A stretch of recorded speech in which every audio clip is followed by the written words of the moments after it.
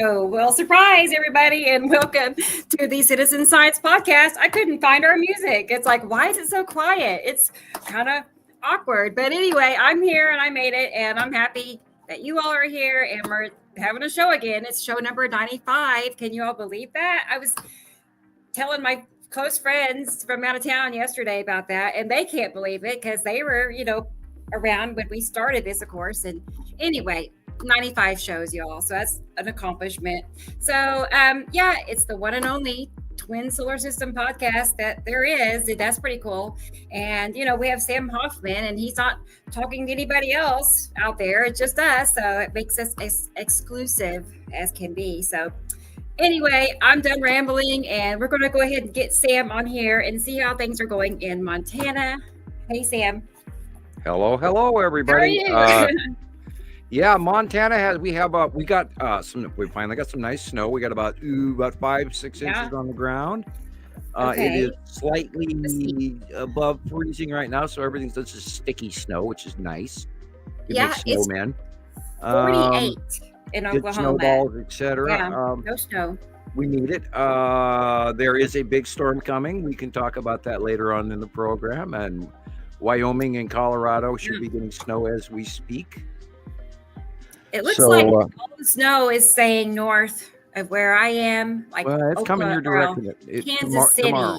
is what they were saying. Yeah, Kansas City. You're not going to get snow per se, but you're going to get. There is going to be some thunderstorms coming up from the Gulf as well. Folks in Texas, Louisiana, your area in Oklahoma will have high winds and perhaps some rain. But yeah, we'll go into more detail with that later. Sure. All right. I know it's going to be hitting a lot of people, so yeah, let's go ahead. It's going to be a nasty. It is, isn't it? Yeah. Yeah. All right. Well, let's get Christoper in here. Let's see how things are in Vegas. That's a cool place to live, Vegas. Yeah. Hi guys, how you doing? Somebody how are you doesn't have today? to wear winter underwear. Yeah, right. You know, it's like I don't know how you guys are doing it, Sam, with the just above freezing temperatures. I don't do cold very well. That's when it's nice. The house actually gets warm because we got snow on the roof, and it keeps the house warmer longer. And I pay less in heating costs and everything else like that. And by the way, Rebecca, do look down and find your email address. Everybody out there, we need to now that it's a new year, and I appreciate everything everybody did for the Hofman children at Christmas, but we've got to raise some money for Rebecca, because if you want this show to keep going, she's got some bills to pay that are serious, and we need to raise some money for her. So if you will put that up so that folks can. Let me get it. Yeah, I wasn't already, but we can find it. No, I'm gonna pass the hat early, and I do apologize to folks out there, but I wouldn't ask if it wasn't dire. Right. I know. I myself have a new rash going on my body because I'm nervous. Yeah, and, you got a lot going on too, financially. Yeah, my rent went up, and next month I lose a bunch of money because Nova turns 18 and blah blah blah. It's gonna hurt. In order for us to keep doing this, you guys have got to help us out. There's immense costs, and I would rather that folks would send Rebecca the dollars right now, and she needs it, and please reach in deep if you can. And if you can't, no worries. But if you can, then please do so. And she needs many donations to get. She's currently in a hole, and we've got to help dig her out. And it's been rough. I mean, I think most of you all here, I can tell by the number how many's here. It's like the regulars, but they know, since last June, everything just took a nosedive. Even if you're watching this a month from now or 6 months from now, and you see this, the Cash App or the Venmo or PayPal or whatever, please send something her direction, because this lady works hard. You did some great work this week. I liked very much what I saw from both you, Christoper, and Rebecca. Yeah. And we're like the little video team out here, Yeah, and the other guys. Speaking of the other guys out there, the other guys out there are they're aware of you, Rebecca, and they're aware of you, Christoper. And I ran across the Skywatcher site in the UK this week that I attempted to join, but I didn't last very long apparently. because they started. I have to have approval now for my posts. But I got an education going literally like we were going all the way back to day one in early Montana Skywatcher days, where these folks they're putting up the Harrington orbit model of Nibiru, which in no way is anywhere remotely accurate, even to the planet count, let alone pathway or origin or any none of that is even remotely accurate. And I'm still seeing the Alaska Skycam lens flares, and anybody out there talking about the sun simulators still. Oh my God, you poor folks. I feel so horrible that you guys are living in a world of misinformation.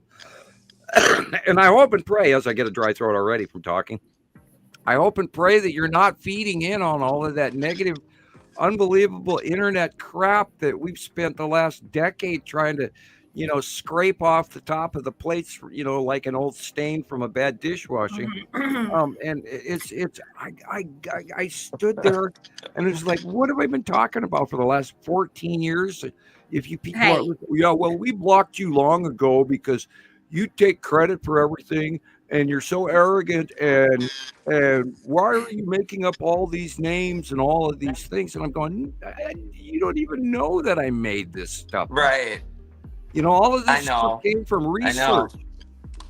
But don't you think that's why they told you 1980, it's not going to matter what you say, because no one's going to believe you. They already knew what they were going to do to hide this. I am sun simulator, etc. They already knew. They know. They worked decades in advance. They planned this out long ago. They already know. And they were like, we already know what we're going to do, Sam. You can say whatever you want. I just feel that in my bones. Yeah. I read something on my personal page this morning. Let me get Gillian. Okay, yeah. Sorry. Yeah, I see her here. And I'm like, wait, we're missing people. Okay, let's go ahead and get her. I know she wants to say something. Hey, Gillian. Hey. In Scotland. Here's all How the are you? New Year. And the babies. Look at You're them. stepping out pretty bad there, Gillian. Oh, man. Yeah. So they've just been doggies. Go ahead, they were in trouble in the doggy corner. Hey, you're cutting out super duper bad. You might need to come out or reboot or something. Try that, and then come right back. Okay. Anyway, as I was saying, I'm reading, my personal page, and this lady comments, and she goes, they are hiding the planets from us.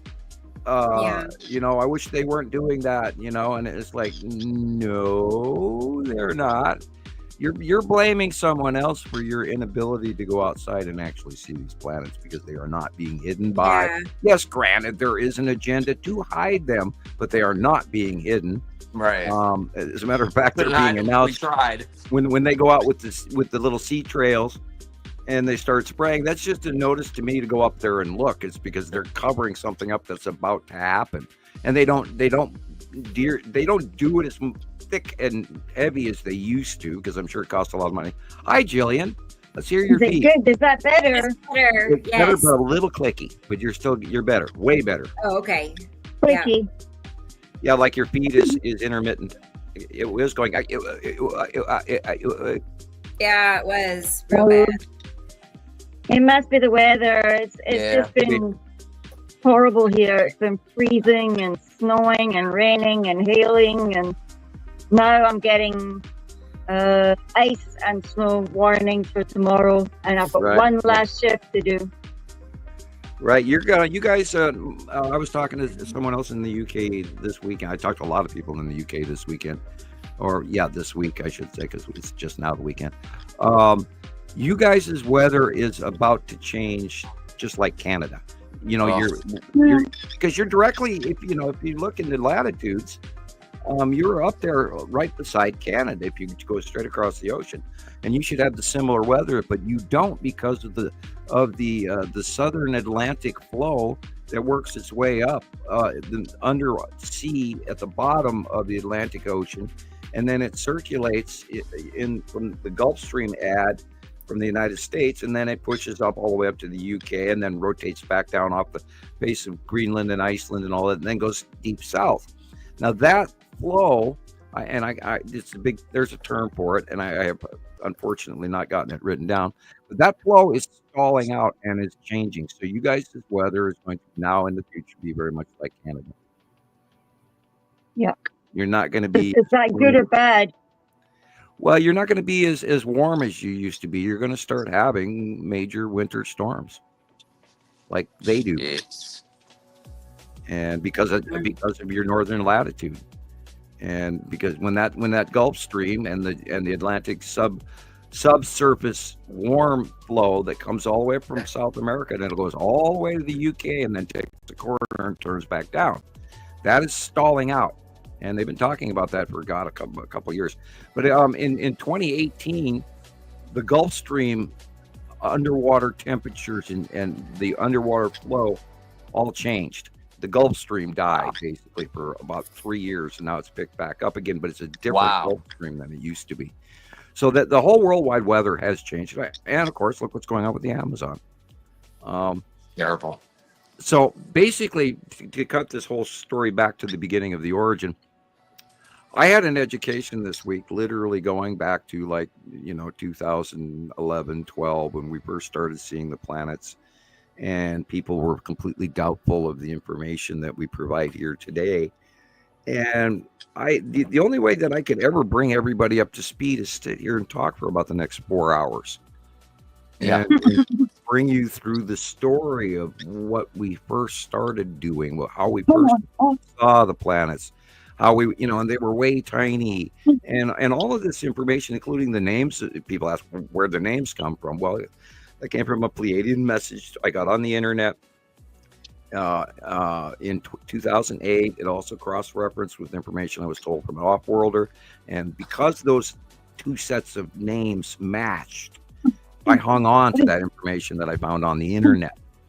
And after 3 years of knowing that information and cross-referencing it, but we never gave them the names until literally Attu and Attu's moon got here, and we went, oh shit, it is purple, just like this diagram told us that it is. And so we stuck with the names on this video, and these names have proven factual, and we've never looked back since. And so we're not making this crap up, as this one person on that UK planetary sky watching site. And we'll mention them if they spend a little time with us. And I would like to. I'll give them a real quick shout out. Wayne Simpson, awesome to get to meet you, and Anthony Cherry's very nice meeting you. And we hope to do some work with you in the future and bring you up to speed on the facts, and not the hype, and not the gossip, and not the misinformation, and not the stuff from QAnon or Zeta Talk or all those other crazy people out there. And, we are not of the crazy people. We did our homework. We stuck to time-proven information from around the world, sent in by members from around the world, time-proven fact. And we don't go, oh, I got 2 copies of this, so that makes it real. We spent months cross-referencing information and months of sightings from around the world before we ever talked anything up real. Only through eyewitness sightings, but mostly by myself, as well as many close friends who were credible and reputable, did we formulate these summations that we run off of today. And we've got, building. We have a pyramid of information to be at this point, the pinnacle that we're at today. Anybody else talk? Go ahead, please. That's pretty cool. I can't. Samuel. Yeah. Yeah.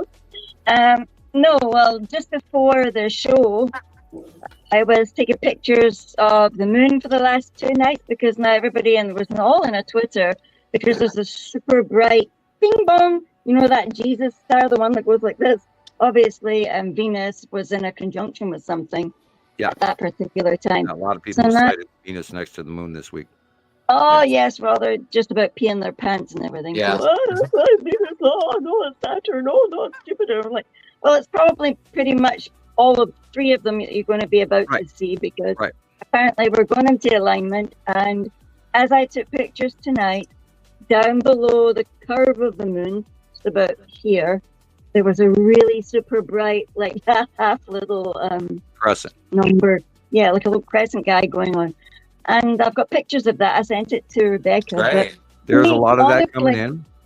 And I there's saw a this, lot of inaccurate ones where some people are going, "Oh, this is our second moon." Well, remember, the second moon is smaller, and if you're filming through glass, you're going to have some glass doubles. And don't forget that at night, sometimes your camera can double lens. So if you're seeing two crescents, or the crescent of the normal moon, and then right next to it's a similar sized crescent, then you haven't got the two moons. You've got a refractive crescent. If it's a different size, then you have an actual capture. Same thing was going on with people are capturing the two suns, and they're going, "Oh, look, two suns." If both of those suns are the same size and there's a cloud pattern that matches, well, you've got a lens refraction. So be sure, remember, they're different sizes. The moon and the little moon, sun and the big sun. Well, this moon stuff that I took now, had really weird shines on it. I really found it hard to try and get a clear picture. And the people visiting 2 doors down probably thought I was some maniac taking pictures of their silver car sitting under the moon, because I'm standing in my doorway trying to hide and just get like the non-glare picture. And I look like a psycho standing in my doorway like that. But I'm just trying to take a picture. You know what we're like. We're very, pictures, we're just very fussy. You try to take a picture, but you're trying to get it just right, because now you're trying to zoom it. You know, you're doing your thing. You're completely oblivious to humanity, and they're all these people. Well, most of us have had the cops called on us for taking photographs. I know it's happened to me. I know it's happened to Christoper. I know. I think Rebecca's been harassed. We know that Jesus has been bothered by the cops for taking photographs. Wow. If you're gonna make a statement on your post, be scientific about it first. Don't just throw it out there that the people who know less than you do will be bought and sold into your own unintentional disinformation. I'm going to make a statement. It's a little bit negative, and I'm going to apologize in advance. But I have not been unfortunately graced with stupidity. I have been graced with a very high IQ, which can have its own set of problems, Sheldon Cooper moments. Sure. And here's the statement: stupid is one thing, but intentionally stupid is another, or willfully stupid. If you're just willfully, you're not going to look into this information yet. You're just going to keep posting, "Oh, I think this is two suns," or "Oh, hey, there's our second moon." Then you're being irresponsible, and everyone is out there is our brother's keeper. And if you're going to make a statement, please be scientific about it and know what the hell you're talking about before you mislead other people, or you waste our time where we have to go in and correct you. Not that it's a huge waste, because it's not. We want to help you along. Right. But I had a lot of people call me an arrogant SOB again this week, because I was on, and I eat crayons and all that, and I almost even posted the I eat crayons photograph of me just to make fun of it, but I didn't even think I wanted to bother, because I wasn't going to feed the trolls at all. If you are following, I'll just go get my purple T-shirt quickly that says, the crayon one. Yeah. Have the time of the crayons to. Yeah, I neither have the crayons nor the time to explain this to you, because you're at crayon level. Yeah, I got a purple T-shirt, Chris. It says that. Yeah, that's great. Yeah. I was just gonna say, you said something about, people like educate yourselves. Come on, this and that. Yeah. In their mind, they are, because they spend hours and years researching conspiracy theories. I mean, because it's like that. I did for years and years and years and years. I just traced one conspiracy theory after another, and then you start to see they're all sourcing from the same spot. I saw today on news. So in their mind, they are researching and they are educating themselves, and they are brainwashing themselves, trusting other not knowing people. it. I saw the SETI Alpha Nibiru orbit model, including planet Harrington, which is why it comes from SETI Alpha. And that is complete, absolute government misinformation on purpose. It's not even the planetary count isn't right. The names of the planets are wrong. The sizes of the planets, the colors of the planets, the placement of the planets, the duration of its orbit. They show it as passing by once. That was it, instead of being here for a decade right in our face, or now we're on our 15th year. This is 15 years they've been in our faces and coming up from underneath us, not in one, but in a spiral approach, followed by a right, left, right, left, right.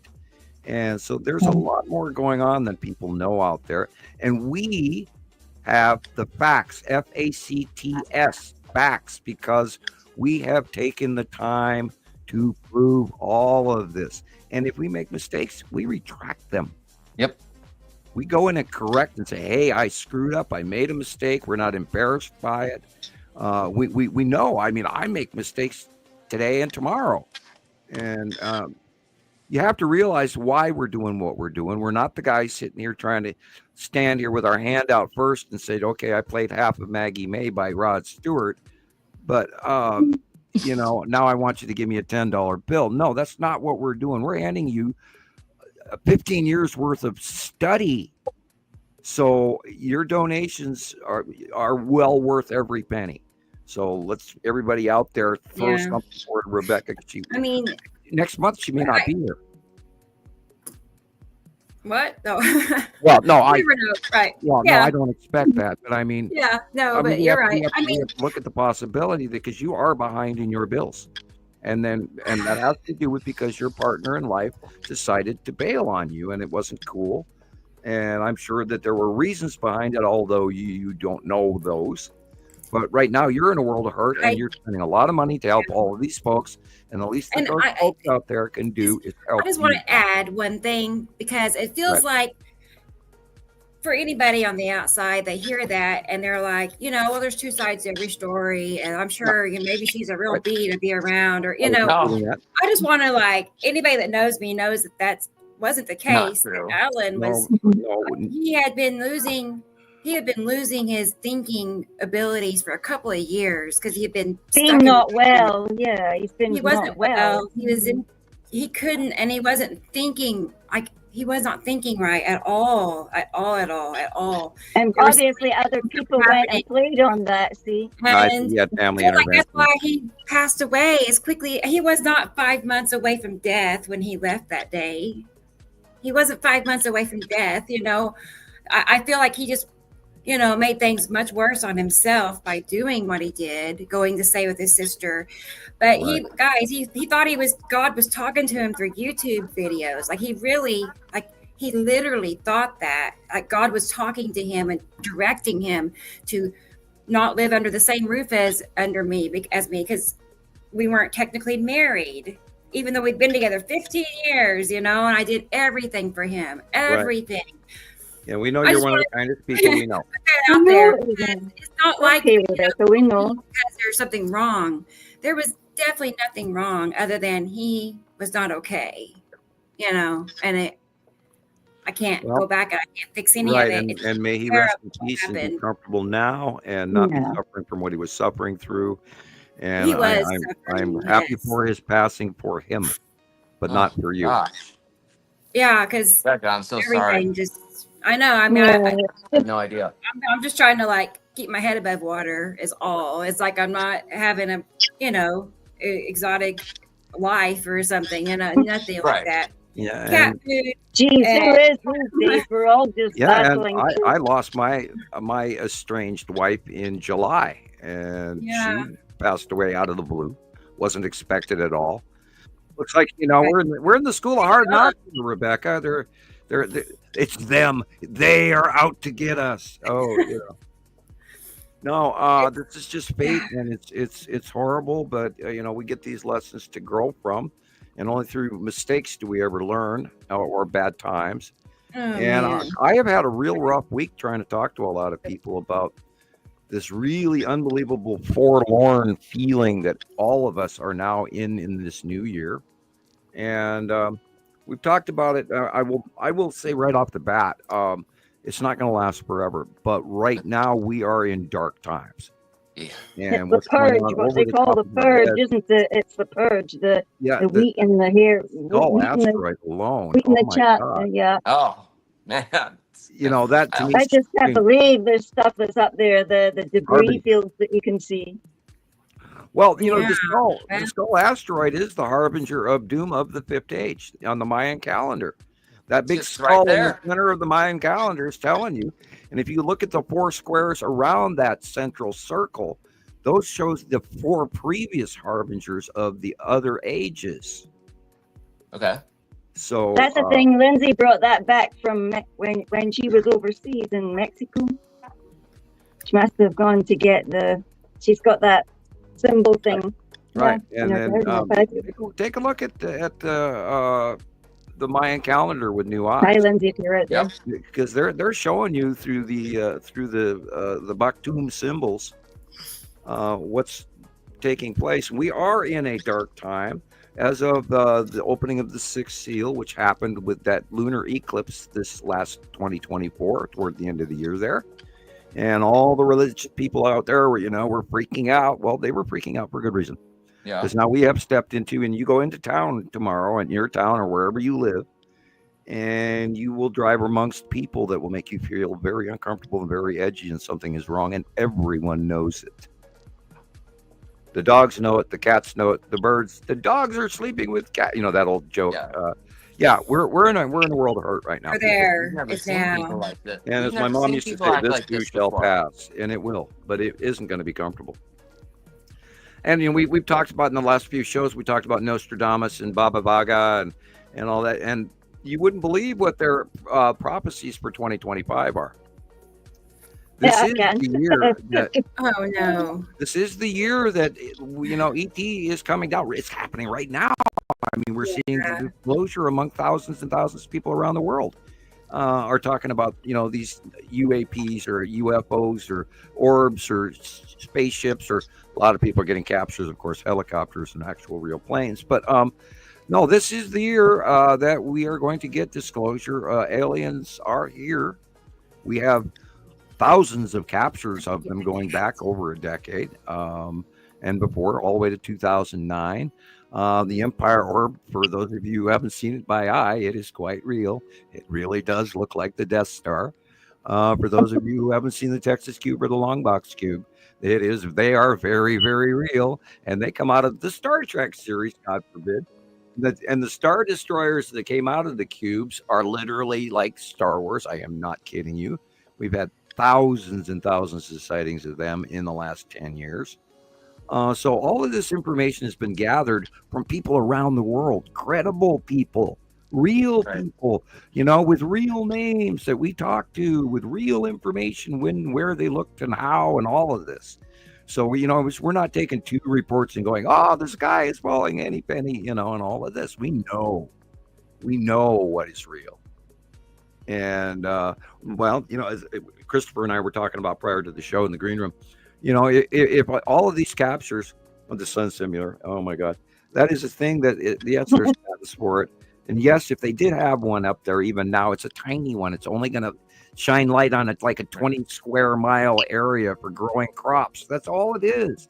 It's not going to be a big enough one to And that's incredible system. 20 square miles. That's amazing. Yeah, and not only that, right? We finished up the conversation with, if one was up there, Montana Skywatcher members around the world would have captured it at least once. Right. In over, it's a decade and a half now. We would have seen it. We don't see anything. We've never had not one credible picture coming in that would suggest a sun simulator. And then my next question is, why would they need one? Right. Nobody thinks about that. Well, because there's a planet blocking the sun, so they need a sun simulator. And that reminds me of, again, one of my favorite space jokes. And the two blondes are sitting at a cafe in Texas, and she says, "Oh, I hear they're going to land," because we just did have a space rover go really close to the sun last week. So she's going, they're going to land on the sun and learn about the sun. And the other blonde lady says, "Well, how are they going to do that?" And she says, "Well, easy, simple. They're going at night."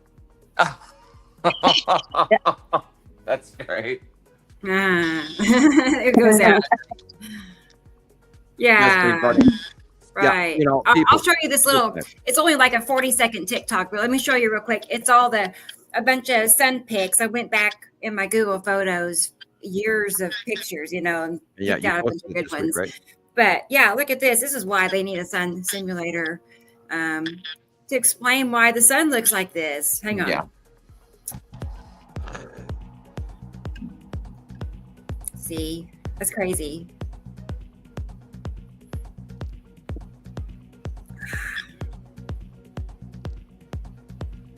I never get tired of looking at these ever. Yeah. Just never. Yeah, that's your thing, isn't it? You like the suns. I love it. Yeah.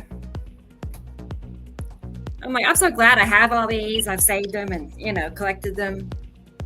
And they're from mostly the Daily Sun Pics post. A lot of them come from that. Yeah, it's just a lens flare. Look at that. Yeah. A little bit of lens flare, bro. If it was a sun simulator, it looked the same over and over and over again, not 5,000 different ways. Well, the sun simulator is the James Webb Telescope. You guys didn't know that? I read one today that black dot in front of the sun is actually the sun simulator. Oh. But we know what that black dot in front of the sun is. We've got a decade of watching it, and why? And the black dot in front of the sun, by the way, people, is the Empire Orb.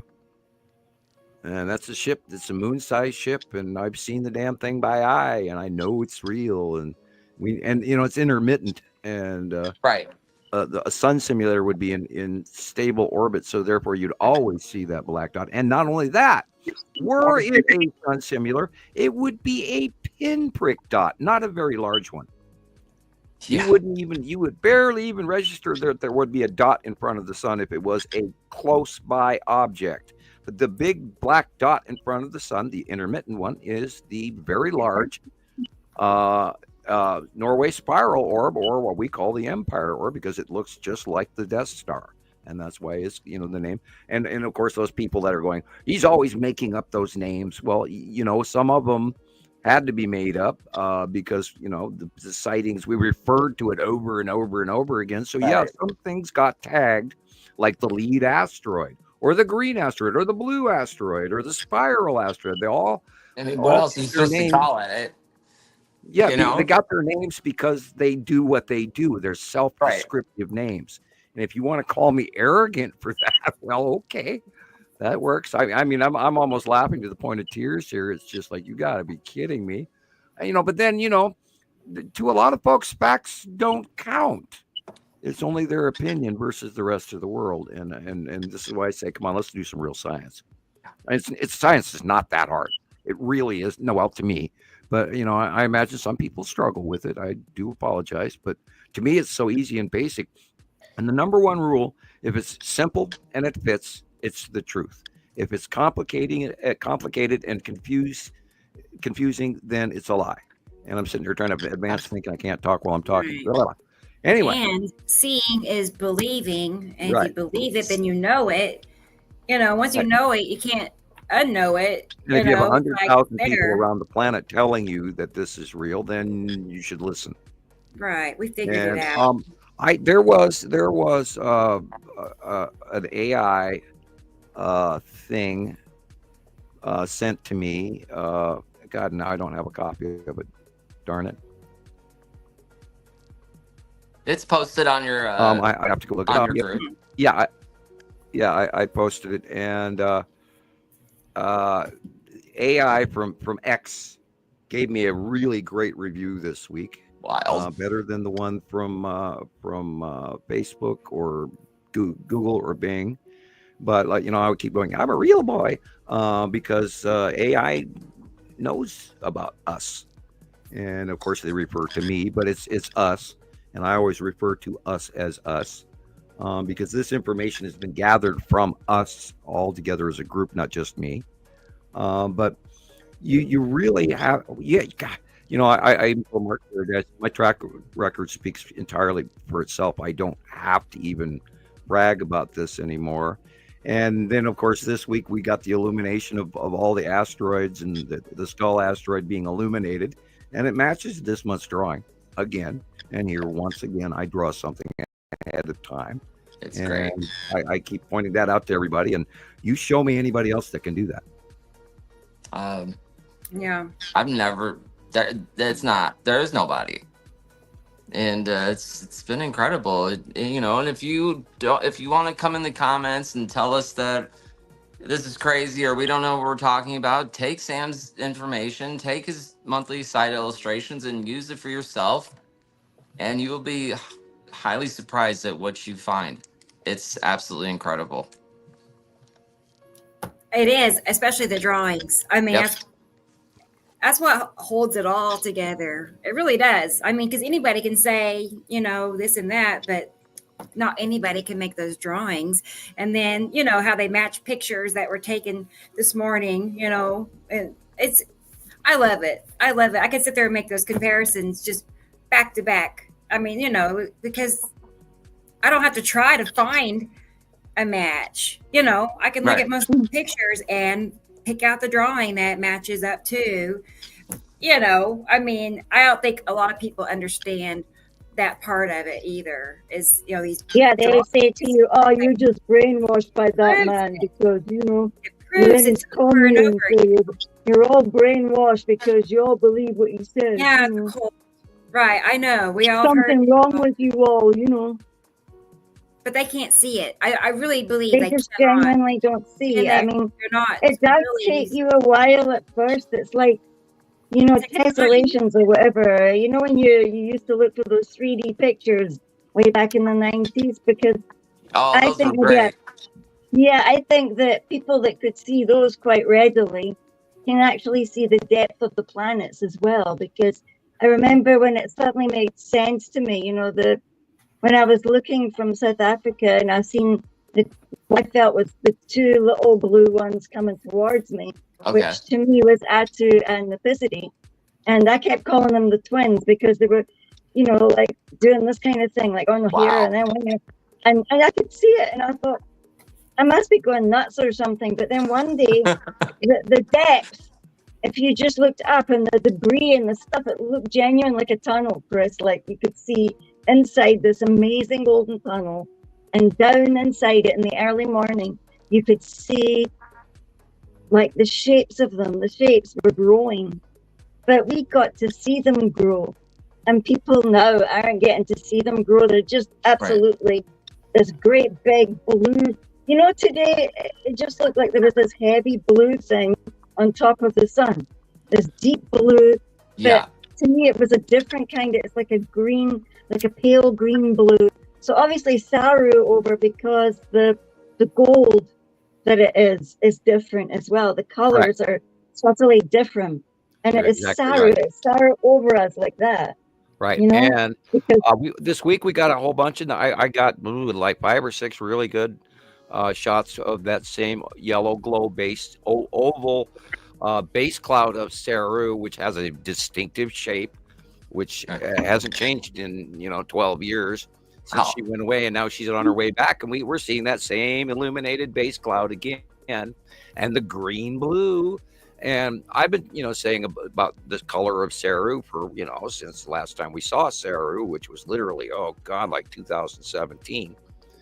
And we wouldn't be this accurate if we were making this crap up. And we're not making this up. This is really, really, really, really, really happening. And it's like being Pinocchio and going, it's really, really, really, really, really not. And the thing with it is that I'm in elation, and you guys should be too, because we have proven it for 15 years. And most people think, well, these guys fell off the turnip truck yesterday. No. Oh, I have another thing to say to you, Sam. Right, now, I found something called the Boom Review. Now, Tracy, who helps me admin Northern Skies, and Denise English, who is down south, they sort of point me in the direction of this person talking about the gases that the Earth is releasing. And this whole week, I thought I could smell some bizarre chemical. Now, I'm inside my work, so they kept saying to me, no, don't worry about it, it's just the cleaning stuff. And I thought, okay, well, Yeah, it's just the cleaning stuff. And again, I went back outside to go take my recycle stuff out because I like to take out certain things in the middle of the day. And I went out with the stuff. And again, there's that smell, you know? And this woman was talking about what arsine is. It arsine? The chemical arsine, arsine. You're the chemist. Come on, you can tell me. Well, I had reports from Maria in Tennessee this week where she was smelling petroleum or natural gas in the fog as well. So this is another report, and I've heard other people saying this. It's entirely possible that through some of this fracturing and the planetary bypass and everything, that gases are leaking out. I mentioned to Maria it was probably the fact that there was that big flood down south this summer, in North Carolina, South Carolina, Tennessee, and all of that, and that was probably the petroleum spills and all the toxins and everything from the flooding that were rising up the ground and filling the air in, because she was in Tennessee. But if there's other reports coming, it's entirely possible that the tectonic plates are venting off natural gas and petroleum all over the world. We mentioned last week. This is what this woman is claiming. She's saying that it's the fracturing in the plates, or something's ruptured and it's releasing the gases. It's all over. And that there's a whole lot of people with a whole lot of symptoms all over, and that they're not to go out in fog or mist conditions, because then it's thick on you, and you don't want that on you. I saw a filming where people were complaining that the fog was not the fog, but there was a particulate in the fog. Yes, I was just thinking the same thing. And also they showed the mist thing that came up from around the cup of that Africa shape, the big circle where Ethiopia is, like something drift up in the precipitation, drifting right up over the UK, and that middle part in the south of the UK was just heavily particulated with that stuff. Example. Well, we are in trouble. Yes, look at that. Oh my gosh. Look at it. You can see it, Chris. On your Ring doorbell, you can see like stuff, and it's not snow. The fog has been a worldwide phenomenon the last couple of days.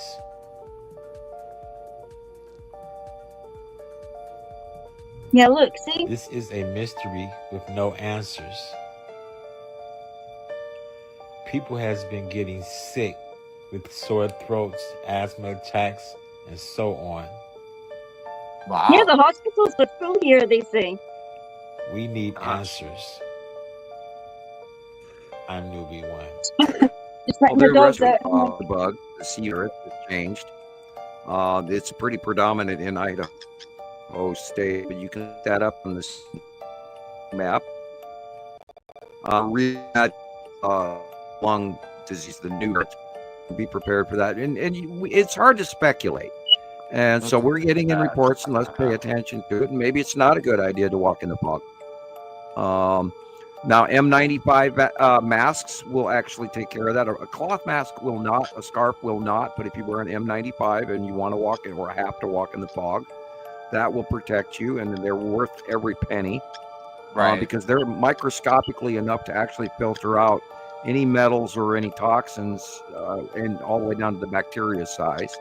I'm sure there's things that are smaller, but the M95 will reduce that. And don't jump to conclusions. We're already in enough trouble with what's about to happen for the 2025. And again, Nostradamus or Baba Vaga and all the, or Edgar Cayce or any other people that you may wish to believe in. I try not to give too many statements like that, especially because there have been other internet groups that have put out dates and events, and we watched them come and pass, and we ended up laughing at them. So I'm not one that usually hands that out, but I can tell you, and usually in December and January, I will give a forecast for the summer. We are going to fry. We're going to have extreme weather. We're going to have horrible weather. We're going to have rivers that don't have any water in it, or land masses that have too much water in it, both extremes, and it's going to happen over and over and over again. So we're going to have, I promise you, it's not going to be like 2018 or 2010 or 2001 or 1987. We are in a whole different world now, Toto. We're not in Kansas anymore. Did you say? Sorry, Sam. I just wanted to. Did you say what these particulates are? Did you say that? Looks like volcanic ash. Do you have a thought on what that is? Well, there is a lot of volcanic ash in the upper atmosphere right now. Our upper atmosphere is behaving completely different. From coast to coast. Around the world. In Europe around the world, there's a lot of volcanic ash in the air. People have asked me questions about the iron oxide, especially people who believe in the brown red dwarf sun or dark star or all this other crazy crap that people keep coming up with. Now, the proximity of Isatum and Isatum's yellow moon. Isatum is the red planet with the wings, not Nibiru. Where they came up with that one through the 1980s on, I don't know, but that's what happened. The information got spun in a blender.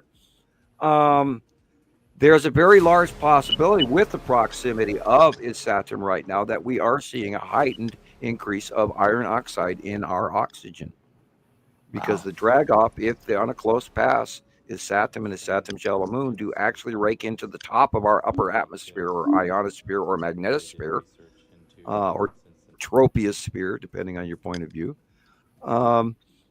It's entirely possible that we are getting more.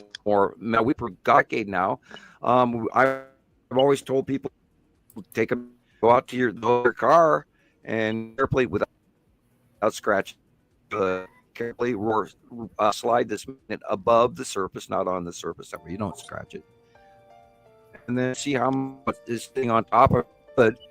It's either dust or metal, and I think you'll be surprised. And I'm going to come that way. You get to go out and be the scientist and explore this. But yeah, there is so much going on above us that we don't even talk about because we don't have absolute facts to hand you. But the summation for many years of science has proven us to be highly accurate.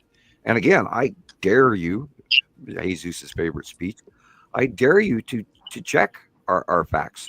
Doubt everything we say. Go fact check us, please. I would love to see what you find out. And if you hate me now and you find out later that maybe I was right, you can let me know. And if you hate me now and you think I'm wrong, you can let me know that too. I do enjoy playing with trolls. I always wash afterward. So you're more than welcome to come visit me.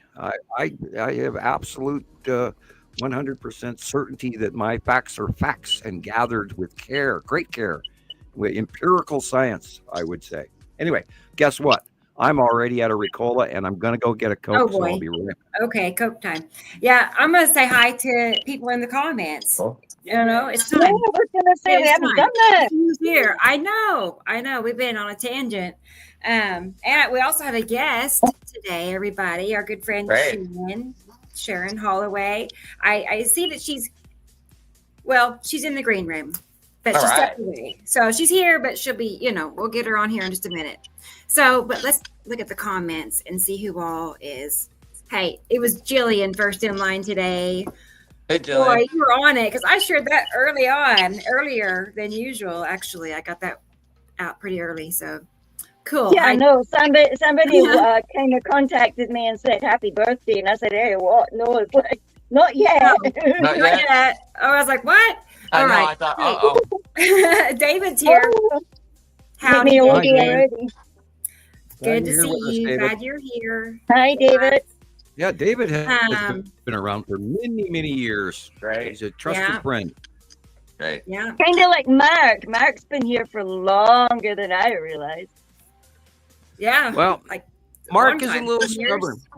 Mark is a young Irishman. We're talking about Mark in Ireland, correct? Yeah. Although I love Mark dearly, Mark can be a little stubborn when it comes to learning.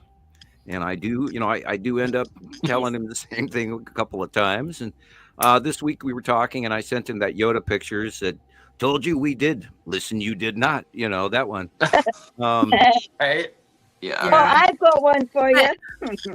I just wanted to add about Mark, how many great ideas he has. Oh, Like, yeah. He just seems like a reservoir of constant ideas. Yeah, he wants to, do he has all kinds of ideas about website and blogging and, talking to me about creating a blog on his way. Anyway. I support his efforts, but I want to see what ideas. he produces before I, hook myself into, volunteering I to be know. on the I told him I don't know if I have time to take on another. It's a time issue. We're thinking about it, Mark. We're honestly thinking about it, but it is so. The time limit in our lives it's just scary because when I thought today I hadn't spoken to you, Rebecca, I thought, my God, I haven't spoken to Rebecca all week. Usually I touch base with you a couple of days before, even just once. I even tried. I haven't spoken to poor Sam for like months, but I managed to finally speak to you this week, right, Sam? Yeah, everybody's calling and I'm never home. And the one moment I go to the store, that's when people call. It's weird. Everybody's like, the girls go, Dad, the phone rang. And it's, well, why didn't you answer? Well, because it wasn't for us. I was like, okay. I using crayons in the bathroom. Mark asked AI on X, formerly Twitter, a question, and I'll read it to you later on in the show, but we can get back to you saying hi to everybody on the thing. But yeah, it was something Mark sent to me, was a very pertinent question. He asked AI the ramifications of our work. And of course, I'll read it to you what it says word for word. It's my work, but it is our work. I asked my AI as well about, you remember, and I was really amazed that. Is that what he posted? Like he posted that to Facebook? He posted it to me, and I posted it on Montana Skywatcher 1. All right. I thought I saw. I wasn't sure what that was about. But there's I'll one save in particular that I would like to read, and that is the Oh, ramifications of our work after the fact. The fact that if people actually recognized me for something that I did in 1978 that I should have got the Nobel Prize for back then, and I'm not bragging. Okay, I should have gotten the Nobel Prize for this because I have a unification model that Einstein never had. I still do. And if they want to come and talk to me, that in the AI as well, your unification model, because it's the one phrase that is unique, and you've kept saying to me, and I'd never seen it before, and when I put it in the AI, it specifically talked about Samuel's unification model, and I thought, that's crazy. Wow. I'm right. The U.S. government does not come to Montana and grab up a 17-year-old kid for writing a paper for his junior advanced chemistry science class for being wrong. It just does not happen. Now, if that kid is right, then, oh God, they're freaking out because they want to keep this story buried. Because if people found out the truth, they would lose their power, and people wouldn't pay taxes, and our whole system of being would fall apart, which is already doing. And that's also engineered, by the way. This one you can point the they at, and we can talk about that on some other occasion. But anyway, back to the folks here. Hi, all you guys out there. I'm so glad you're here. Sorry, guys. Let's see who's next here. We got Lauren. Lauren at Venezuela. Pretty sure she's in Venezuela. Yeah, that's cool. So, hi, Lauren. Awesome. Always good to see you. And be sure to share with everybody in your area. Hi, Nicole. She has her hands full with trying to get her furnace worked on, and this. Oh no! Box and so she's busy. And she's still making us pictures to look at. I hope you get it fixed. I've heard Colorado gets pretty cold. We get cold. I know. That's the first thing I thought of. Candles in the clay pots. If you put clay pots over the top of a candle, not over the top, but higher above, that candle will heat up that clay pot, and that clay pot will keep your room warm. Especially if you put 2 or 3 candles underneath the clay pot, it'll get actually hot to the touch, and it'll generate heat. But then remember, sometimes if you have too many candles going in a room, you can burn off all your oxygen. Always have, older houses are better, but new houses are sealed. By the way, Nicole, thank you. You've done excellent work. She's been all morning. She's been working on the sun right now. And I'm looking at the sun going, that's not our sun. There are coronal holes right now that are I've never seen them this big on facing Earth, facing coronal holes. Oh my God, they're huge. And this does not look like our sun. I think they're tapping in the second star footage and calling it our star, because this does not look like the sun. I've been staring at our sun for 15 years, and this does not look like our sun. So can they hologram our moon picture up onto one of them planets and pretend that's our moon? Well, yeah, there's all, if we don't have proof to back that, we can't make those statements. We have to be careful and only talk about stuff that it's. I know. I just had to say, I know it's daring, but a lot of people are saying, you know what? What about the hologram tech that's around just now? And I said, well, to be fair, I understand what you're meaning, but ignore there's so much. As long as you listen to any of that, you're going to create doubts in your own sciences. Then you're going to go, oh, they might know more than I do. The moment you say that, go back to watching the Kardashians on HBO. Oh, man. No, I will watch the Kardashians. My telly doesn't work. It doesn't have a plug. But, that's easy to fix. If you have money to buy a plug. Well, you could go to a secondhand store, and I bet you they got 20 of them. Probably a handy one for free. Unless we have absolute convincing proof of what's going on around the moon, I don't jump into speculation, but we know for a fact. I know for a fact because I have been documenting this from my front porch. For about 8 years, there has been a larger object behind our moon, and it's yellow. And this is why we've had all these supermoons. That we know for a fact. Yeah. However, what NASA announced was this asteroid size of a bus or 2 buses or 3 buses. That's a smaller moon than our moon. And then even the James Webb Space Telescope people were putting out information that didn't match, because they were showing objects that were similar in size to our moon and not something 3 bus lengths, which would be a small dot second moon compared to our much larger moon. So none of that science is matching or coming to any level of clarity. So everything I think they're handing us is bullshit, because we know there's a bunch of asteroids. We have many months, probably 2.5 months worth of captures going where we see the Skull asteroid alone behind the moon, which is really, really big in comparison. I mean, I had a brain check from hell on that one. I was going, whoa, how can that damn Skull asteroid be so big compared to our tiny little moon?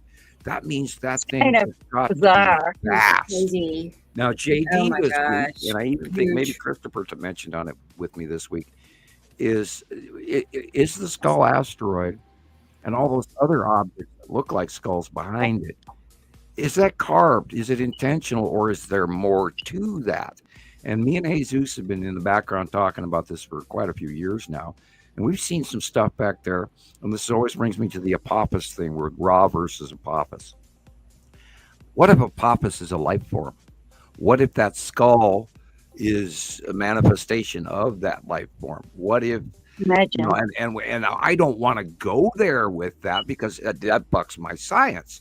And then we're talking hypothetical, theoretical mysticism. So I keep that in mind. Don't jump across the street, from sanity to conspiracy. But yeah, there's so much more to whatever's going on. And what in the hell is the deal with the Skull asteroid? Because is it carved? Because it looks so much like a skull that it can't not be carved. And yet, did they send, 5 space teams out there with little space jackhammers and carve that son of a gun? And why would Can you imagine how they made that thing? I mean, was it there to scare early man into submission? What? I mean, the ramifications behind the Skull asteroid are insane.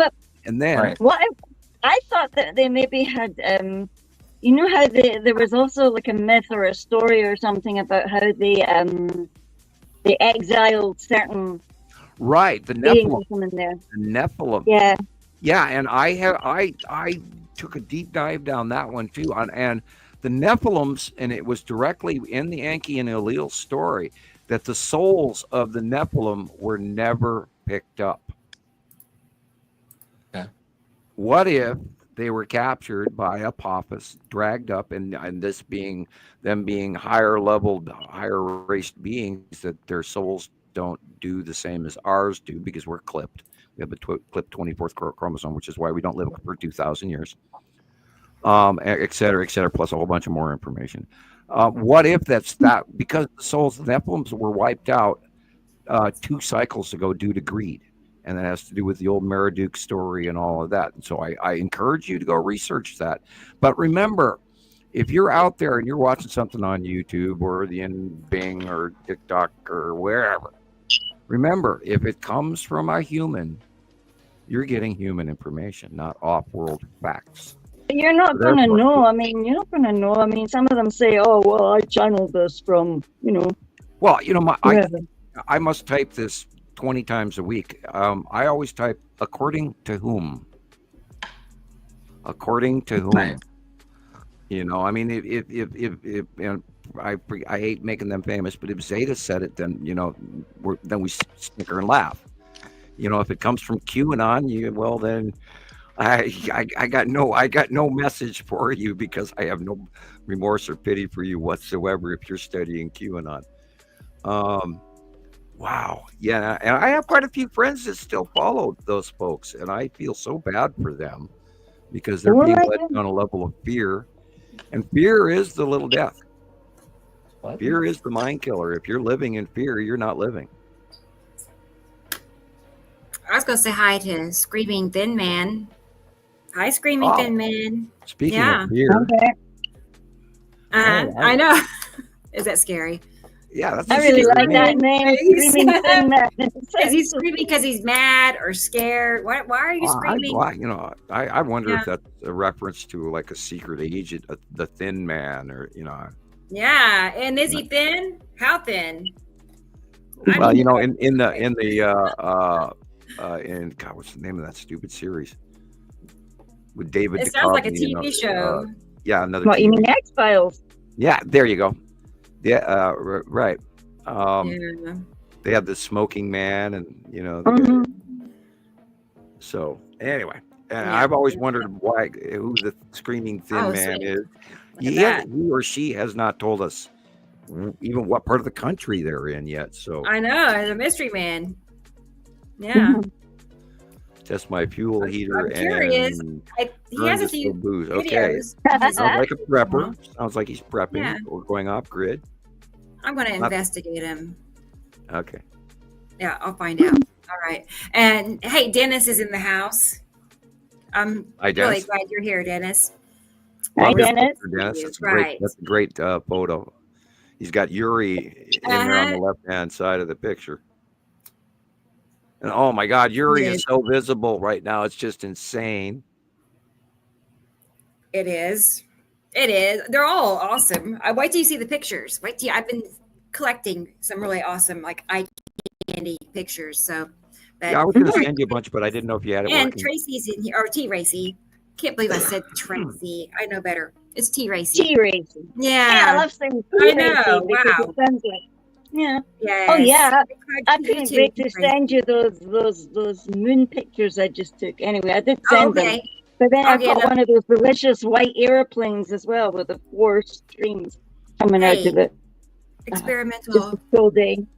She's here, everybody. Okay. No more food. And she checked in early too. She was on time and early, so good to see you. Yes, 95. And look, she's with T Racy again. They're always I already know. Can you believe we did 95 shows? This is our 95th. I know. This is it. Imagine. Here. Hey, Audrey in South Africa. Took It's me 11 years p.m. to do 87 with Radio Wasteland. Like 12 p.m. now. All right. But good and it's overcast. And okay. Well, same here. It is gray. Nothing outside. Just gray and cold. You wait till Sunday. A minute. Hey, Michelle is here. What? Hey, Michelle. Oh, the United States from Nebraska to Washington, D.C. are about to have an ice and snowstorm from hell, and they're going to go to sub-zero. Whoa. And 50-mile-an-hour winds, and absolutely, as of literally Sunday night and Monday morning, there's going to be travel restrictions and an extreme storm about to hit that whole Okay, region. welcome to our world. Yeah, no, 50-mile-an-hour winds and sub-zero. This is going to be an ice storm because there's so much moisture coming up from the Gulf right now, and it's about to hit the cold front. And there's going to be 10, 11 inches of snow, and then ice storms. And we're going to see trees coming down and power lines coming down, and people will lose their power. So if you live in the region between Nebraska to Oklahoma, and from Pennsylvania down to Kentucky, in that whole corridor, Sunday night all the way into Monday, and then Monday it'll get into the DC area, but that whole middle corridor of the United States, you are about to get a shit storm that, just like the one that ended up on Rudolph the Red-Nosed Reindeer, when Santa had to come and ask Rudolph to be so kind and use his nose so bright and all of that. It's going to be a horrible storm. Do not travel. Stay home. Get all your stuff, man.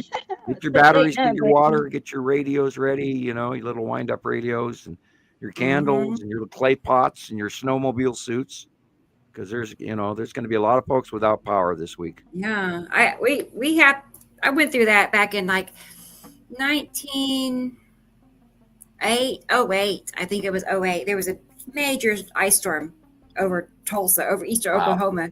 But yeah, we went like 10 days without power. It took down every power line back behind us because the trees were falling down. It was a big one. Yeah. So at least we had a fireplace. Yeah, and you're right on the edge of that wind event. Yeah. They're calling for high winds in your area starting tomorrow afternoon about 1:00. Your time. Well, good. Hi to Michelle again, and Joyce is here. Good to see you, Joyce. She's always here. Hi, Joyce. I know. She got perfect attendance. I'll say that. So cool. And Brendan is in Ireland, and he is here too. Cool. So isn't that cool? I love it how we're just all connected, like at this very instant.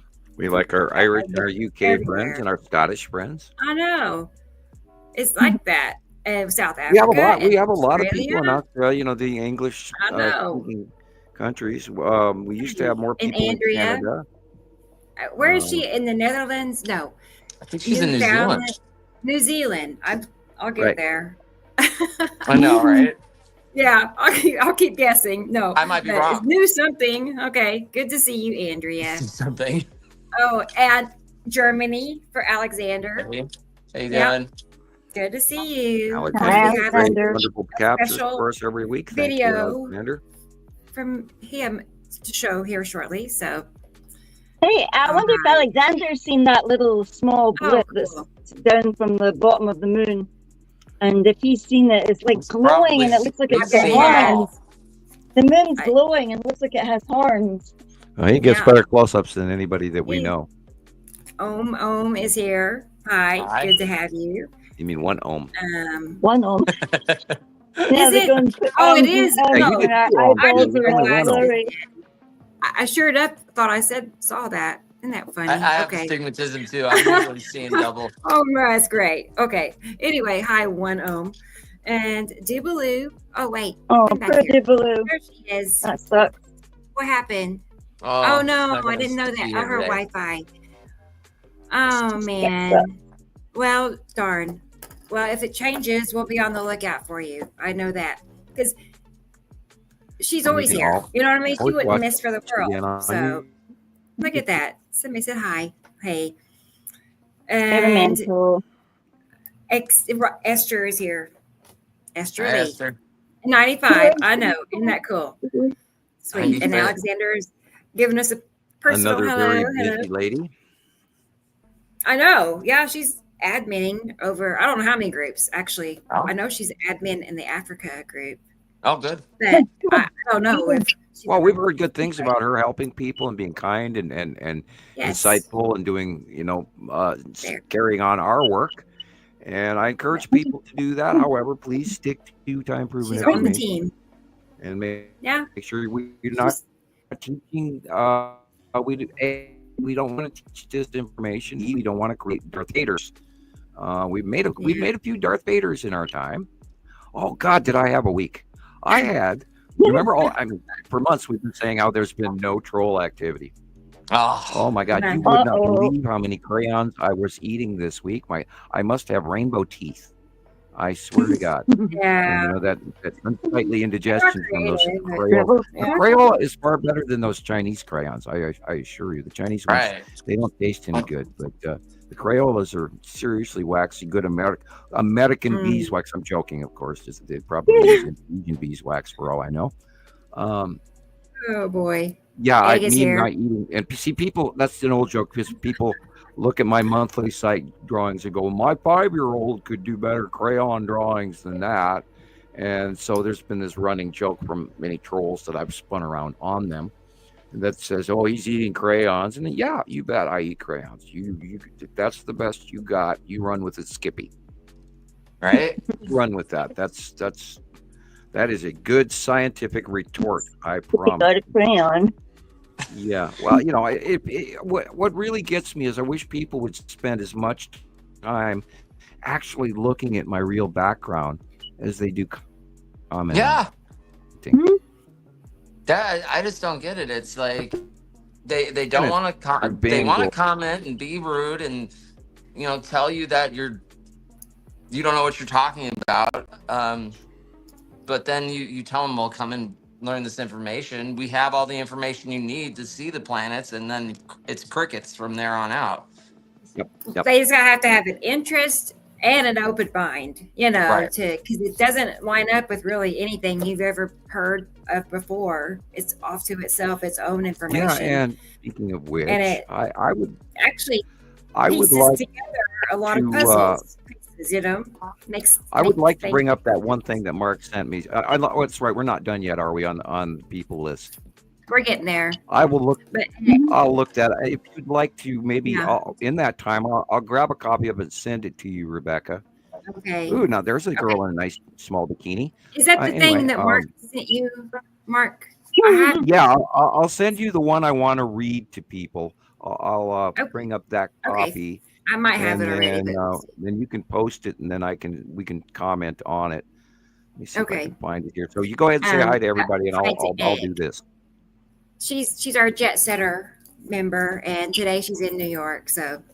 But I'm happy you're here, Egg. And let's keep scrolling. Wendy's here. Hope you're feeling better, Wendy. Yes. Good to see you. She says it is very cold and windy in Connecticut. Yeah, I think it's going to be in the teens. And I heard someone say feet, like several feet of snow. I don't know. But on the East Coast, possible. So I can't do it. I know, right? I know.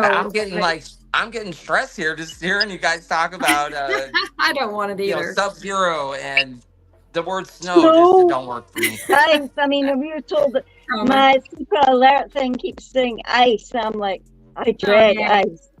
I just not ice. And Katie Joe, she's in North Carolina today. Okay. Hey. Our New Jersey girl. And North Carolina is supposed to get a lot of weather.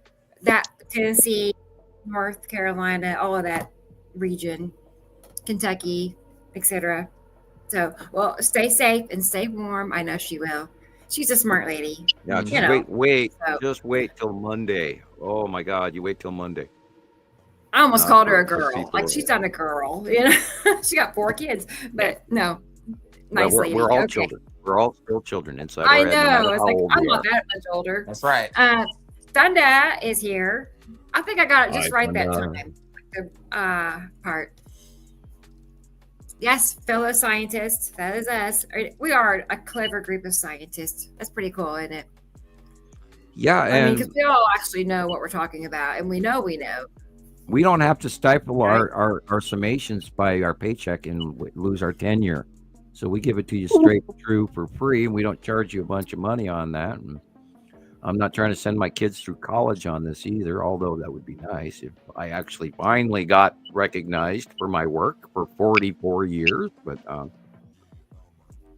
and it's a hard, I don't. It's a hard luck story. I'm not mad at anyone over it. I mean, what do you do with something that they had? The government scientists even had trouble figuring it out, and they actually got mad at me too. It's called cognizant dissonance. They couldn't believe it because it ruined their point of view of gravity and what Einstein said and all of this. And those two pictures I just sent you are X printouts from AIX that Mark sent me from Ireland, and that also is covered in those two pictures. You can put either one of them up in either order. It can be the first. Okay. The first one's the one I want to talk about, but the second one was additional information. Perfect. Sharon is here, and she's in the Sharon. green room. Cool. So I do see you, Sharon. Hi. Going to add you here in just a moment. She's our guest for the day. I'm excited. Great. She's in Australia, and it's morning for her. Oh, so yeah. Hey, we get to yeah, hear her Sharon's here accent. today. I was all excited about that. And Cristiano is here from the UK. Hello. How you doing? Hello. I think that's a new name, so that's cool.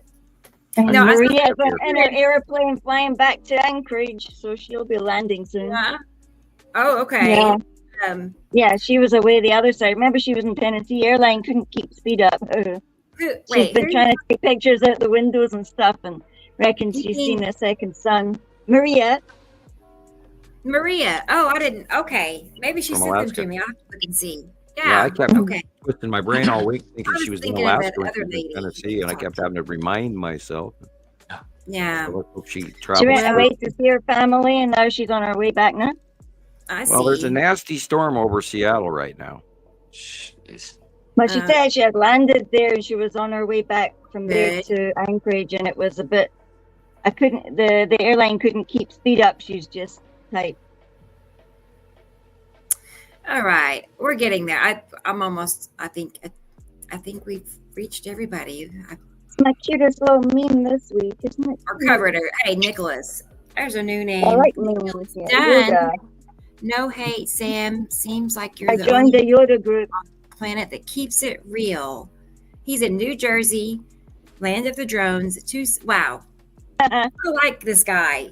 I don't know Thank who he you. is, but I don't. I was gonna say my mother's maiden name. Oh, wait, her grandmother is a Dunn. I'm saying my ancestry is Dunn's. And Dunn is an Irish name. Is it? Yep. I didn't know that. Yep. See, my great grandma, it was Mama Dunn. That was her last name, Dunn. Yeah. So that's cool. We might be. I don't know if I'm the only human on, but my God, what a nice compliment! Thank you. Yeah. I do try. Uh-huh. My main goal, I Oh, don't have any agenda. I am only trying to tell you what all of us as a collective have found over this 15. April will be 15 years. Wow. And it's the turn of the year, so I can, claim 15 years now. But there's no agenda for us to hand you or any disinformation or uninformation by, omitting it or bypassing it. We're telling you what we've discovered, and that is what our Citizens Project is all about: is trying to get the scientific gathered information to become fact, which they are. I mean, after a 10-year, a doctorate time period, we've gone 15 years now. We're working on our second doctorate of time. And if we can get plaques for our wall. Yeah, and I get to become Professor Nibiru or whatever, Professor Hofman, whatever. I actually got a letter in the mail the other day from a nice person for Christmas, a small donation, thank you, and it said Dr. Samuel Hofman, and I kind of chuckled. That's I'm cool. glad the Yeah, post that's office lovely. delivered it, but I don't technically have that, but we have done our tenure. We have earned our doctorate Yeah. in Nibiru science. We are number one. There is no one that's been around as long as we have. There's no one that has gathered the mass amounts of information. And, even Christoper says to me, he says, "Oh my God, I haven't seen this one before," or Yeah. "Oh, I've never seen that picture before," or "Oh, it's because I have hundreds of thousands of pictures just on this computer within 2018. See, I want a picture that Samuel hasn't shown me before. Right. I've And got- they're on, always Sam. like, getting better every time you come out with a new picture. It's like it can't get any more dramatic and drastic and extreme than the picture you just showed. Then you show You another one. what? It's like, how is this even possible? How are these things happening? It's incredible. And then the comparative ratios. Now I can go back all the way to 2018, 2019, 2021, 23, 24, 24, and hand you all of these. Like, what's really just blowing my mind is the illumination of the tan asteroid and the lead object and all. Now we've got like 3 sets of illuminations. And you posted something the other day, Christoper, where you missed Matim, and it was very, very prominent in the middle of your outview of some of your material, and your work. You did excellent videos this week, and we've got to show them because everyone's going to stay on top of this information. Yeah, last night, our members out there, you guys are citizen scientists, and you have to learn this information because there's so much. I mean, I'm obsessed. I have to know it. Mm-hmm. And I think you should learn this stuff if you really, because the best part of the show is yet to come. We get to see them leave, and they're going to be illuminated. And this week, and all those like rainbow illuminations and self-illuminating lead asteroid, and then side illumination of the Skull asteroid and side illumination of the Salamander asteroid group underneath Uri is now prime like it's never been before, and it's so huge and so awesome and so illuminated at night, and everybody kind of just goes, oh look, it's the Aurora Borealis. No, guys, there's colors in the Aurora Borealis right now that we've never encountered in human recorded history. There's more going on. Good question, Professor. Mike. So, raise your hand. Miss Watson. I'm lost. Here's an apprentice. There you go. The night we had the snow, so I was busy texting with Mark about something, and usually he gets the weather before I do, and he tells, it's like, here it comes, I'm like, all right, yeah, okay, don't worry, I'm sorted. And then when I looked out the window, look cool, it's snowing. It was about 10 o'clock. And we watched it for a little while, and it was like genuine dark because it was dark. And then as I watched it, it's as if it became luminous, as if up above became luminous. It had a luminous purple and then a luminous kind of dirty peach color. And they kind of blended into each other. And then gradually, over the space of about 40 minutes or so, it went back to being dark again. Wow. Yeah, there are objects that are close enough that are, if they're high enough above us, they are being illuminated because the light's going around the dark side. Yep. And when it's beyond Earth, and you'll be looking at night, just depending on which direction you're looking, and what part of the planet you're on, of course, This was in the north, Sam. This is in the north. Right. It's just full. Because the sunlight is going over the top of Earth, and you just happen to be on the back side, the dark side of the planet. But that object is high enough above us that it's being illuminated partially on a 50% crescent illumination. Wow. So, and yeah, there's a lot of people that even on the Planet X sites who don't know what's going on, who want to, but sort of are lost in their internet misinformation. They see this stuff and they say, well, this isn't our moon. And that's because some of these objects illuminated at night are very, very, very large asteroids.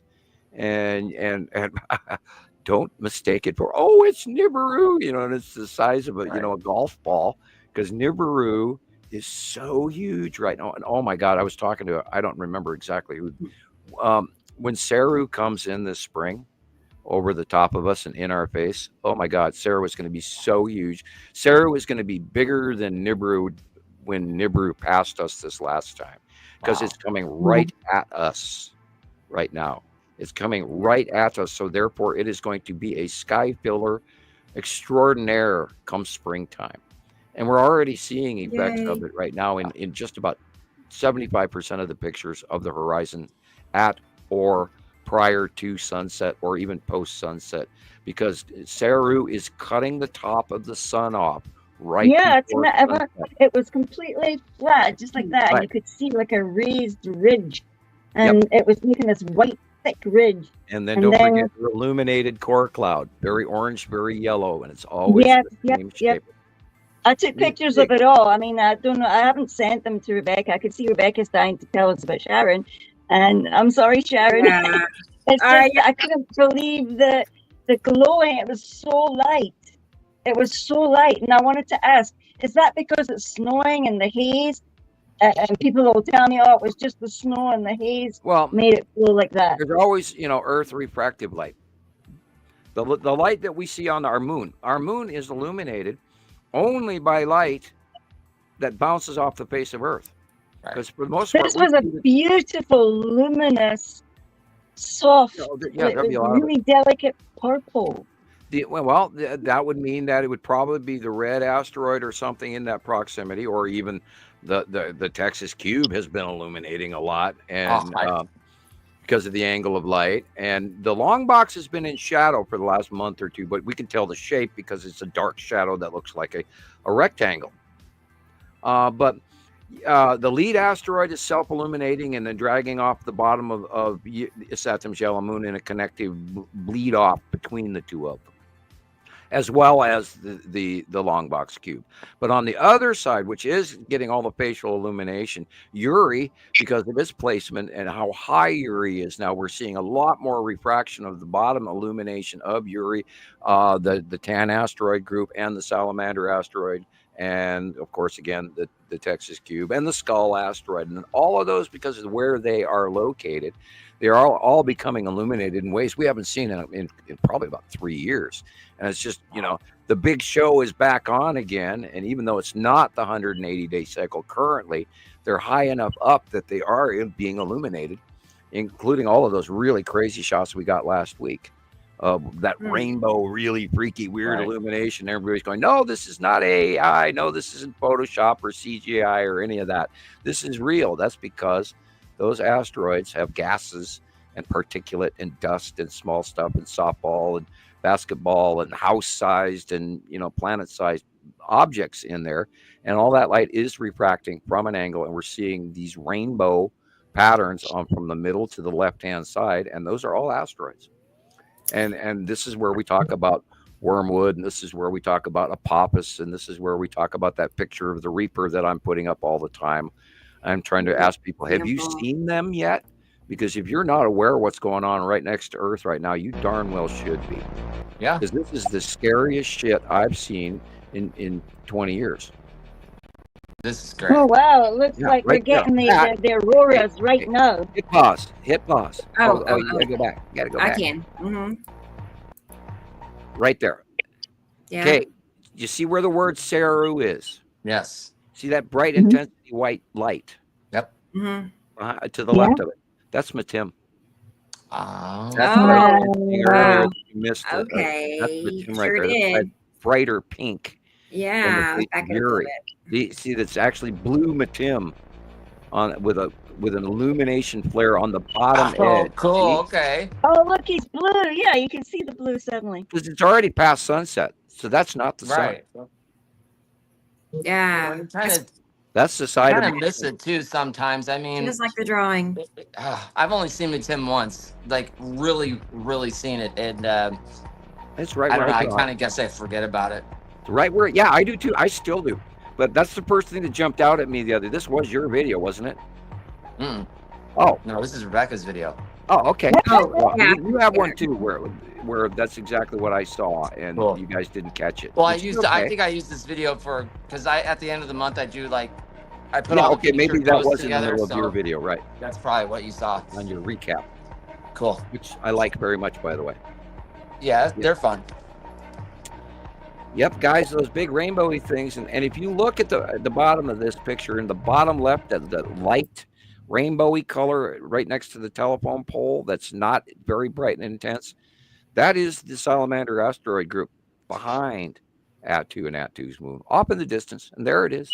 And if you look at the horizon line, middle to right, you see that yellow illumination with an orange touch in front of it.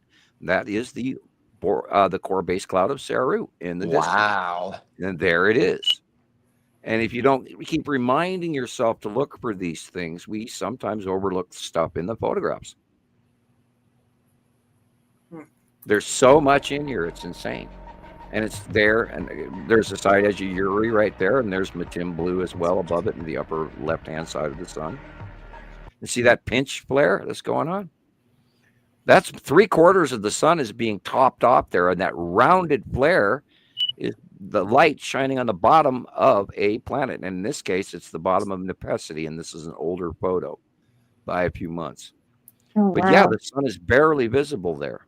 And these, Look of at course, that. that rainbow stuff. Yeah, that's the Tan asteroid and the Salamander asteroid group on the side of Uri. Apparently, it's out there right now. I'm just going to go take some pictures and come back. Go for it. Cool. Be right back. Get a jacket. Right. Get a hoodie hat thing, a beanie or whatever they're called. God. I don't know why the music went off to the video. I don't know. Yeah, all that rainbow stuff, the easy way to describe it, all that rainbow scene. Look, there's the base cloud of Saru again, that flat yellow blip. And these are asteroids, folks. Incredible. This is Wormwood. This is the destroyer. I actually had somebody ask, so when's the destroyer going to be here? And I said, the destroyer's been here for over a decade. So if you're new to this topic, don't think that this is just now happening. It's been going on for a very long time. And we've been out there screaming, trying to get your attention. And yet we got 700 views again last week. Hello? Come on, people. These are the facts. This is real. We're all better than this. We know we're better than this. We deserve more. And I'm not trying to be arrogant or rude. I'm telling you the facts. The work, the effort that thousands and thousands and thousands of members around the earth have been steadily sending in day after day after day, year after year for you guys. It's important. So please learn this stuff. Don't blow this off as just whatever. This is far more important. This is a once in a lifetime event, and it won't be back for another 4,000 years, give or take. As I'm sitting What here do you scratching know my rash, about Leah I have Fox? hives. Uh-oh. Yeah, Hey. I'm nervous. I'm really nervous as of the turn I of the know, year. I got nerves and I started getting hives again. Oh, Well, That's you know, insane. I am. In a drill. Rebecca's not sleeping. I'm not sleeping. I dreamt the other night that I was in Oklahoma. By the way, Rebecca, and we were Are you stopped along serious? the side of we were stopped along the side of the highway, and we were looking at my car, and the girls were there, and some other people I don't even know. It was a very short dream, and they were going, well, since we're here in Tulsa, shouldn't we go visit Rebecca? And I went, yeah, let's go visit Rebecca. And then Oh, we no. ended the dream, so. Oh my gosh. Well, give me a That's heads up before you just show up at the door. Oh, yeah. Well, I stopped having guests here in Montana Oh, myself. man. I had so many people fly out and visit me over the years. Yeah, let me know. I That'd be enjoyed cool. it at first, and then it got to be a little bit uncomfortable. Yeah. Some people, you know, they think they're my best friends, and they think I should, you know, be their travel guide for 2 weeks. When I can't do that. I was going to say, I don't know who Leah Fox is, so I can't answer that egg. You know, I'm not sure who that is. A lot of scary intel. No, I have not heard of Leah Fox either. It kind of sounds. She seems to be affiliated with the Zetas. Okay, well, maybe that's why we haven't heard of them. I used to watch a lot of Zeta information just so that I did reach out to Zeta Talk, and I spent a lot of time trying to contact them and help them. They never responded to me.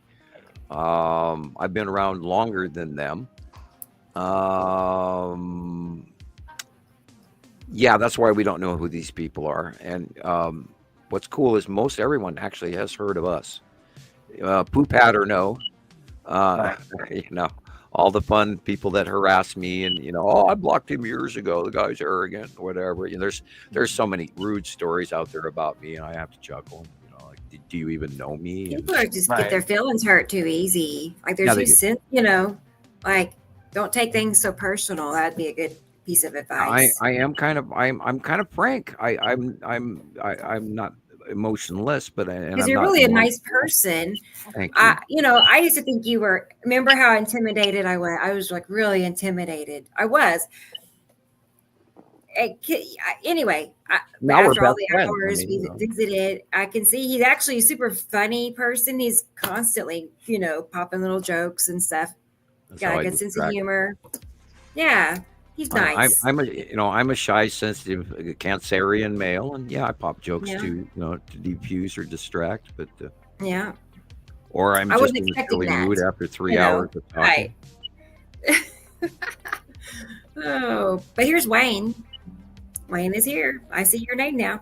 Oh, hi, Wayne. This is the gentleman we were talking about. I thought so. From a UK site. We're hoping to. I'm glad you enjoyed. I enjoyed our chat. We have a lot of information to catch you, and I don't mean that in a rude way, but there is so much that you guys. I went through your page for a good portion of the afternoon the other day. And I tried to politely answer people. I may have come off as Mr. Know-It-All or a jerk, or that was not my intention. It's not. I get going and I see somebody ask a question and I have the answer, so I give it to them. And Wayne, I look forward to having a future relationship with you, so we can square your folks away on the time-proven information, and I mean that in a kind way, not an arrogant way, but. The information we have, unfortunately, there's a lot of your folks, nice, wonderful people. For the majority, I met some really nice people, but I was trolled immediately within the first hour. I don't take it personally anymore. I grew past that so many years ago, and I genuinely try to help them, even though that maybe they're a little bit rude. But anyway, I look forward to our future, and thank you for being here today. That's awesome. Otherwise, I'll just keep talking. And Maria is in. She's here. She's in Alaska, but she's not. She's on her way to Alaska. She's en route. So good to see you, Maria. Good to have you. Glad you're here. Connections all work for you. I know. Hope you had a good trip. Hope you don't lose any luggage. I hate that. Oh man, I've had luggage go around the world and come back, and it took. But by the time I was ready to leave, my luggage finally got there. Aaliyah's here. Hey. Aaliyah's here. I actually got to see her and visit with her the other day. I was on live on TikTok, right? And after the sun had set, I walk home and I talk to people. Well, we tested things out and brought guests on to talk to us. So it was me, another person, Gillian, and then Aaliyah hopped on. Christoper was on. So we had a little party line. So I got to meet Aaliyah. Is there a way that you could send me a copy of your live, since I don't get to participate now? Okay. Just send it to my personal page, and you don't have to send me all of them. But if you do a live one on TikTok, I'd like to see those. So I think I can download them. You know what I'm saying? They're on TikTok. Right. It'll give me more information as well, watching your material and what you. Now I'm intimidated. Oh no, I'm kidding. Oh. I need to make you another account. Let's just try another account. Oh, God, I'm so tired of swimming and jumping through hoops, and oh God, I'm already confused enough as it is. Oh, okay. Hi, Taylor. Sam said hi. Hey. You want to? No, wave or smile or whatever. Yeah, hop in here real quick. Hey, everybody. What's up? Hi, buddy. Sorry. Happy New I'm about Year. to run out and grab a pizza, so good to see you guys. Now you're making me hungry. Yeah. No anchovies. Freebie. Oh, Yeah. I actually like anchovies. Yeah? Yeah. I'm a Dutchman. I was raised on pickled herring. Oh, God, that reminds me. I spent, and this is a side watch. This is when brain goes to mush. It's called... Sir Strong. Oh no, I know what you're talking about. It's like that Norwegian fish or whatever. It's Swedish. Yeah, it's Swedish. Oh my gosh, people are fermented herring from the Stroning fish in Sweden. If you want a good laugh, it's fun. And I was laughing all last evening. It's probably why I didn't sleep all night. I watched probably about 15 or 20 videos on Sur Stroning, And that's, using a Dutch accent my parents gave me from birth. So just throning. And believe me, I wouldn't eat that, but I have eaten so much pickled herring in my childhood, you wouldn't believe it. And today I can't even put it in my mouth. It comes right, it's like, No. But as a child, when your parents are eating food, and you're little and they're eating, you go, and I've had my entire herring stuffed in my face before too. So, go watch Surf Throning Hysterical. on YouTube. There's There's the last one here is 100 Sandy. videos. Anyway, it's a Sandy. good laugh. She's here. Sandy, yep. Slash. And if you have a weak Catherine. stomach, you can't watch it because you'll be gagging along with them. It's Right. hilarious. It's absolutely it's a herring. Yeah. Yeah. I'm not a big fish eater. Oh, at no. all. I that wasn't part of my diet here in Oklahoma. It's just not maybe like catfish. There's places doing catfish and hush puppies or whatever, but even that's really rare. I mean, it's Yeah. I like Right. It's like catfish, but I impossible haven't to eaten get fresh, catfish in real fresh, years. really, not tasting funny like sand or something. right? Mud fish. Like my dad lives in Maine. They've got 20-pound lobsters. It's it's insane. Hey, we gotta get him to send us a couple of them. Right? Yeah, Delta. I I think couldn't is a good place imagine for that. I couldn't imagine. Yeah, Well, I it's guess just it's bad. right off the coast. It mustn't be that expensive. A lot of it right has to there. do with the fishing tariff rights and shipping. And that's the problem in Montana. We don't do seafood restaurants very well, even though we have Seattle nearby and, Right. Pike Street Market and everything. But if a guy was to really actually, set up a deal with a charter company, you could actually get some to Montana. But we don't get fresh fish here. Right. We had a Joey's Only for a while, and I used to eat there every week and have the fried clam strips. I could live on those. And if you look, I've eaten raw oysters and stuff for many years, but if you look at it, it's not something. And I do eat, escargot and that sort of stuff, but I'm not into putting any of those living bugs in my mouth that the Chinese or the Japanese do. But anyway, back to the show. Yeah. I ate my penny worms once at a Rastafarian wedding. I've eaten a few earthworms in my time, yes, and No, these were mapani, but these are the big fat ones, and they made them.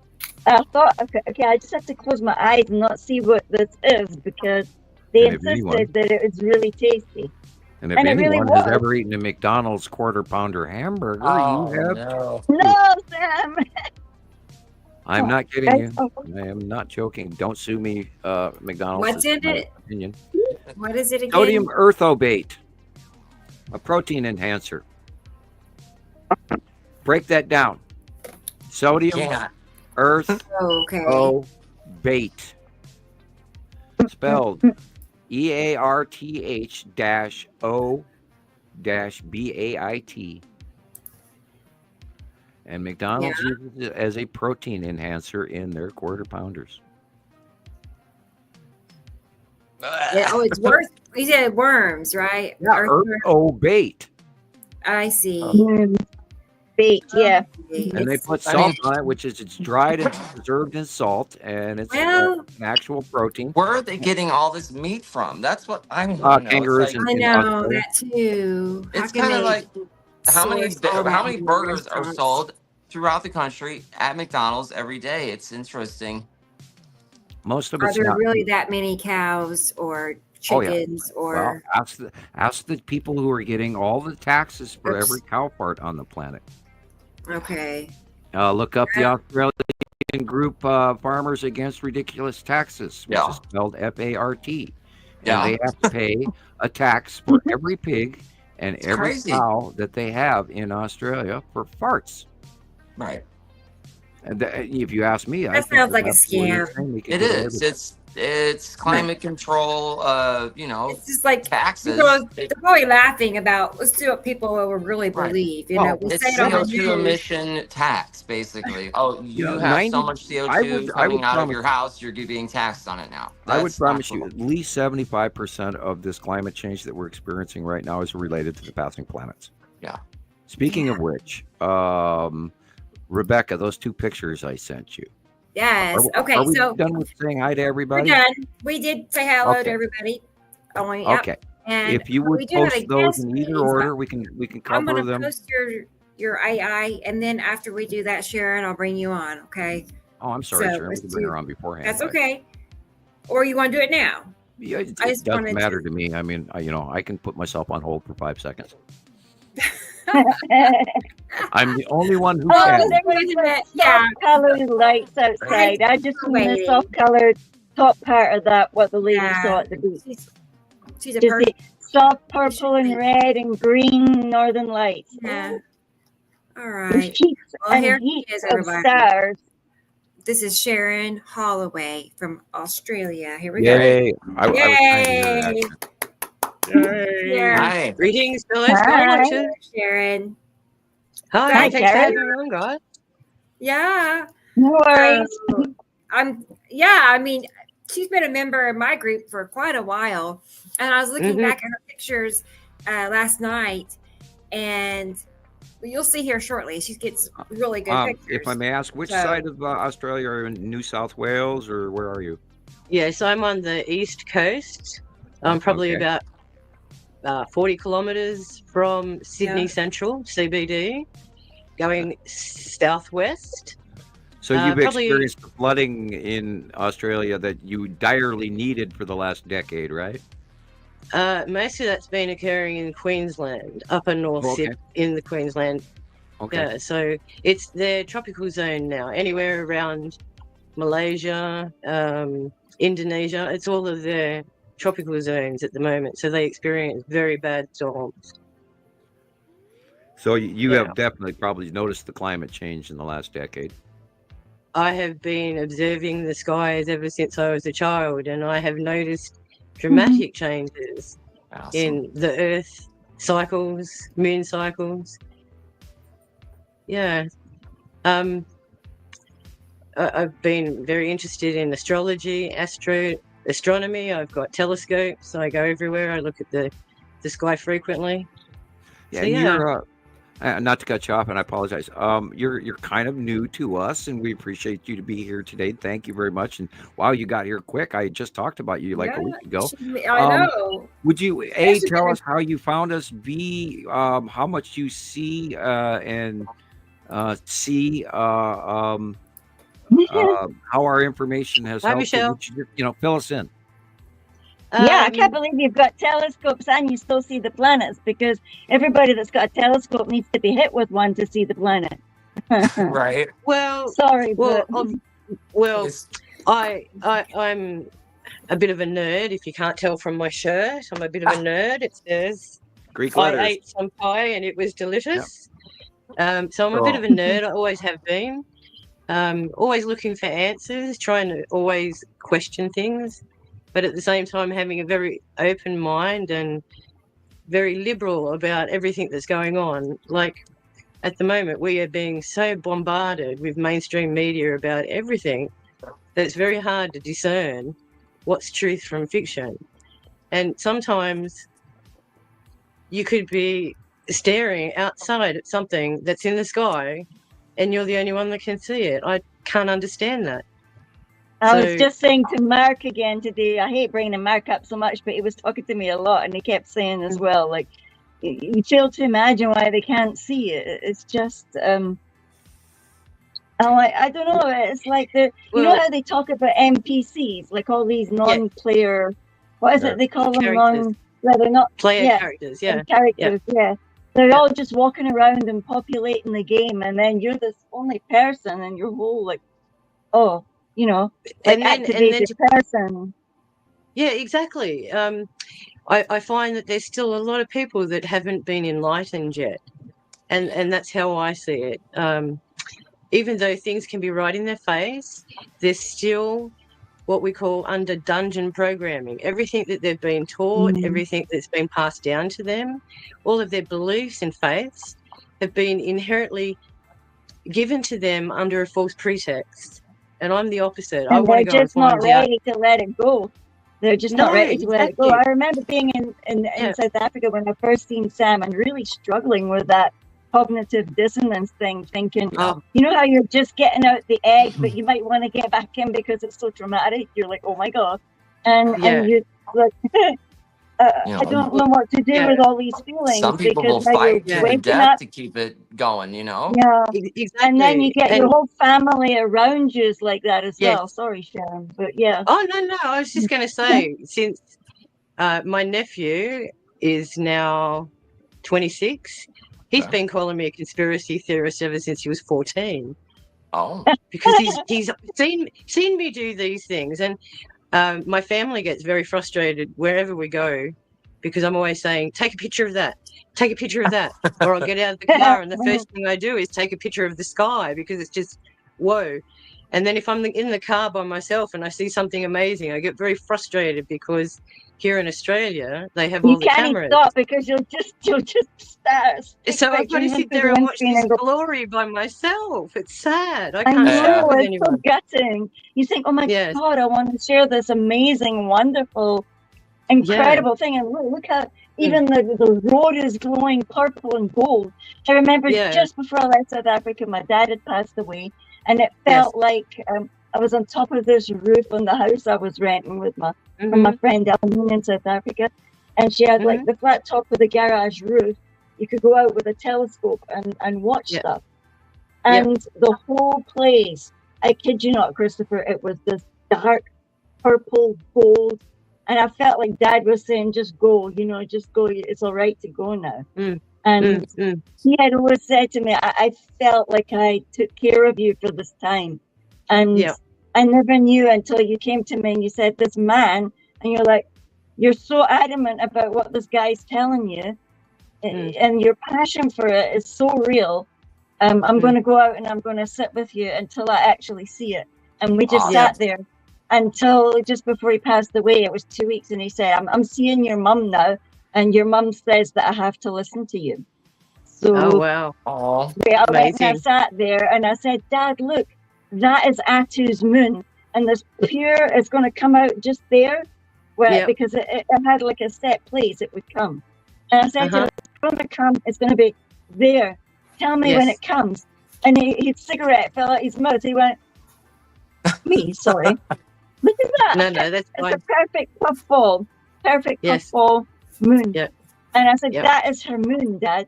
And soon you'll get the colors and the bubbles and stuff, And then it just happened. And then apparently Yuri was with them as well because it was September. And the whole thing was just beautiful. It was just beautiful. About an hour ago, I had his anthem out the window, taking up the sky. So it just depends on when you look out the sky. And I'm constantly, as I said, always looking at the sky. And they move so fast. Don't you find they move so fast? In the southern hemisphere, they have a different way of moving to the north hemisphere. Sometimes they do. And then yesterday, I find in the morning, just after sunrise, it gets very, very cloudy. And that's when the clusters are about. But by about now, 11 o'clock, they've all moved. They've transitioned.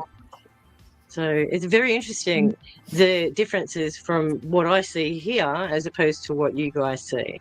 And as I said, I've been chasing all of these things. For the last year, I've been on trips with my dad because my mum passed away 3 years ago too. And I made a promise to him that we'll go to all the places that he wanted to go on his bucket list. So we spent a whole year doing that. Sam saw where I had my dad's ashes when I was coming here, and that just blew me away. I just was with beyond a doubt then because I was still sitting there going, am I doing the right thing coming home to Scotland? And then I thought, I must be doing the right thing because he said to me what he said to me, and I was blown away. He just knew the colours, right down to the colours and the shininess of it. It was, I hadn't told a single soul. I went to the corner cafe and I got something and I thought, I'm going on a Muslim plane, so I better make sure that I'm respectful. So I thought, I'll just have to wrap it because they said to me at the home where we took the ashes from, make sure it's respectful when you're traveling and nobody will mind how you're transporting your person. And it was so beautiful. The Dubai captain carried my dad's ashes onto the plane. And he did that first. He says, I want to carry. I take, lady, I take. And so he picked up Dad and carried him on to the airplane for me. And that's lovely. It was beautiful, but anyway, I don't want to steal your area, but just the southern hemisphere lights me up with that. I think of how incredible and different those skies were to these skies are just way more like full on cloudy, like this horrible gray stuff that you get half the time. Ask Rebecca, she knows. You spend like 7 to 10 days waiting to see something. Apart from the bag, I don't know. Yeah. Oh man. And that's the thing, and that's what I've been doing over the last year is trying to find out where is the best location to see these things, whether it be out in the middle of the ocean or whether it be at the bottom of Tasmania. And it doesn't matter where I go, it amazes me all the time. From New Zealand to Vanuatu, the skies are completely different. The higher the altitude that you go in Australia, the better your view will be. There's a sort of a foggy, murky, pollution-like mist at sea level that a lot of people cannot see through. And then there's days like off the coast of California where they have unbelievable views that we don't even touch up here in the mountains. But, like Jesus, for instance, he's in Salt Lake, and he's actually about 1,000 feet higher than me. And he gets awesome incredible videos. Stuff. And it's such a difference, too. And how do you have that video ready from Jesus this week, Rebecca? Which one? Sorry. Do I have that Jesus put out this week? That really good one. I made drooling about that big blue blob as well. Well, you don't have to play it now until you're ready. I mean, wherever you want to go. I have the TikTok. I don't know if I actually have his copy, but I can get it. But here, I'll show you what I've made. Let me find it. Right, that you did mix that in. This one here. Yes, I never talked to him for Rebecca, Sharon. I hope you're comfortable, Sharon, and I'm happy to have you here today. I know, it's so cool. I'm seeing your name on the, but she's been in my group for 3 years. Check it out. Look at that thing. Guys. It's a pleasure. Oh my God, look at it. It's incredible. I was drooling. Yes, it's look at right that. in your face. How can you not see it? How can you not see that? Yeah. Oh my God, I know. I stand there and shock looking at things like this. Yeah, that's so. Oh, that's perfect proof. I mean, it really is. Adds to it. That one's cool too. Yeah, it's always there. And this Look at that! You can see the grubbly edges. Sounds great. We don't take one shot. We take 50. We take 100. We take 1,000 sightings, and this is real. That is a very large red planet. It being close to our atmosphere, it's blue because we're seeing the dark shadowed side. We're seeing the nighttime side of that planet. That's why it's blue. When it goes beyond Earth this year, next year, 2025, we will see its red face again. And the yellow moon. Can't wait. Yeah, argue with this. You cannot argue with this repetitive pattern. I tried. You can't. And I'm still sitting here right now telling myself this cannot be happening. Why did it? Why? And then the ion I know tail. it's happening, and then I continue to hear it. And then the ion tail is always in the same spot. Great. Always, and that's the number one. I start there now. That's the ion tail is the first thing I look for onto the right-hand side of the sun. If you see the ion tail, you're going to see where a Saturn's yellow moon is because it comes off of a Saturn's yellow moon and wraps around two sides on a Saturn, but we only get to see one side of it from our out view because a Saturn is, I believe a Saturn is larger than Earth by maybe 2 or 3 times. Imagine, oh my God. Well, most people don't even take into account like Neptune is really big compared to Earth. And Uranus is really big compared to Earth, but people don't see that in their brain because they don't go to YouTube and type in size of the planets and comparatives, and there's hundreds of videos out there on that alone. And I regularly remind people also, find out where the regular planets are. Some of your sightings are regular planets, although, and we've seen a lot of that again with, the Venus near the moon and Saturn, and I believe Uranus is also in that lineup now. We are coming up to, I think at the latter half of this month, we're going to be in a planetary straight line alignment again. Wow. And the 25th, Sam. The 25th. Okay. Thank you. If you take that into account, and then the size of the coronal holes that are being shown on the solar maximum that we've just stepped into, holy shit! We should see some major earthquakes when those planets well, that sun and all the coronal holes. There we go. Okay. Yeah, we had That's two in the one that Australia I gotta blow yesterday. this up to read it. That's the one that I found that you shared, and then I have the other two that you sent me. Okay, there's 3. Chris, do you want to read this? Christopher? Yeah.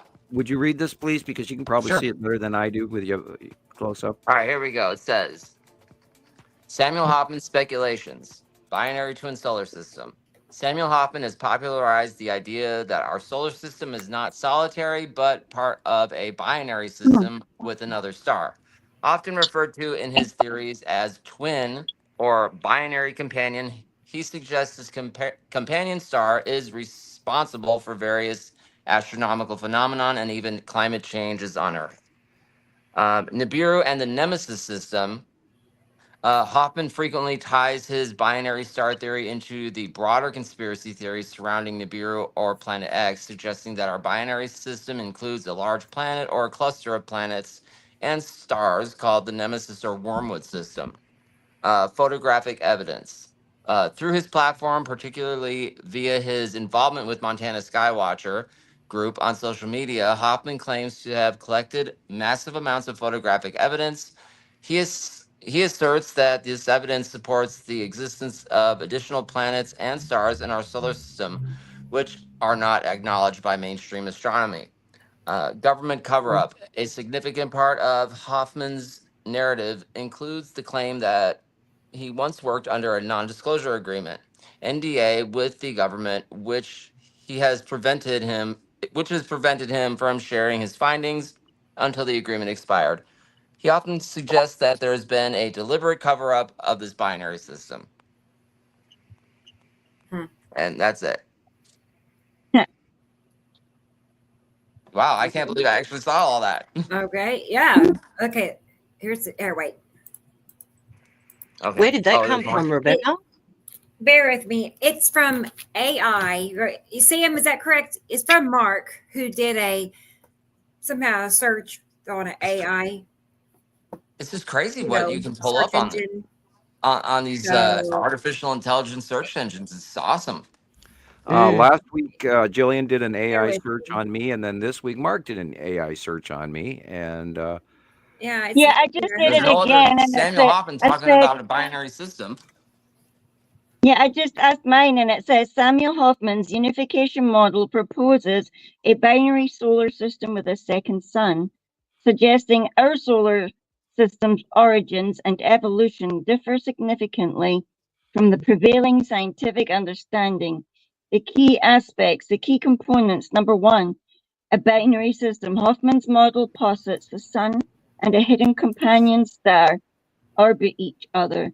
2, it has cyclic catastrophes.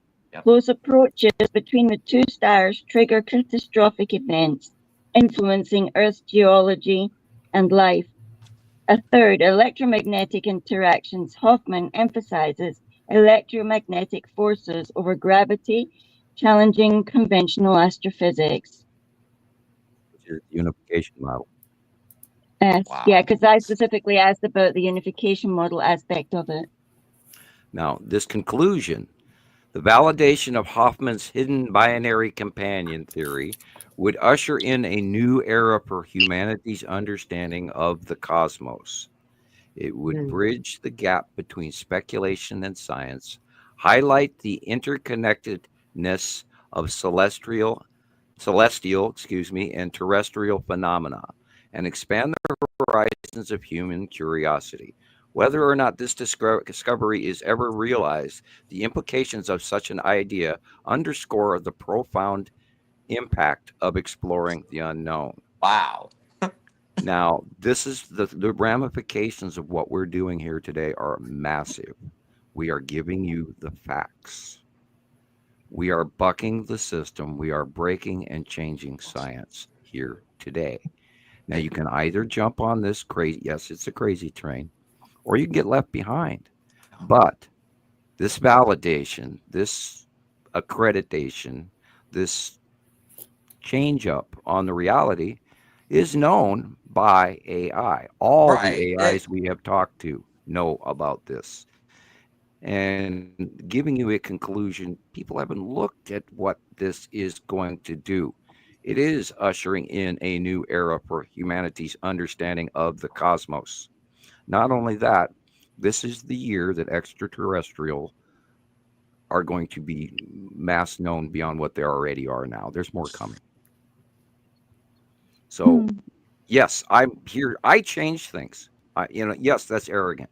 But yes, I have stood here for 15 years screaming off my little soapbox, getting rotten tomatoes and cabbages thrown at me here in the village square.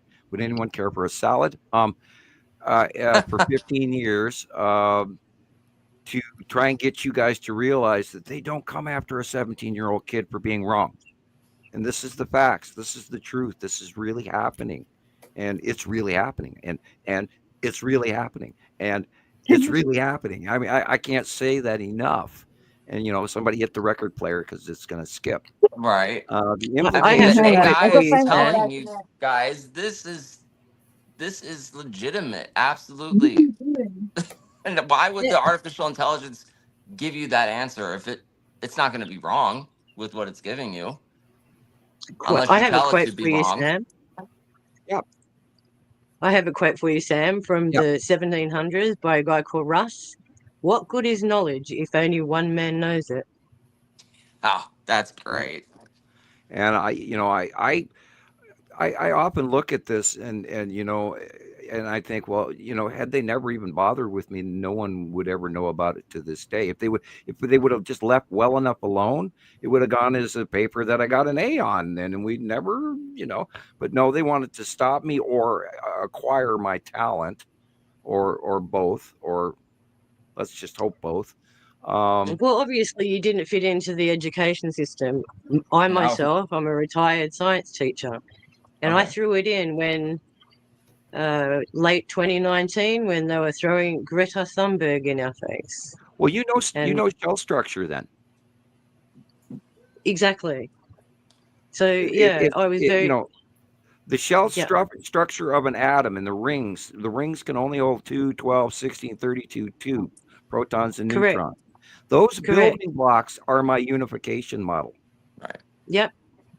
I understand. I look at that and all I can understood see is from like advanced molecules. chemistry that we had, because of first of all, the aberration in our orbit model. We have an egg-shaped orbit that goes from winter to summer to winter to summer, and that's an influence of the other system.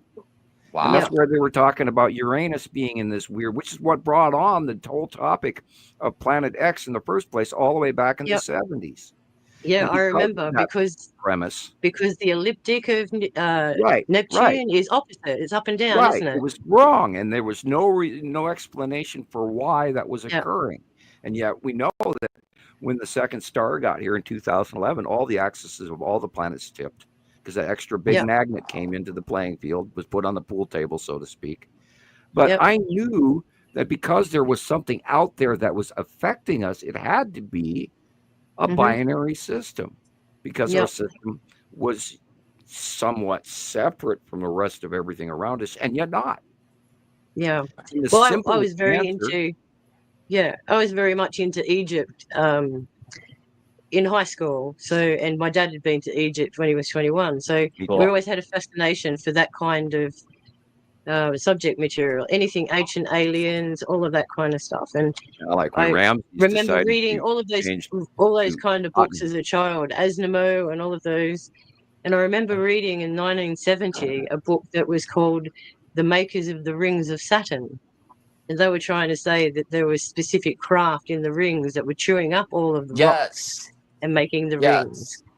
So that's where my sort of love for astronomy came into it, and I've been looking at it ever since. And I look in all different areas. Photos you can in get that a base book? idea then of the asteroid and debris field and moon possibility, and we haven't even matched the possibility of the number of moons that have got to be around Attu and Uri. Wow. Because usually gas giants have multiple moons. Right. So I'm sure Well, that's why I we couldn't. Yeah, Jupiter's got It's a whole other 65. system unto we itself. talk about the Tan basically. asteroid, Yeah. and I truly, I have until we get a close up, I can't call it the Tan moon. Yeah. Right. We have not had a close up of her enough to show us the surface of the Tan asteroid.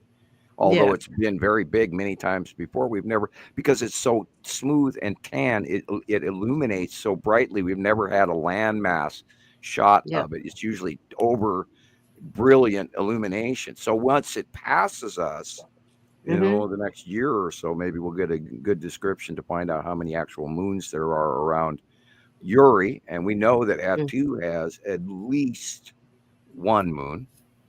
And the cool thing about Attu's moon is it's not round. It's got a really weird flat edge on the lower left-hand side. And it's always tidal locked on the lower left-hand side of Attu's moon. Always it is tidal locked. It looks like it's got the whole bottom of it shaved off. No, it's sort of like they backed into the car behind them and gave themselves a dent. It's this angled flat spot on the back of Attu's moon. It's not round. I have a picture of it, a very good close up of it. I just don't share it very often. Awesome. But the implications of back to that, all of that, the implications of this is we have taken the time to prove Hofman's theory. And that's not a theory, guys. It is a actual. What would they call that? It's not a theory. It's a fact now. It has to be a proven fact. We've got too much evidence. Thank you. Theories are only ones that can't be reproduced. And we've already produced a 10-year, working on our second. There you go. So Dr. Hofman is right. Yeah. I wonder which alien's going to hand you your certificate, Sam. Oh boy, yeah. Well, I know I have more appointments to deal with folks above, but I'm not necessarily sure I want. It'd be nice if they call me on the phone or on YouTube or whatever and say, Sam, we're here and we need to give you this message. I don't like, my last visit was not nice, and they were cloaked and they were invisible, and that was not fun, and it was bloody. So I'm a little hesitant to have my next meeting, but I know more is coming. Wow. Yeah, it frightens the crap out of me, because people go, "Oh, I'd love to meet aliens." No, you don't. No, you don't. And if they watch some and more I horror know movies, there's 80 people out there right this very second, whoever is listening to this now or in the future, going, "Yeah, that guy's full of shit. He never ran into any aliens." I am not bragging. You stepped into my crayons. Hallucinating. Yeah. Yes, it's the future here. It's 10:30 Sunday morning here, so you're in the future now. Right. Wow. God, guys, we're doing good. We are doing good. And this group of people that I hang with, my close friends now, are top of the line people that all earned their place here, and I'm very happy that you're here. And we noticed you, Sharon, and so we had to have you. We wanted to hear your Australian accent and enjoy that. I'm wearing my Vegemite. I love it. There you go. Okay. Never had it before. Your accent. We're fascinated by your accent. Oh, okay. Like they're fascinated by mine. They're all going, y'all, and I'm like, y'all. And then people say to me, where do I come from in America here? Or are you Canadian?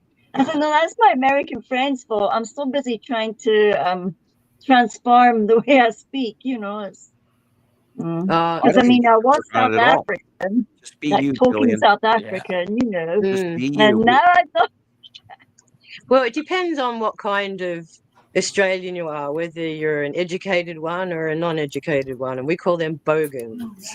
And they're the ones that have the funny speech patterns. Okay. So, yeah. Charles, what does it sound like? What does it sound like? Come on. I'm just trying to think of what they are. The favorite one here is neck me. That's a favorite one. Right. You can't understand a word they're saying. They just don't. Yeah, they just don't articulate any of the words. They roll all their words together. So we have quite a few people here in the United States that do that, and I'm not even going to touch who those several groups are. Here in Montana, we actually have one of the awards for being the most literal speakers. We don't say y'all or any of that stuff like down south does. and we're not Washington State or California goes, cha dude, totally gnarly, man, and all of that. Now that's Californian, isn't it, yo man?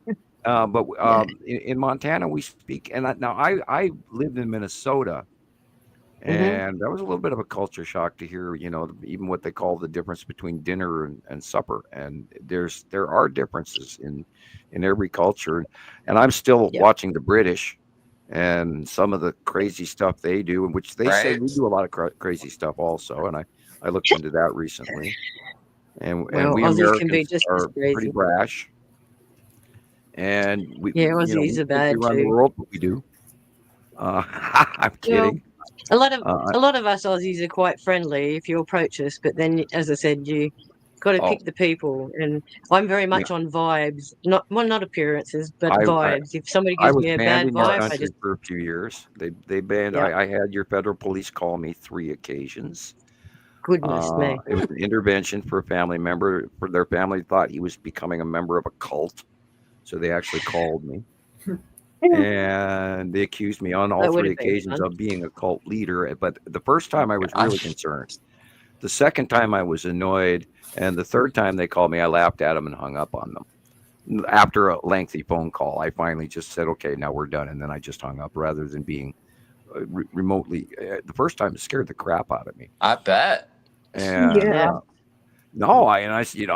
this guy has never mailed me a dime. I don't want his money. I mean, it'd be great if he sent me a donation, but and blah blah blah. And I had to go through. They interviewed me for quite a while. The first phone call. Wow. And then after that, they blocked me in your country for a while. And then that was during my Understanding the Sky series way back in the early years. Right. And then over the years, Australians have been coming, pardon the expression, back on the menu. And I'm glad. But I will say, out of your countrymen, a good portion of my trolls are Australian. They're a bold folk, and they don't mince words. And if they have an opinion, they tell you. And it's good. It's good for the most part, and a little, a few Australian trolls never hurt. I do. I've gotten to the point where I actually do enjoy playing with trolls, and it's not like anger enjoy. It's more of I enjoy the debate. I've actually become to the point where it's sort of like a conquest to me to actually provide them with the information that might sway them over the edge. And if I haven't, well, then I've wasted an hour, and then I go cook lunch. I mean, Yeah. But it's good to get it out there too, because it doesn't matter how much you try. And I've been trying for decades to convince my family of alternative views, and they just see me as a whack job. So I just live in my own little space. I do my own thing. There is with some people. Now, we've seen family breakups over this last 15 years between husbands and wives and parents and daughters. And oh my God, and I'm sorry for every one of them. But I mean, we're not the one with the sharp sword here. The disinformation cycle is so and I got a fresh dose of it this week, and it was like, oh my God, I had mercifully forgotten that. And I went and I dove into somebody else's page where they're talking about sun simulators and the Star Trek holodeck, and oh my God, it's like, you poor people. And I mean, we have the facts that we've gathered for you for 15 years, and we didn't make. And one of the down. I have to look his name up again. Wayne's. I'm sorry, Wayne. Didn't come to mind right off. One of Wayne's members on this site that we'll talk about in the future if they sister site with us. One of their people was, saying how they blocked me years ago because I was arrogant, blah, blah, blah, blah, whatever. And it's like, you've got to be kidding me. And we don't make this stuff up. We don't. This stuff is culminated from around the world in 15 years. 15 years. You're not the guy that opened up shop in the site that they're on less than 2 years ago. And yet he's got, thousands of members, and fantastic that he does. And I look forward to trying to reach out to every one of them in the right way, and not an arrogant way, though. Damn it, you have to listen to me or else. That's not the premise. And then there's a lot of people that say I block people, and you wouldn't believe my block people compared to other people's block people. Like Rebecca Rebecca sows wheat and reaps wheat by the bushel, whereas I have blocked maybe 20 people in this 15 years. Wow. 20. I mean, I have a very short list of people I block, and Yeah. I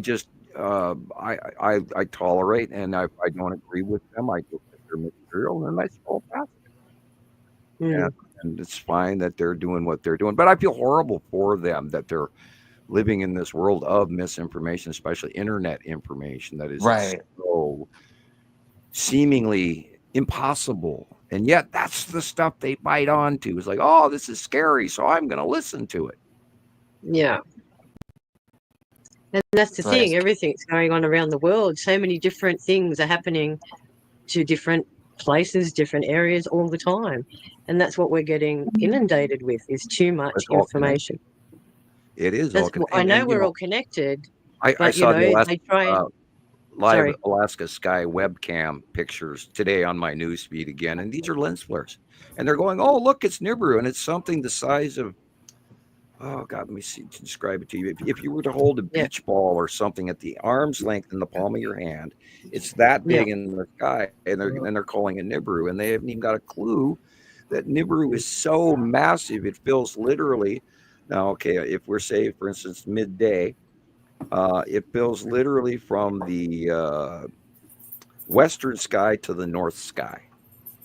That many degrees, at least 90 degrees of your out view. Yeah. Clear skies here at the moment, and currently 36 degrees, which is 96 Fahrenheit. Okay. 45% humidity, so very warm. Very warm. Okay. Yeah. Just the opposite from where it is here. Yeah. Well, parts of Australia are in heat waves. All of Victoria had heat wave and bushfires. 96 with that kind of humidity? Oh. Yeah, 45. Well, Sydney's in a basin. We're in this big hole. So all the humidity just accumulates in the bowl. I see. So, yeah. Yeah, I'm in the desert, so it's like, we get over 100, and we got to 120 this year. Wow. It was just awful, but I can't imagine if it was humid like that. But that's the funny thing. I drove from Sydney to Broken Hill, which is 13 and a half hours away, 10,000 kilometres. And in Broken Hill, they hardly get any rain at all. They probably get about 8 inches a year. But the heat was different. It was, 40 degrees out there, but it's a dry heat. Right. And it doesn't affect you as much because you don't feel that dehydration coming in. So, but again, and then Vanuatu, they're at 70% humidity all day. So you're just constantly sweating. So not fun. Yeah. I know. Yeah, so as I said, I've been just traveling around trying to figure out where the best place to get all of these observations are. So looks like I have to go up. I'm going to wait for Sam to get back. I don't know what happened to Sam, but when he gets back, I'm going to play a slideshow of some of your picks. Okay. Sharon. Oh, wow. Thanks. Look over those and see what he thinks. Yeah, I don't know. He just dropped off. Sorry. Have you noticed some of the group members on Rebecca's group are from Tasmania? There's a lot of there's quite a few members actually, and the pictures you guys get down there are phenomenal. Shout out. Yeah, but the southern hemisphere, you get a really great view of when they rise the ecliptic, because I remember saying that, and I really felt very important understanding that they're rising the ecliptic and seeing these planets arriving. I mean, I remember that day that I seen, and it must have been Uri, because it was this striped thing sat next to the sun, but on the right. But in deeply gouged stripes that were, but its stripes were straight like that across. But Uri is more slanted, isn't it? I mean, Uri's more slanted stripes. Yeah. Who has the very straight stripes like that? That's why I thought it was Esatum, because it was a mustard colored thing next to the sun. Yes. That's what I mean. The first time. When did you see them first, Sharon? The 2017, 2018? Did you see them when they were smallish like that? I think it was 2015 I started noticing them in the sky. Uh-huh. Yeah, So because you I'm always physically looking. saw the orbs. You seen the orbs rising up and Yeah. then going down. Yeah, but then Yeah. back then we only had silly iPhones, so it's Yeah, only now remember the you generation of couldn't phones. take a decent picture if you tried. I No. mean, you stood there and it didn't actually look like what you were seeing with your eyes. So it was very Exactly. deceptive. And then I Yeah. remember taking pictures, and it must have been also that time when Nibiru was over and going over Mhm. South Africa. I could lie in the grass and look up, and Yep. I swear to God, it looked like land features and stuff. It looked like oceans in the sky because it Yes. looked like as if you were looking at Earth on a Yes. screen, but it was in your sky. And I was lying Yes. in the grass with little kids that I looked after, and they were looking at. They go, "Oh, teacher, it's the Barbie clouds. They're back again." Yeah. I mean, Yeah. don't be Yeah. lying there looking at them. And my dad said, "You're corrupting these children. Look at you. Get up. What are you doing?" I said, "Dad, they can see them because they haven't been taught." I like Montessori method of teaching. The way Yes. that you reach the child is what's interesting to the child. Then you can Absolutely. start teaching from that core interest, and then you can Absolutely. just branch everything out from there, like your Mhm. numbers and your letters and things like that, if they were Mm. ready for that. But these Yes. little kids, these little African kids, had the most beautiful, open way of looking at everything because they were fully Yes. connected to nature. Yes, of And course. and because we were all quite poor, we didn't actually all watch TV that much. We were usually outside because the weather was grand and you were out swimming at the ocean or out Yes. walking. You weren't inside and you were bare feet, so you were totally Yep. connected to Yep. Earth without even realizing that you were so fully connected. But I mean, it's Yeah. probably the same for you guys because it's so warm. You don't want to wear shoes on your feet. You just want the grass and the water and the sand underneath your feet. And I love that. I miss I that kind do. of stuff Yeah. here because it's so freaking freezing. And I'm wearing Yeah. something called barefoot shoes just now. You know, they're very close to Yep. the earth, and you could put copper pop things in to make Yep. yourself more connected if you wanted. I haven't Yeah. gotten Yeah. around to that yet, but what I wanted was the fleece boots so that I didn't slide upside down on the ice because apparently tomorrow's going to be ice. You But back, Oh Sam? dear. He's and back. he's back. Samuel. Yes, yes, I am. Hi, Okay. there he is. Sweet. Just making Yeah, I Now sure. we can Well, show I you know. Sharon's pictures. Well, Sharon's holding her breath to show you her picture. No, I no. I know. was right. I was telling Quite happy to everybody be where here. Nibiru Thanks. was, and my whole internet got shut down. Ah, Oh yeah, you're not allowed to do that, remember? Oh, Jesus. Yeah, I know. I know.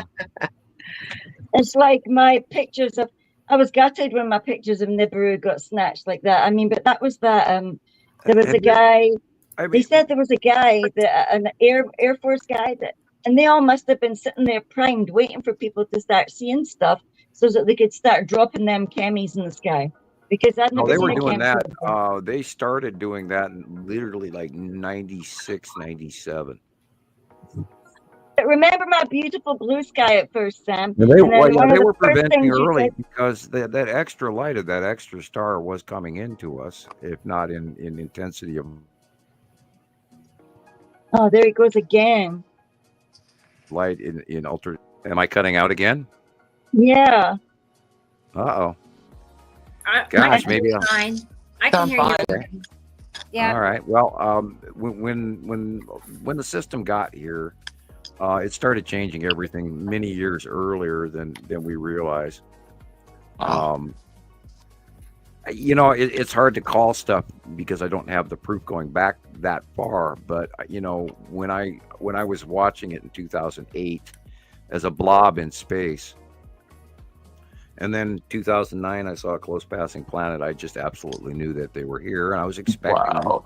all the way up to the 70s. You know, So what was the everybody- first there one was a you saw, Sam? scientist- What was the first one? What was the first one? I think I saw Matim do a close pass because Wow. I've got a picture that absolutely resembles the exact thing I saw, and I've never been able to prove it was Matim. I have one really close picture of what I believe is Yeah, Matim. that wee toty picture that you've got, it looks like it's got a wee animal stuck on the top of it.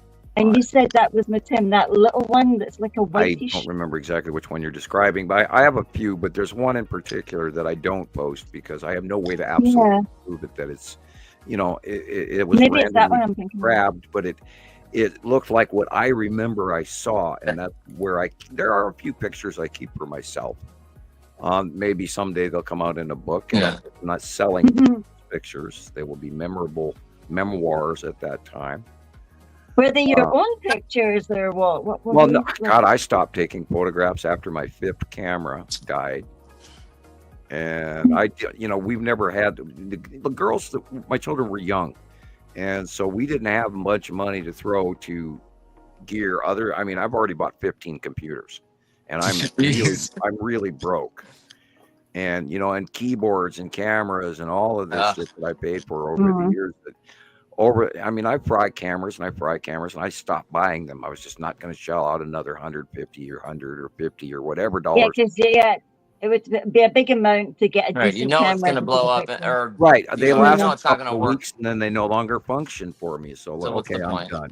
So I haven't really captured my own photographs since probably about 2014. Wow. But you must be nostalgic for the feeling of taking one and going, oh, God, that's amazing. Well, I'm surprised you don't put your daughters on, photo duty once a week or something, Yeah, stick them outside there. Here you go. Take that out. Get some fresh air. To the point they grew up with this so much. Yeah. I appreciate Montana Skywatcher and the people that support them every year very much, but they're also teenagers and going, God, Dad, I've heard this before. I've grown up with this my whole life. Come on, give me a break. The teenage California thing. And so Shiloh is far more forgiving about it. And Nova is just darn right bored with the whole subject. She doesn't want to hear about it until, of course, it's time for PlayStation gift cards.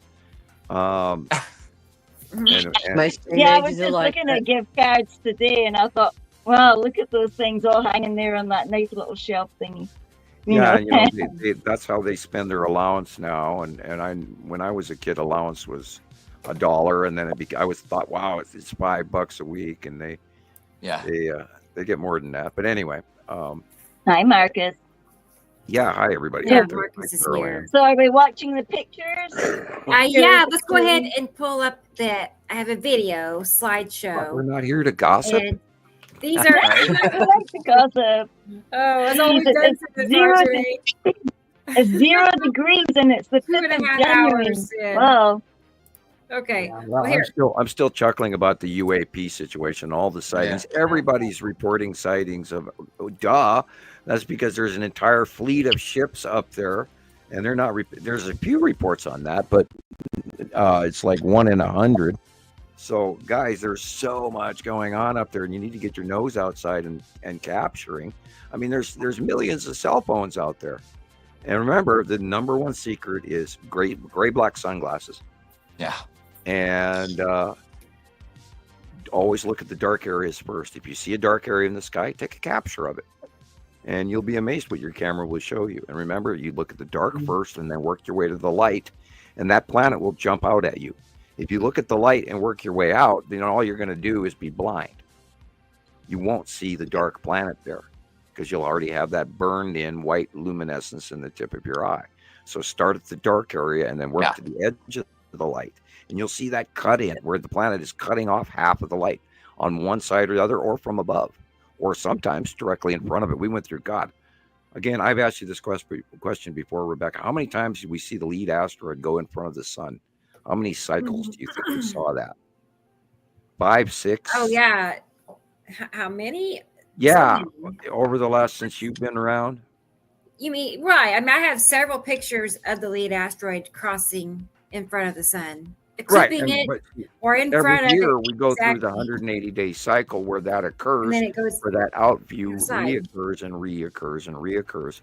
And I think it's been like 5 or 6 cycles now that we've seen that same reoccurring orbital rotation where the lead asteroid goes in front of the sun and is so totally visible because it's so large and B so documented.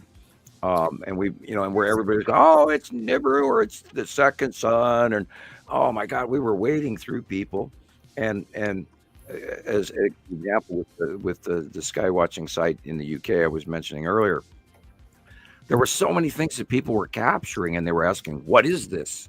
And to me, it was so blatantly obvious. And here I've been reporting on it for 6 years for this thing, 8 years for that, 10 years for this, and it was nothing to me just to sit there and scroll down through everybody's questions and just fill in.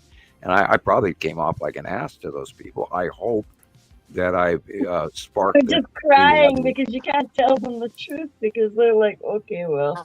Yeah. And to me, it's so damn exciting. Yeah, there's an example. This picture in the upper picture, the real picture, comes from, I think, about 2020 or 2019 to 2021, somewhere in there. Back when that was how big the lead asteroid was. Back Isn't that crazy? As an asteroid. So black spot, of course, is the Empire Orb. Yeah. Yeah. So you're saying that as the planets are spiraling, right, and doing their orbit, the lead object is going from, like, it's basically following the planets.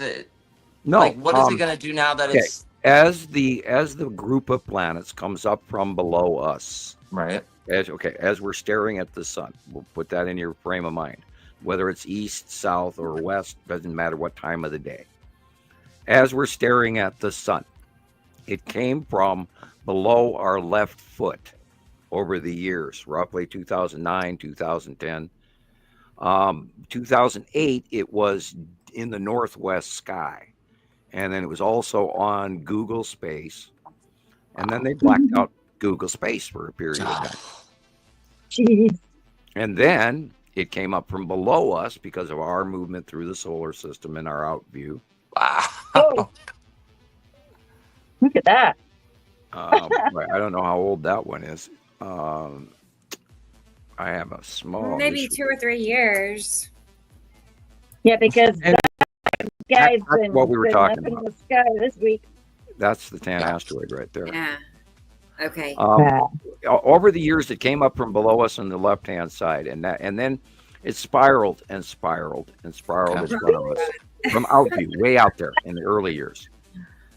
Look at that. And then it went from right to left to right to left as it approached bigger and bigger and bigger and bigger to us. It's a very large, tight-knit spiral. They're very oddly close together compared to Earth planets. We're very spread out. They're small in the center of the larger star, and it has to do with us going through them rather than them going to us. So we approached them, they approached us, and now they're going over our right shoulder as they exit. But every year, this rotational clockwork in front of us reoccurs with the close passes of the 180-day cycle. We've documented that. There's an example of the lead asteroid in the middle of the 180-day cycle. And this one's 2022-ish. Yeah, it's got arms on it. Look at it. Yeah, look at the band. And Atu's moon is in the upper left-hand corner. You can see by the difference in light color, yellow, light blue, and then light blue in the left side.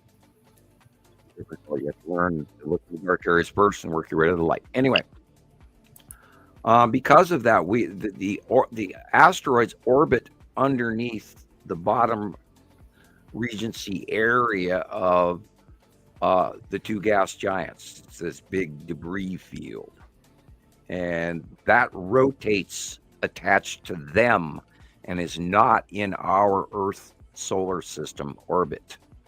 That's why it doesn't reoccur yearly. It reoccurs daily. And you can see the dead stripe in the middle of the lead asteroid. This one is from 2023, I believe. Look where it is. It's leaning over toward the Saturn face. So this might even be more recent. And look at the difference in the dark blue and the light blue and how it just curves so perfectly. Yep. Beautiful. That is the side of the Saturn yellow moon. That dark blue area with lead asteroid. We know it's on the right-hand side of the sun now. But that same rotational pattern from Uri is now extended where the lead asteroid is. That's why the direction of the lead asteroid's bleed-off tail, it's not an ion tail, it's just a pathway tail from an asteroid. There's a difference. Hello, my It's friend. gone from coming from the left, and it is now coming from the right. As you can see here, this is the lead asteroid coming from the right and going downward to the left. Now, that is because Attu and Uri are now moving more over the top of us. So we are seeing that same orbiting pattern, but now we're underneath it as it bank turns from the left path, going around in front of our faces and headed towards the back area.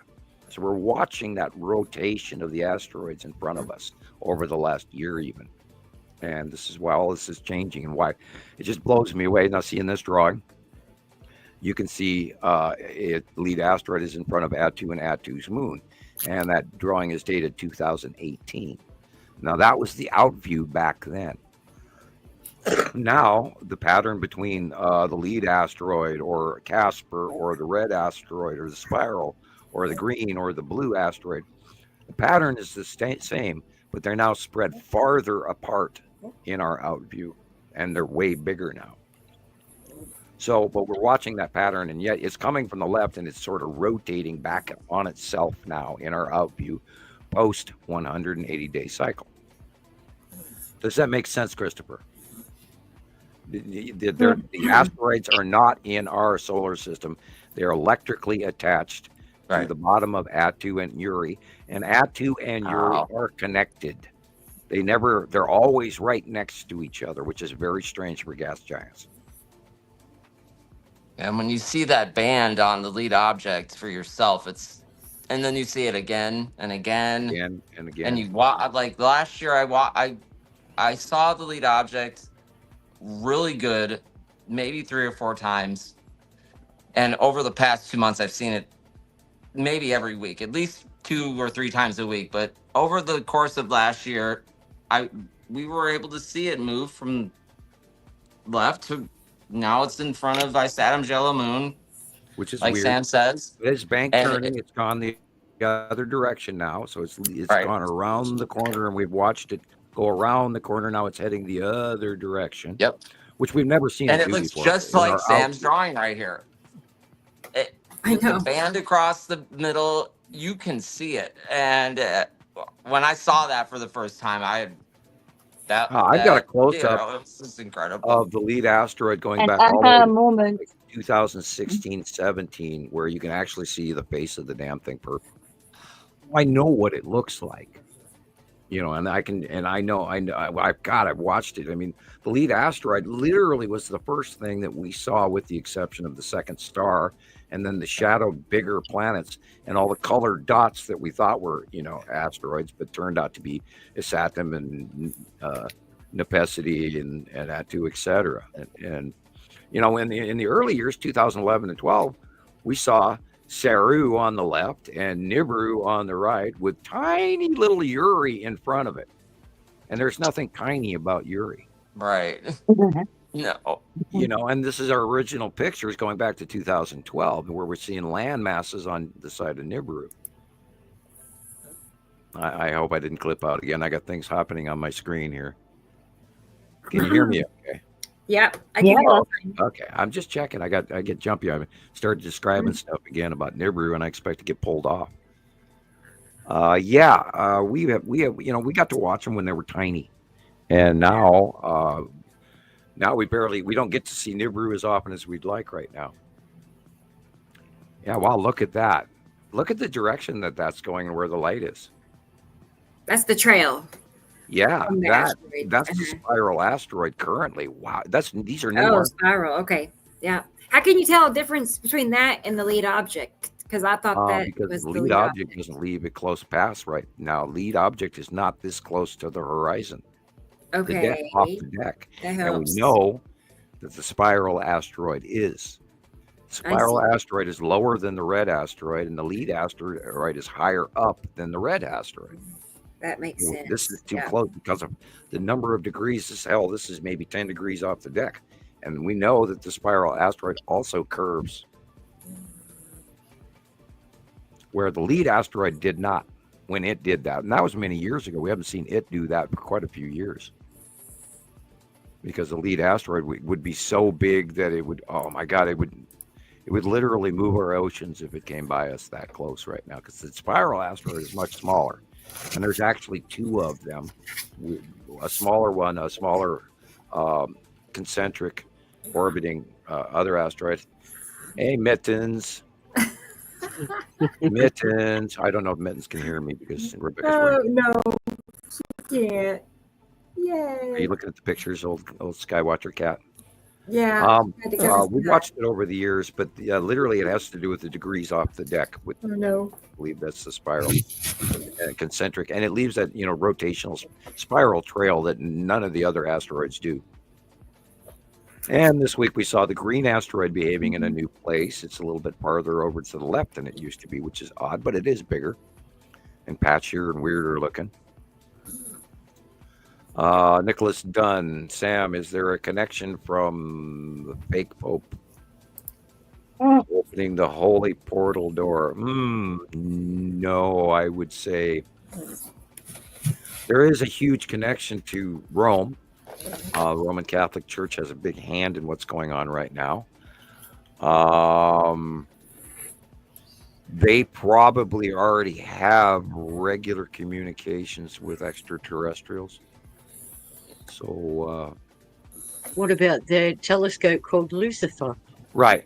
That's when they were setting it up, when they were still panicking about the visitation that they all at that same time of construction knew was coming, which is why we made the colliders here on this planet, even though I don't want to go into too much on that because that's still classified. There's reasons we have what we have. And a lot of the big G7 are probably in bed with ET. They have no choice. The tech level is so supremely high above them, they have to do what they want. And there is a treaty. So, I mean, we only have to look at the way they trickle out information and technology. I'm pretty certain that they're at least 100 years in advance to us. The people that have been given the technologies that are suppressing them. The extraterrestrials are vastly. I've seen some of their tech. They're vastly farther advanced than we are. We don't even have a choice. There are technologies within the government that we're anywhere from 25 to 30 years behind what they publicly announce. Well, I keep hearing the word medbeds. Oh, just like out of Star Trek. That comes from Elysium and all of that. And you look into those projects. Oh God! Look up invisible cloth. Look up advanced military robots. They've got military robots. They've got tanks that drive by themselves. They've got planes that fly, drones that fly by themselves. There's a technology level that we have that has not even been introduced to reality. Well, that's what I mean. Like they've got spy birds, and now they're putting things in. They've got spy flies, like mosquitoes. Yeah, I know. Got, things that are a quarter of an inch big, and then they fly around, and they can fly up your nose. And there's microtech. There's microtech that we don't even know about. And not only that, there's a brand new chip on the market that just hit. That's a super chip, which just took several decades of research off. And they sort of snuck it in the wire going, here it is. It's very expensive. Did you see, Did you see that scientist Marquez who was crying the other day saying the quantum computer went offline? Yeah, but they've already got a few computers that are even stronger than the quantum. And they're dealing with the absolute zero computation of carbon computing and all of that. Mm-hmm. Going now, there's a whole realm of anti-physics in absolute zero, which is like 273 degrees minus Kelvin, something like that. Yeah. And then all the rules change in quantum physics, and they've got to realize that. See, the whole problem with the whole Einstein theory of physics that we piggyback everything off of to this day, going all the way back from the 1880 Heisenberg uncertainty principle and all of that crazy lunacy, is they don't take into account the electrical connection to the chemistry and the unification of how everything works and why we're alive, and why plants are what they are and how suns are, and they separate things into space and then Earth, and they're not Mm. separate. One, and they're connected, and it's the same reason your fingertip does not go through the tabletop, because there's a barrier that stops you, and our electrical field around Earth stops our air from bleeding off out of our atmosphere, and that's why we're alive. We could be Mars and we wouldn't be here. Mars does not have a large enough electrical field to hold its atmosphere in, although it does have somewhat of an atmosphere that most men don't even consider. And Mars is entirely terraformable, especially if they go subsurface, et cetera, et cetera, et cetera. And it just depends on how far we're willing to think about things. Could you imagine if we stopped all of military spending on this planet for every government for 2 years? And if they spent that on space exploration or oceanic exploration, or even a third of that to feed the people on top of that, where we would be tomorrow? Could you imagine if we just stopped making bombs and bullets and grenades? And, I mean, we got to really think about what we're doing. I'm getting philosophical. I apologize. Got any more stuff to show us, Rebecca? Do go on. Of course. Lots and lots still. Sorry, yeah, I'm that's I'm still okay. in holiday mode. We're just hanging out. Let's go ahead and look at the video of the slideshow of Sharon's pictures in Australia. Okay. Maybe pull back up again. I Yeah, know. I stopped myself. Got some good I'm stuff still here. celebrating Christmas. Apparently, I'm going on. We were all, talking about the holidays.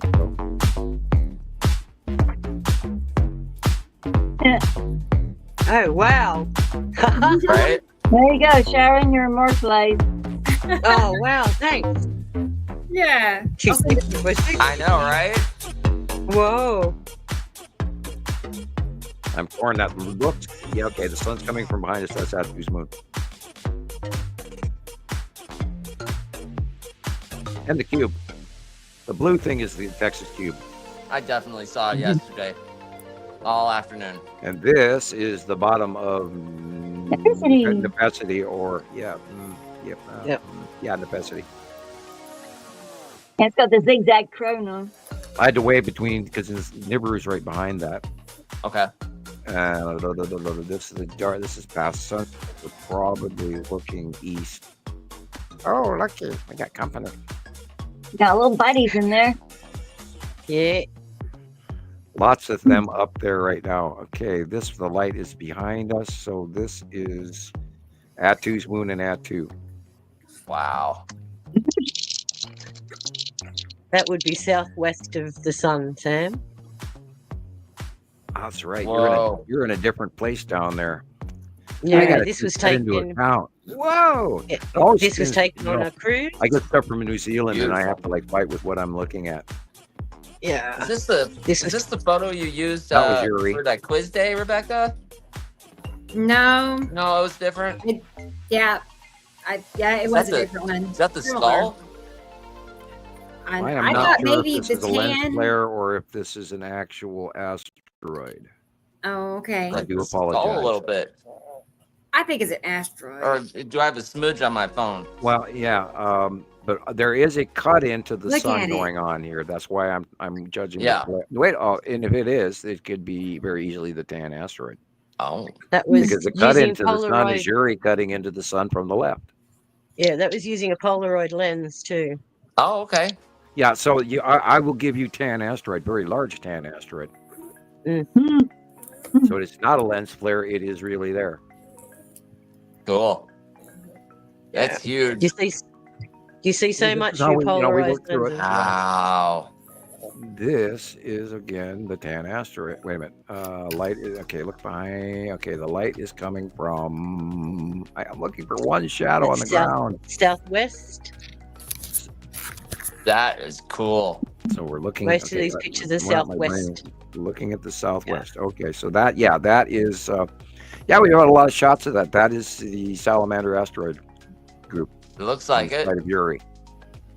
Southwest. So, yeah, southwest. Yeah. Judging This by is, the trees. It's Saturn's yellow moon, Yeah. and the You think white that's area in the top Longbox middle cube is the too? lead asteroid. And see, that's That nice little ion stripe at the bottom there is the bleed off. Wow. And this is that white illuminated area is, believe it or God, let's see. Yeah, okay, that's Uri, because the light is coming from behind us to the left. So that's the bottom of Uri, and the light is coming from, and this is Natu's moon. Yep. Sun's behind us. So facing southeast. Yep. Yes. Beyond the sun during the day. Yeah, after at sunset. Wow. And this, of course, is the bottom of, let's see, where's the light coming from before I jump? It's most likely Nepacity. And Nibiru is That's the south. blue area at the horizon behind it. Yeah, that's south. Right. And Nibiru, literally at sunset, it would be from the north sky to the east sky. Well, that would Generically. be Okay, me this is the facing blue asteroid. northeast. Yeah. One of those was a lens flare, but the other one was the blue asteroid. This is the bottom of Uri again, and the white illumination in the upper left corner is the tan asteroid group. My wife took pictures of this guy. It looks just like that. Oh, last and night. Terror was in the background cutting off the top of the sun. Mhm.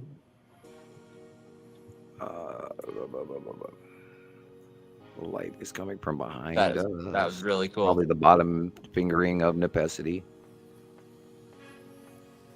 Yeah, those are bottom. Wow. Yeah, the fingering. sun's behind The us. dark blue area that's Nepacity. Mm. I have That would've been such a hard time with southwest. Nepacity. Well, she's moved. She's been, Yeah. and she's still doing close passes as well. Saturn's moved too a Yeah. lot. Oh yeah, forward to our right shoulder is literally where they've exchanged places in such a weird way. I haven't figured it out in my brain completely yet. That is the red asteroid Yeah. Wow. going past the sun. It's also cutting into the light of the sun.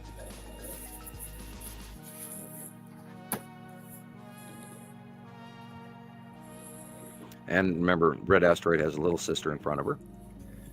Okay, this is Atu's moon after sunset. You can see the bottom of the planet is illuminated. Wow. And probably, I think I saw the ring there. Okay, this, Yeah? the light is coming from the left, far left, mid left. And That's directly east of me, Sam. right, okay, that was probably a Saturn yellow moon. This again, you're Directly looking east. at least the lead at, if depending on the date of capture here on this picture, this is just Saturn's yellow moon right there on the right hand That was side. Wow. Look at the in base. of it. November of last year. Okay, Yeah. yeah, that was then. It was a Saturn's yellow moon. Okay, this the light is coming Southeast from again. behind us and to the left. Most So- of the shots I take are southeast, southwest. Yeah, you're definitely capturing the planets, and there again Beautiful. is Saturn's yellow moon. Yeah, Going that just was in more recently, Kobar. Kobar out the west. 13 hours away. Oh wow. Yeah, this is where the asteroids are. You can see the rainbow colors everywhere. These are asteroids crossing, a group of asteroids crossing in front of the sun. That's incredible. That's why it's doing that diffused refraction. Yeah. Oh my gosh. There's That's great. a whole bunch of stuff going in front of. This is where that rainbow effect, because the light is broken down into a prism in space. Wow. That again, this is literally where is Saturn and Saturn's yellow What a moon. We're right difference. outside. Look how much different it looks. That was probably That is awesome. about 3-4 weeks ago. Wow, that's just like your drawing, Sam, but a Yep. little different. Yep. It's incredible. I see a Oh box my gosh. cutting in on the upper left of the sun. There's the Texas cube is breaking into the cutting Yep. into the upper left of the thing. Mm. And if this is a recent photograph, you have Matim, you have Uri, you have Wow. Saru. And a view of the salamander asteroid group is that dark line. You can actually see the salamander. You can see the head, the Cool. shoulders, and most of its back. Nice. And this one, I would say that his Saturn's yellow moon is in the upper right corner. Oh. That was Wow. northeast. Look at that. Nice tail. Look at that. This looks like Split tail. Atu's moon. Split tail thing happening The there. red asteroid and spiral asteroid are the white tails.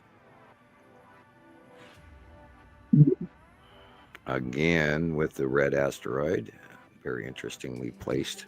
Of course, remember, it's on the southern hemisphere. It's so interesting seeing The angles are different. Yes, your guys' view is so The much pathways different. of the asteroids are different, and you have to sort of speculate and remind yourself what's there. This one, you have this again, asteroids the side of Uri. The Texas cube is in the upper right corner. That's great. This again is the Saturn's yellow moon. Wow. And some smaller asteroid there as well in the Oh, look at that. You can see the obvious My gosh, curve of that's Gorgeous. amazing. Ooh, look at that. Okay, the With light spread is face. behind us, and that is Nibiru. Wow. Yeah. Little finger man. Kiwi fingers. But look how dark blue that is. That is Nibiru. That's Mark that on your great. calendar and save that picture, Okay. Sharon. Okay, there. Blah, blah, blah, blah. Wow, that's interesting. That was out in the This must be country an too. older shot because I haven't seen Atu's moon that small and in that place for about a year. Okay. Oh boy, I have ideas, but I'm not even going to stick my foot in my mouth on this one. Okay, this is the side of Uri, quite easily. Wow. See the stripes? I think that's the skull asteroid involved in that as well. That is great. I mean, we're seeing so much more of the bottoms of. This is a new shot planets. because this is Uri and Matim and Saru and cutting off the light at sunset, looking due west, I believe.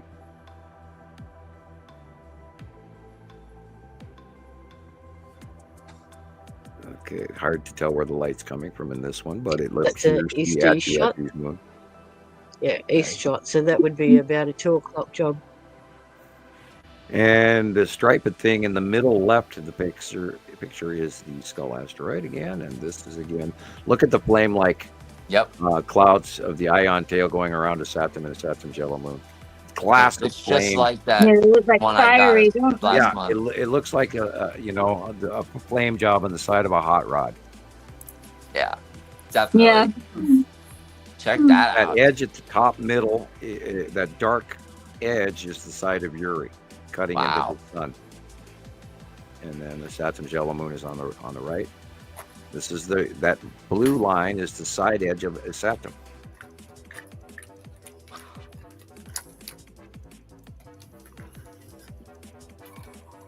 You gotta notice the subtleties and differences of blue.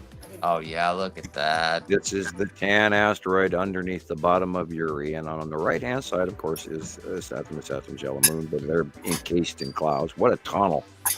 Yeah. Between, mega planets just looking through that tunnel.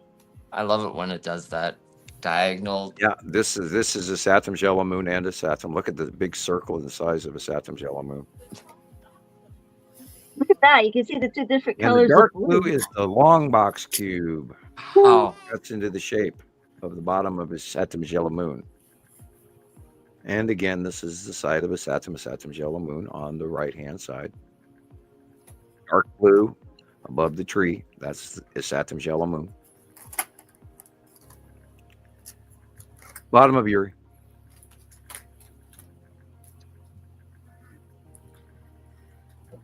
She has tons of good pictures. oh Yeah. my I mean, God. yeah, it's like- great. She knows what she's looking Right for. I think location. so. Uh-huh. Yeah, those are Thanks, the asteroids on the bottom Yeah. of Uri right there, and that's that whole stuff that we see on set, and it's only there for That's a few not a minutes. cloud. because the Look angle at of that. light. People will be like, "That's just a cloud. How can you Otherwise, I make keep that?" warning everybody about, like, They you know, do. we're going to start come March. Here we go again. Here we go again. We don't know what's going to happen. never They're going to stopped. be over the Yeah. top of us for the 180-day cycle this year, where they have been in our faces prior, but next year, they're going to be over the top of us. So proximity and size, wow, here we go.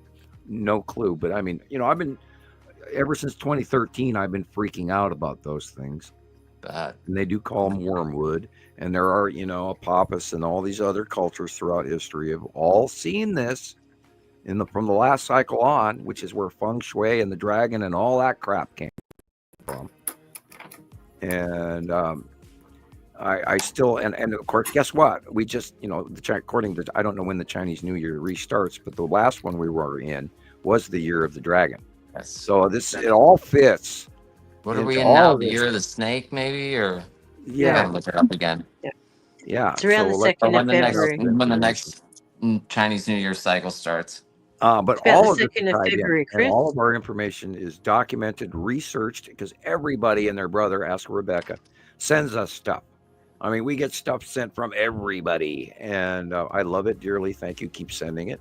Please do. This is where we built a very large library of documented evidence that all fits together. It does. And I'm completely comfortable in our information. And I don't know why you don't know this stuff. Right. Because This me, is our it's, world. you know, Why we're would you doing it. not want to see what is happening in the skies that is this incredible? There's no words sometimes. Hi to Yuri. Hi, Yuri. I see you plainly. It's strange how some people are just so like taken with it, like we are. Yeah. We're just fascinated, infatuated, you know. And then some people, it doesn't faze them. Like they're just All I zero see is interest. clouds. I don't. Zero. Yeah, they That don't. guy's talking about I imaginary want to know planets. what does it for you then. If a planet passing over Yeah, your skies it's a doesn't big do it for deal. you, then what does? I love I that mean, one. Vegas? Look at that. I don't know. Hey, did you hear the bomb go off in Vegas? No. In front of the Trump Tower. Mm-mm. Bummer, man. But I was You're surprised missing out to on a hear good it. news I story. mean, Reporting yes. live, Christoper Kuchuris from Las I know, Vegas. right? It was just so strange what this guy did. You know, and then It was What a happened? poignant, weird, mixed message, and it was poignant as hell. right, I mean, a Tesla truck right. in front of the Trump Tower, Oh, and I here saw he's, that. you know, here he's ex-military, and he's sad about, and you know, I've heard about his memoirs. I mean, I heard a report saying that the guy's still alive in the hospital. It's like, are you kidding me? So Possible. there's all sorts of weird information coming out. Well, of course, you know, you're gonna have all the gossip. Yeah, it's just craziness. It's like, You know, and I always, did you you know, see the caution people, explosion? He just was wait in the car. Yeah, it lit himself, and Yeah. most of the stuff didn't blow up, and only a partial Right. portion of it did. But and he was using fireworks, so it was not meant to per se. Right. But I mean, if he wanted to blow the windows out of that building, any self-sufficient military person would know how to get, that's- you know, like different stuff, like, you know, fertilizer, for instance, where if you want to make a real bomb, he was intentionally making a small bomb. And anyway, we'll leave it at that. Right. What else we got for us, Rebecca? Yep. Let's go ahead. Let me get my notes. Mittens is sitting on my book. You know, and about the planet, if these patterns happened one day on the right-hand Right. side, and then the next day they were on the left, or oh God, today it looks like that over the top of me, and they didn't match day after day, week after week, month after month, year after year, and match my drawings, then you could say, yeah, well, they're making this up. But we've got it documented. We show you what's happening every month, and for the rest of the month, it's going to match. We know what we're talking about. We've earned our place in this conversation. This flaring that you're looking at is a planet on either side in the upper half, pinching the Wow, light. look at it. That's a light pinch between two bodies on the right and on the left. And then there's an object on the right-hand side, probably the green asteroid that was showing through. This looks somewhat... Okay, the lead asteroid is above the 3 telephone poles. And check out the sky again. Yeah, this is a Saturn's yellow moon in the Saturn, and then the lead asteroid again is above the 3 telephone poles. They're flagpoles, Sam. And that bright illumination below it by the first tree on the left, the big tallest tree, that is the green asteroid's placement. It's moving. Right there above the trees in the center of the thing, somewhere right in. I think it's the illuminated extra sitting there, that white one just to the left. Is the green asteroid because it's showing up, and I've seen it all week. Red asteroid in front of Atu's moon.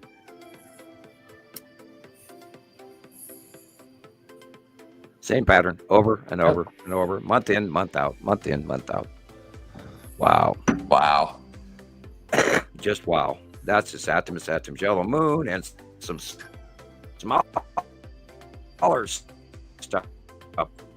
Oh God, we've got a long box cube. We've got a few star destroyers. Whoa, look at that. I know, look at that.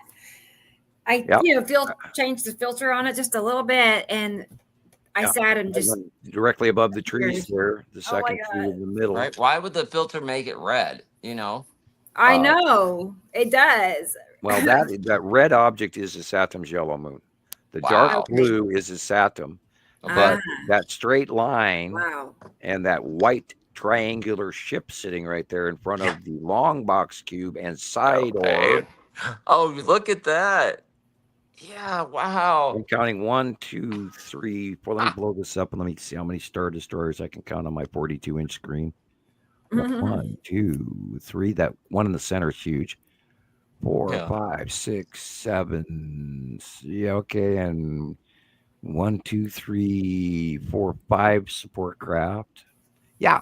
Long box cube in front of his Saturn's yellow moon, in front of his Saturn. And that white blip in the dead center above, just at the horizon above the trees, is a triangular star destroyer. Yeah. And there's many, many more in this shot. But I'm pointing out the number 1. And it's moving because it's leaving a trail behind it. Where the other ones are parked stationary. It's hard to believe, but we can see stuff that's out in space. And then look at, speaking of the devil, see that white cloud there with the square inside of it? Isn't that cool? That white one in the middle right, upper middle right, is completely different clouds than any of the other clouds in this shot. That white illuminated area is the trails of the Texas cube. And it's dark blue. And what's bleeding off is the Texas cube side orb, which is under those white dots. Very so you can cool. see that big dark circle inside that white cloud. And that we've seen many captures, dozens over the years, where the lightning strikes those side orbs. And then there's a perfect shaft of electricity that goes to the cubes, both on the long box. And so that's part of their technology is they gather. It's like a lightning rod. The side orb is a lightning rod, and then they take that energy and send it to the ship. Wow. That was from Tasmania, that one. Cool. That one appears to be the Tan asteroid. This appears to be the bottom of Nepesity and older. Wait a minute. Okay, I have my brain, Earth brain light I'm looking at.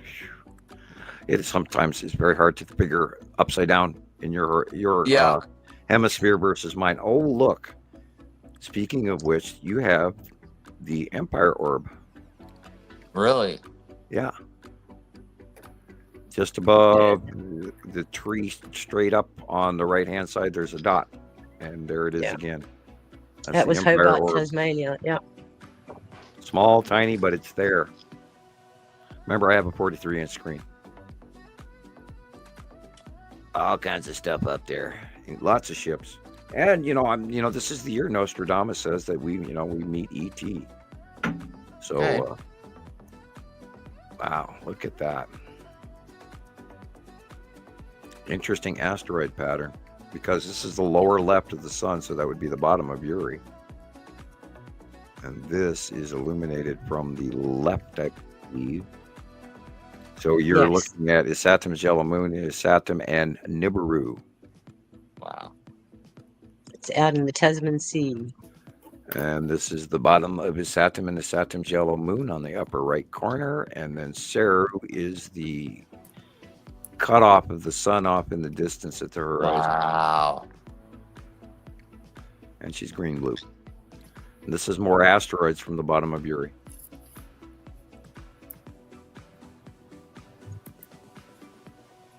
Scooting in as Uri comes forward and over the top of us.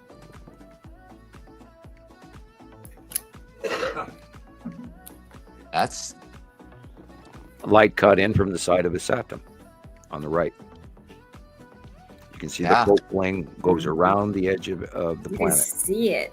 It's like a curved shadow yeah. Look at what's coming out. on both On the sides. Right right off the the light back. that comes out in the right middle, lower right there. There's It's like, what does light this mean? showing you it's Planets. rounding something.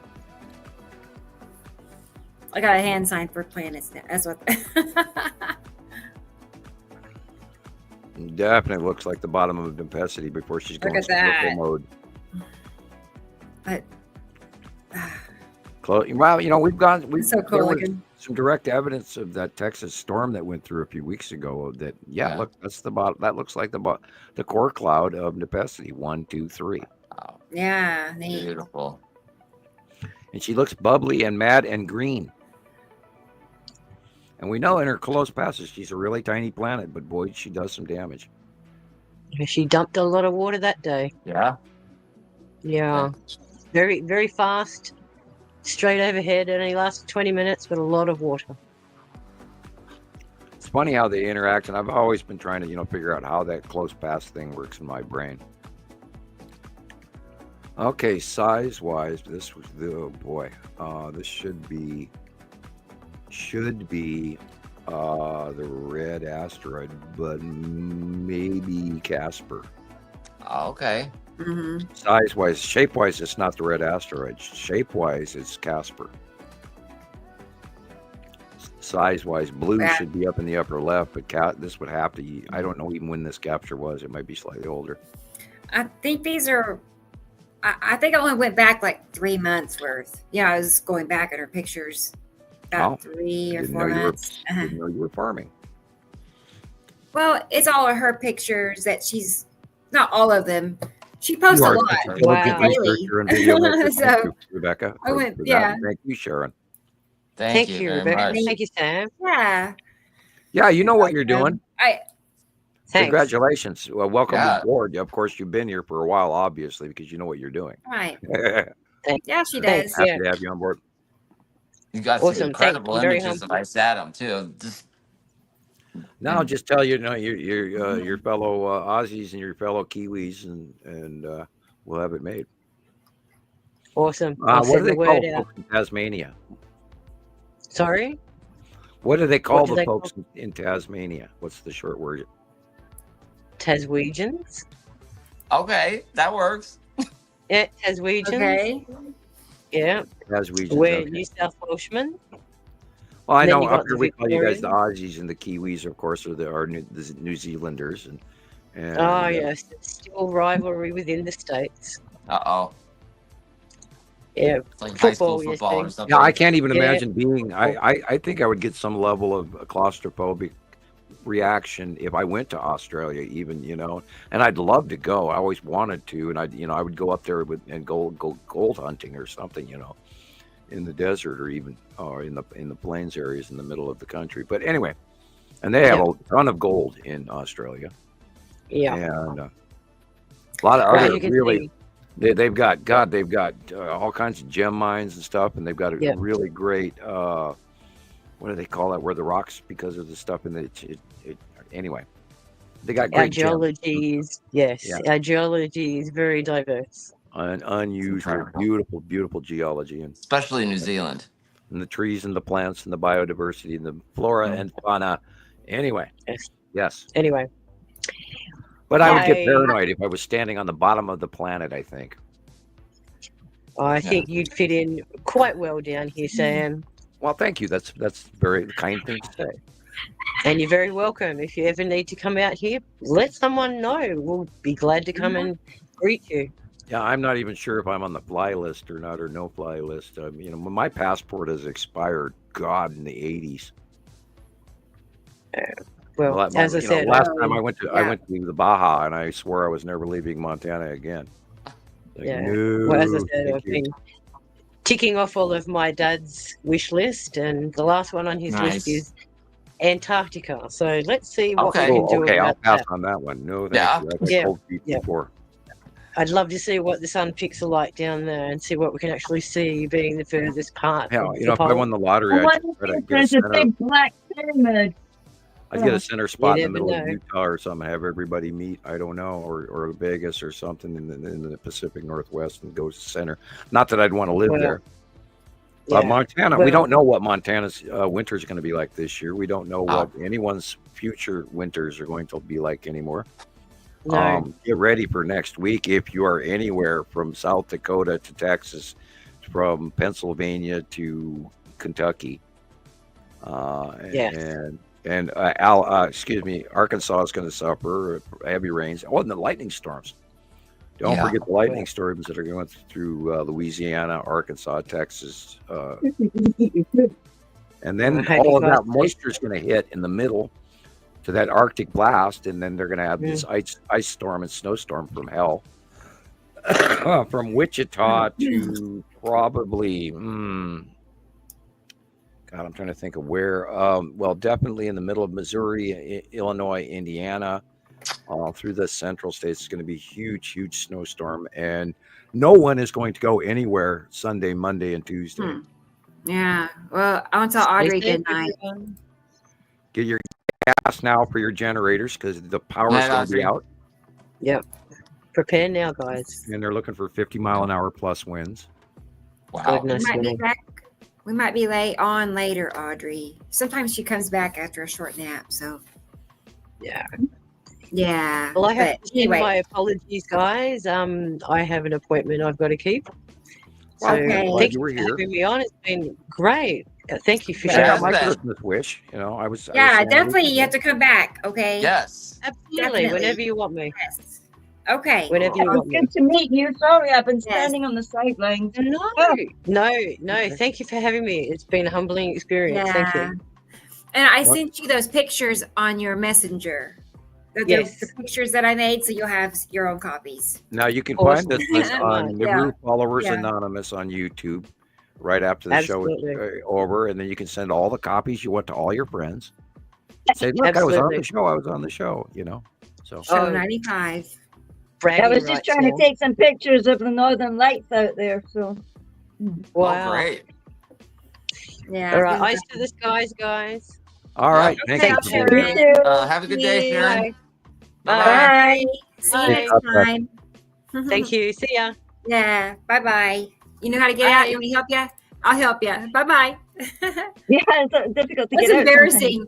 Every time I go on live, I always tell everybody goodbye, and then I'm stuck. I don't know, awkward 10 seconds looking for the right person. You're a nice person, Rebecca, and you worry about cutting them off. I know, right? Oh, that's true.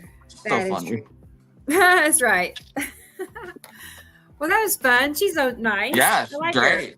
I need to shrink my she's a screen and come back natural. so I can see the comments section because I was not able to for a few minutes, and I apologize. That was cool. I like having new people on, change things up. And I know Jesus messaged me, and he said he might make it, and he might not. Okay. So I hope he's listening. Work extra, and he's tired. He's trying to get caught up too, and he's suffering the bills. Yeah. We all are. Oh, good night, David. David's leaving. Yeah. Good night, David. It's late. I might be the one that's in deep trouble as of next month. I lose a great deal of money.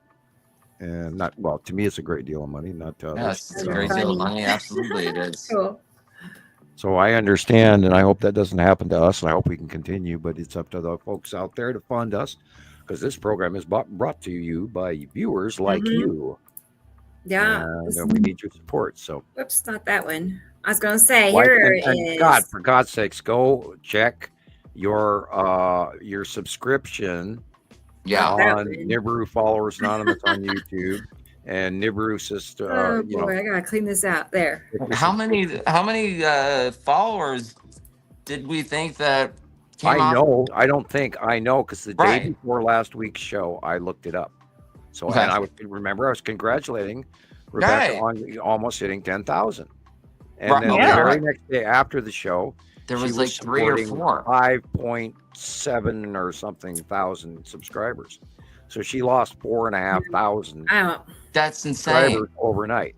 And Now, I you know what I- actually got mad.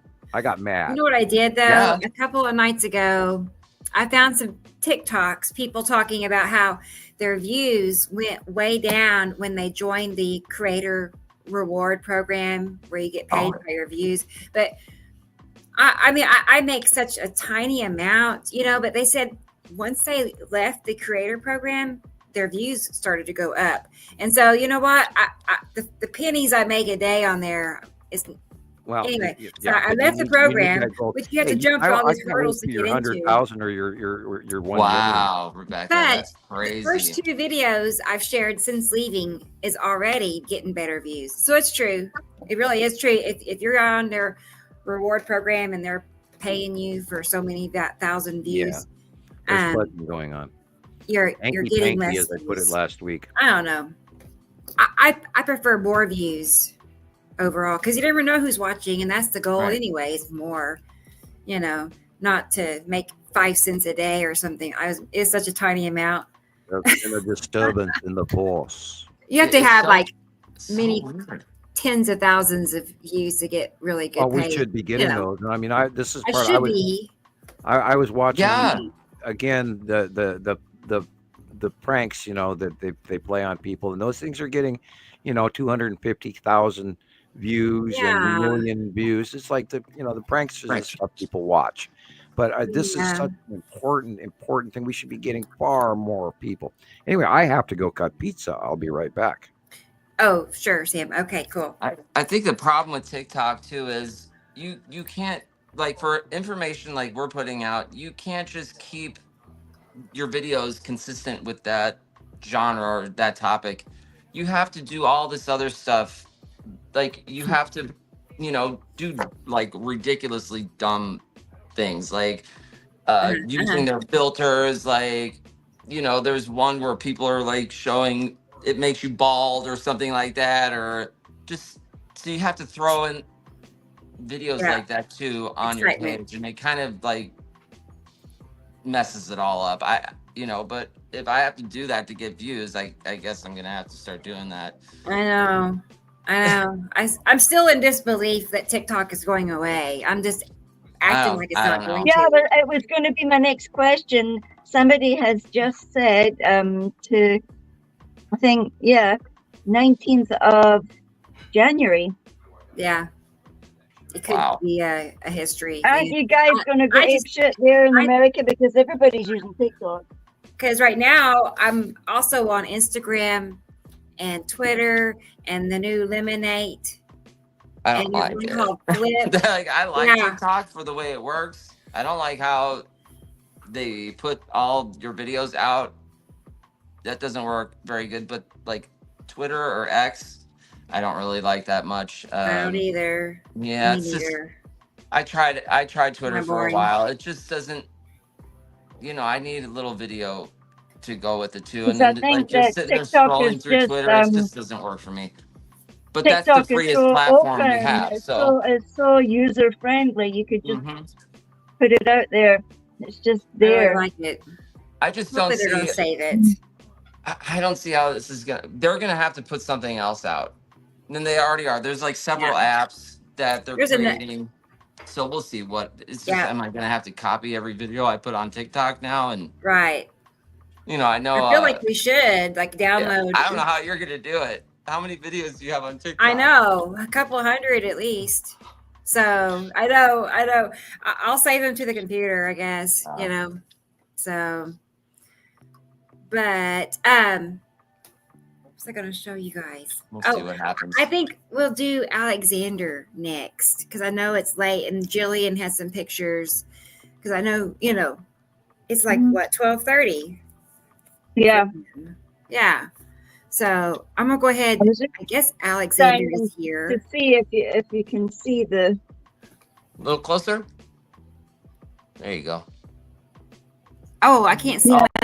Wow, that's happening right now. You're seeing The the red's northern going lights. right up, and there's two dark blue areas, I do and it's see like that. a light area in between. Yeah, And the send me a copy. darknesses are powerful, and there's like little lights inside both the dark areas. Yeah, that's pretty weird looking. You weren't able to see any of the northern lights this year, Rebecca? Look Yeah. there, see it's like Getting greeny. Look there. Yeah. Okay, sure. That's cool. Wow. That's pretty good view. When you're looking at it, Gillian, like how high does it seem? Does it seem like it's just endless, or? It just seems like a white fuzz on the sky, and when you see that white fuzz, you know that the colors will be in there, and your camera will see them better.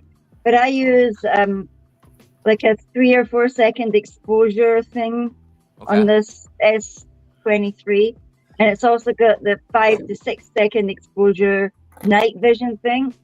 Oh, cool. So Okay. you see like different. Yeah, that's why you see the different. Like with this one, you can actually see stars on the top of it. Wow. Well, send me those too, and I'll add them to your pics. I put your pics on a slideshow. On a. Okay. Anyway, instead of a video. Amazing how dirty your glasses can get cutting pizza. Yeah. I guess, is Alexander here? I mean, I think he'd like to be here if we're going to look at his video. Let me know, Alex, if you're watching. I'm always a believer in getting those extra views. Like, subscribe, and hit the notification button on Rebecca. Yeah.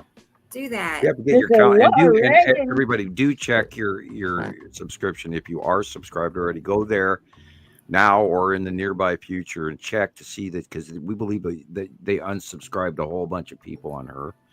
And I'm more concerned about that than anything else. And oh, by the way, while I was cutting pizza, it crossed my mind, if you are in the area where this minus 10 degrees, minus 20 degrees, minus 30 degrees is about to happen in the middle of the country, and you don't have any experience with this,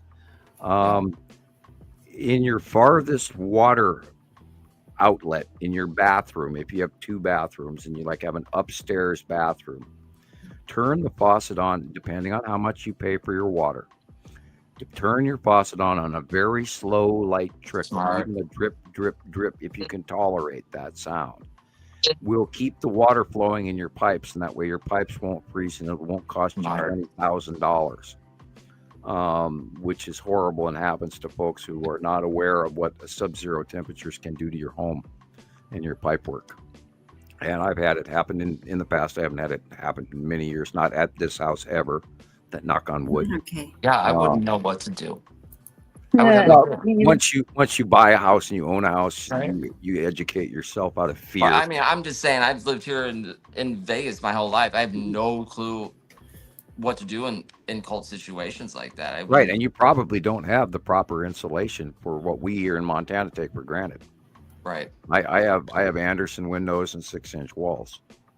Right. And my skirting is old and needs to be replaced, and the insulation around the skirting. I have a double wide trailer, and it's a nice one. It's older. It's an 80s model, but I mean, it's nice. It's valuable now that Montana real estate. It's worth way more than I paid for it, but once you own a home and you have to replace that pipework and everything, you become aware of it. And so if you wish to not have that issue, let your furthest faucet, most people know where their water comes into their house. From the movie Money Pit, right? Right. Yeah, they all are. Oh yeah, it's like when we got our little place, trickle of water, that way you don't get your pipes frozen. And I recommend that for Lana if you're listening. Well, the cold air is going to go all the way down to Arkansas and Georgia and South Carolina and everything. It's going to filter in. Now, I'm not saying it's going to be 10 below there, but it's going to be.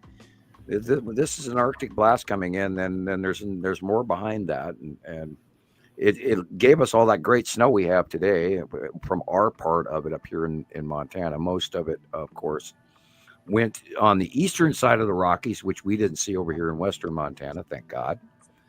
And otherwise we'd be sub-zero too. But it's on the way, guys. It'll be there Sunday and Monday and Tuesday. That's cool. All right. I'm going to go ahead and show you all a video. Cool. And let's see. Okay, so Alex is here.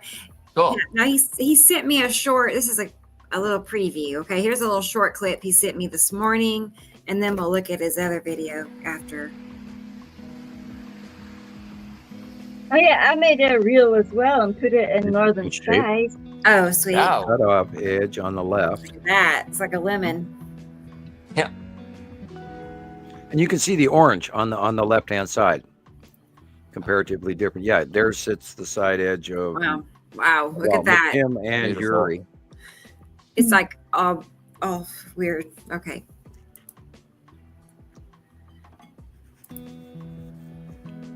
Ah, it's pretty though. Wow. I love that. It's like artistic. Yes. Okay, nice. Okay. Can't wait to see what Matim does. Here is his other video. Let's get it. Yeah, my brain is saying, yeah, Matim's in the upper left, just to the left, upper left of the sun. And you can see it. Oh.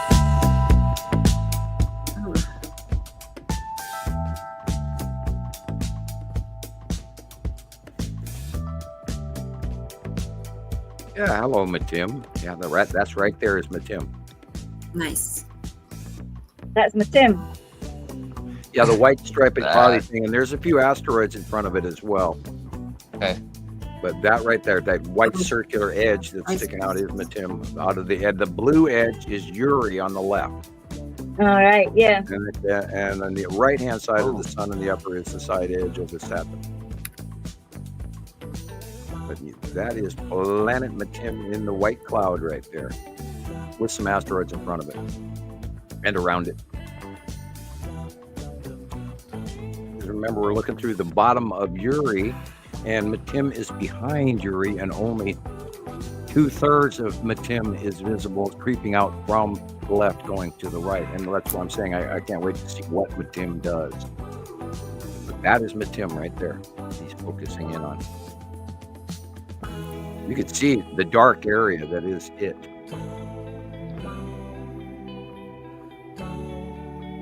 Bottom of Yuri again with the asteroids in there, and somewhere in this is probably the Skull asteroid and the Texas cube. The upper right corner right there is the Texas cube. See the box and the Star Destroyer. Wow, look at that one.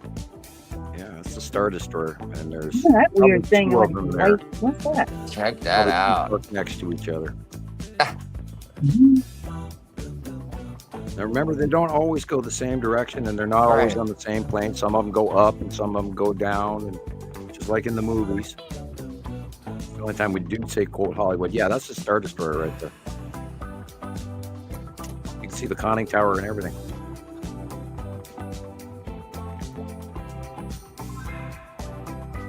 Yeah. Shiny bum on the bottom. And it's whiter than everything else. Yeah, it's completely different.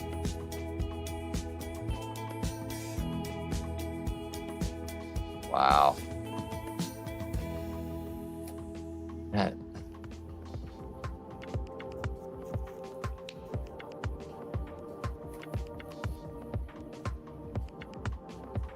That could be the green asteroid. Remember I was saying it was being weird and really puffy and funky looking? Yeah. Or that could be the side orb on the long box cube also. But it's on the right hand side.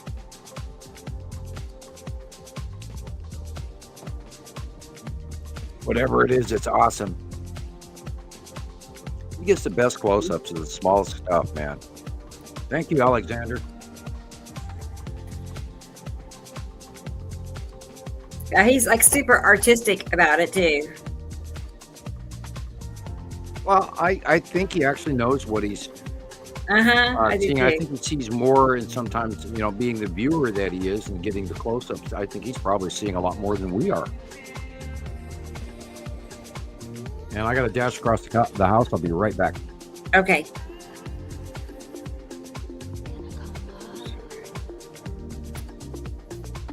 I'm getting Sharon's video ready to put on Facebook, so people on Facebook can see her slideshow.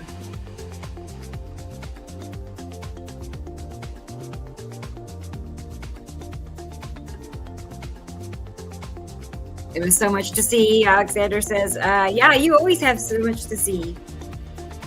I mean, there's never a shortage. You always have something to look at there. Like, do you ever have just like, I'm sure you do have a lot of clear days, right? Because I do. More than I like. That's the side of Uri and the asteroid, and there's the head of the salamander right there. Yep. I had that nagging feeling that maybe the oven had been left on, and I had to answer that crazy side thought to make sure. Oh man, look at that. Like, honey, did I leave the coffee pot plugged in before we left? You know, that kind of thing. You just have to check. Perfect. Yeah, that's the bottom of Uri, and those are the Tells you. asteroids right there. Ah, And those are the ones I drew in that would illuminate right now. The tan asteroid and all the little stuff behind it.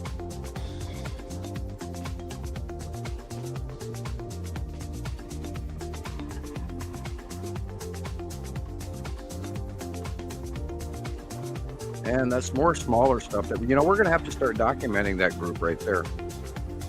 Because that is about, oh God, that's, that would be where Pappy, no, that's another group that's way behind underneath Uri. But there's a whole bunch of them. Somewhere up to the right should be the Skull asteroid in our out view as well. It's been predominantly sticking its little face out saying hi to everybody. A lot of spooky stuff. A lot of people freaked out about it. Yeah, right there, Matim again. Look at that light cut between the two planets. Oh, Jimmy, yeah, look. there's a sort of a flaring going on between the debris and the gaseous. Yeah. And Matim is behind Uri. Ooh, look at you. Yeah, I saw this the other day, Alexander, and I think I'm tempted to say it's one space tube, but it might be two parked next to each other. Mm-hmm. Here. Remember, the right, just immediately just to the right of the sun, and just a little bit down plane from where the long box cube has been. We've watched, God, the space tube has been around for what, 3-4 years in the same spot.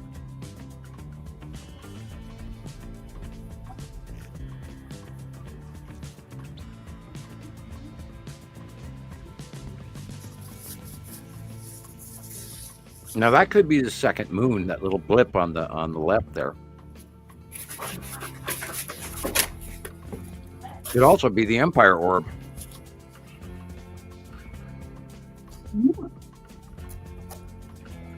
Now there's a thought. Had maybe NASA announced the smaller second moon is the fact that, you know, they're parking the Empire orb next to the moon to do nighttime views instead of daytime views? We know that the Norway Spiral Orb, Empire Orb, is the early faction that got here from the Federation.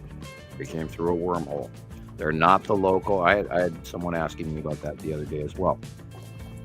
They are not the local extra solar system Anunnaki. The Federation is here also, and we've recently seen new crafts as well that are not previously seen, and there's a whole herd of them. And I'm getting reports in, and I'm trying to compile pictures into one file, but I haven't gotten so many that I can absolutely say, well, yeah, this goes to this file. But I've got like 4 of them so far, and I need to build a new file on the new craft. That illumination there is the blue asteroid. Now, back again, it could either be the blue asteroid, it could be the Empire orb, it could be size-wise.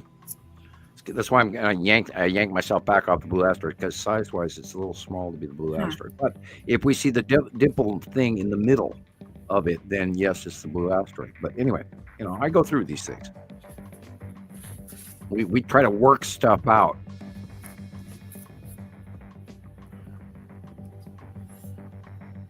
There's a lot of stuff up there, man. So he's showing us how the process he goes through in defining his pictures. Oh, nice. I love it when you do that, Rebecca, by the way. And I really wish you more regularly show some of your past shorts and some of your past shows clips. Yeah. And I love what Christoper does when he does culminations at the end of the month. We are, AI knows about us. So we are at a new threshold where people can ask AI about us. Nibiru Followers Anonymous will have to. Gillian, perhaps you should educate AI if you get an inkling to do so, please. Talk to AI and let AI understand that you're here to teach it, and maybe it will listen to you. You reckon? How do you talk Yeah, to AI? I have, Gillian, I have faith in your study skills. That's what got you here. You do your homework. I know you do. And I know How do you talk Rebecca's to AI? Sorry.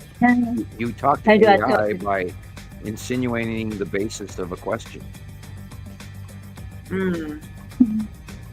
Okay. And then you ask it to elaborate and then summation. Okay. Is it a certain website or an app? No, it's actually on my messenger. It's like one of my friends that just appeared one day. Interesting. I'll have to look and see if I have it. Wow. Yeah, it just appears like on your friend list That's one day. incredible, Alex. I know. I look at it. I was trying to get my moon to come clear, but it was as if there was something shining extra that simply wouldn't let me get the shot, and it kept blurring the and angle and the curvature of the crescent. That is unusual. Yeah, look at the top of it. Not the normal lighting angle of a crescent moon. Nor But is it Sam, on the it proper also side. changes. It seems to be less and more, and less, and then more bright, and then less, as if it. And it's in the wrong something place in the is sky. missing. And this is all part of that same evaluation that yes, these planets are here. Yes, this extra solar system is here. Yes, everything is screwed up. Yes, everything is in the wrong place. Yes, Earth is tipped, and all of these other things. It's all connected. And everybody now, I shouldn't say everybody, many folks now see this as normal, being that for the last decade this crap has been going on, plus, it's been 15 years. And so a lot of people were just now getting into the sky, or have watched the sky for a decade or more, are cajoled into the point of view that this is normal. And this is not the normal angle crescent that I grew up with. Right. I'm going to be 64 this year. This is not my sky. But then I know better, and I've been expecting this, and you are not going to find anybody that has 44 years of experience. And I got slammed on other sites this week by a few trolls, and doesn't hurt, but, it makes me all the more heated when I try to inform people and not lecture, but share, because I care. I plan to change the whole damn human race. Is that okay with you guys? Mm-hmm. Would you mind terribly if I decided to change the human race for the Hofman theory? Dun, dun, dun. I can't wait to see it happen. Like, you're just going to be a household name. Well, and they're still talking about Albert Einstein, since there's been numerous way smarter scientists since Albert Einstein, and none of those guys are famous. And I've even looked up where, repeatedly people have thrown out, his gravitational theories left and right, and it's not popular knowledge. And Einstein is like 1880, 1920, 1940 shit, and science hasn't moved an inch. Excuse me? say what? I mean, like, hello, this is 2025. Oh my God, this is the year. Dun dun dun. We got to get one of those little sound things where you press a button and you get that. Okay, soundboard. Yeah. When you become rich and famous, just like me, right? It's probably super easy too. Something to download. Dun dun dun. Christopher, you can figure that. Oh, look and see. I was You could just be our saying, sound like, check guy. The tinging of the drum joke. At Sam's Right. every joke. The snare drum effect. I like I'm the Price is unfortunate, Right loser bell. No, or you'll lose your job, mister. Right. I'm only joking. That's my favorite. But I was saying, I'm like, listening to we Mr. don't know any of these incredible scientists from modern day's names. Like the medical field, look at the advances they made in medicine up until now. Look at what they're doing at these particle colliders, the advancements they made in physics, I know quantum physics. what's You don't wrong know with these them. people's names. I saw what their problem with the super collider day one, what they were doing, because I watched the studies in the containment field. Oops, did I say that out loud? Yeah, what they were doing in the Hadron was literally scary. Yeah. And they're still doing it, although they're shutting it down. Do you know why? It already did the thing that they made it for. And that is why this is a hint. The 2009 Norway spiral occurred because of it. And then we could talk about the Texas cube and why it arrived over Texas. Because what does Texas have? The Texas Collider. Dun dun dun. Collider. So if you guys like a tidbit of the hinted, Sam hinted at classified information and wasn't erased for once. My God, I actually got to talk. They didn't kick me off the internet. Guys, were you out? They were chasing donuts again. Oh, that sounds good. Yeah, well, I dug out of my freezer some really cool East Coast Starbucks coffee somebody sent me. It was awesome. Thank you. I don't normally eat or drink things that people send me unless they're friends of mine that I've known for a long time. Because I've had my. Guess what? I did not get any troll Christmas cards this year. Wow, wonderful. I was looking forward to them. Are you serious? That happens on Christmas? Oh yeah, and they're usually pornographic Christmas cards with women with boobs and things like that. Yeah. Ooh, did I say boobs? No, with hamster tummies showing. Right. Schmoobs. Yeah. Fuzzy hamster tummy. Yeah, you caused some drama, didn't you, Gillian? What is the new hamster meme that you have for us?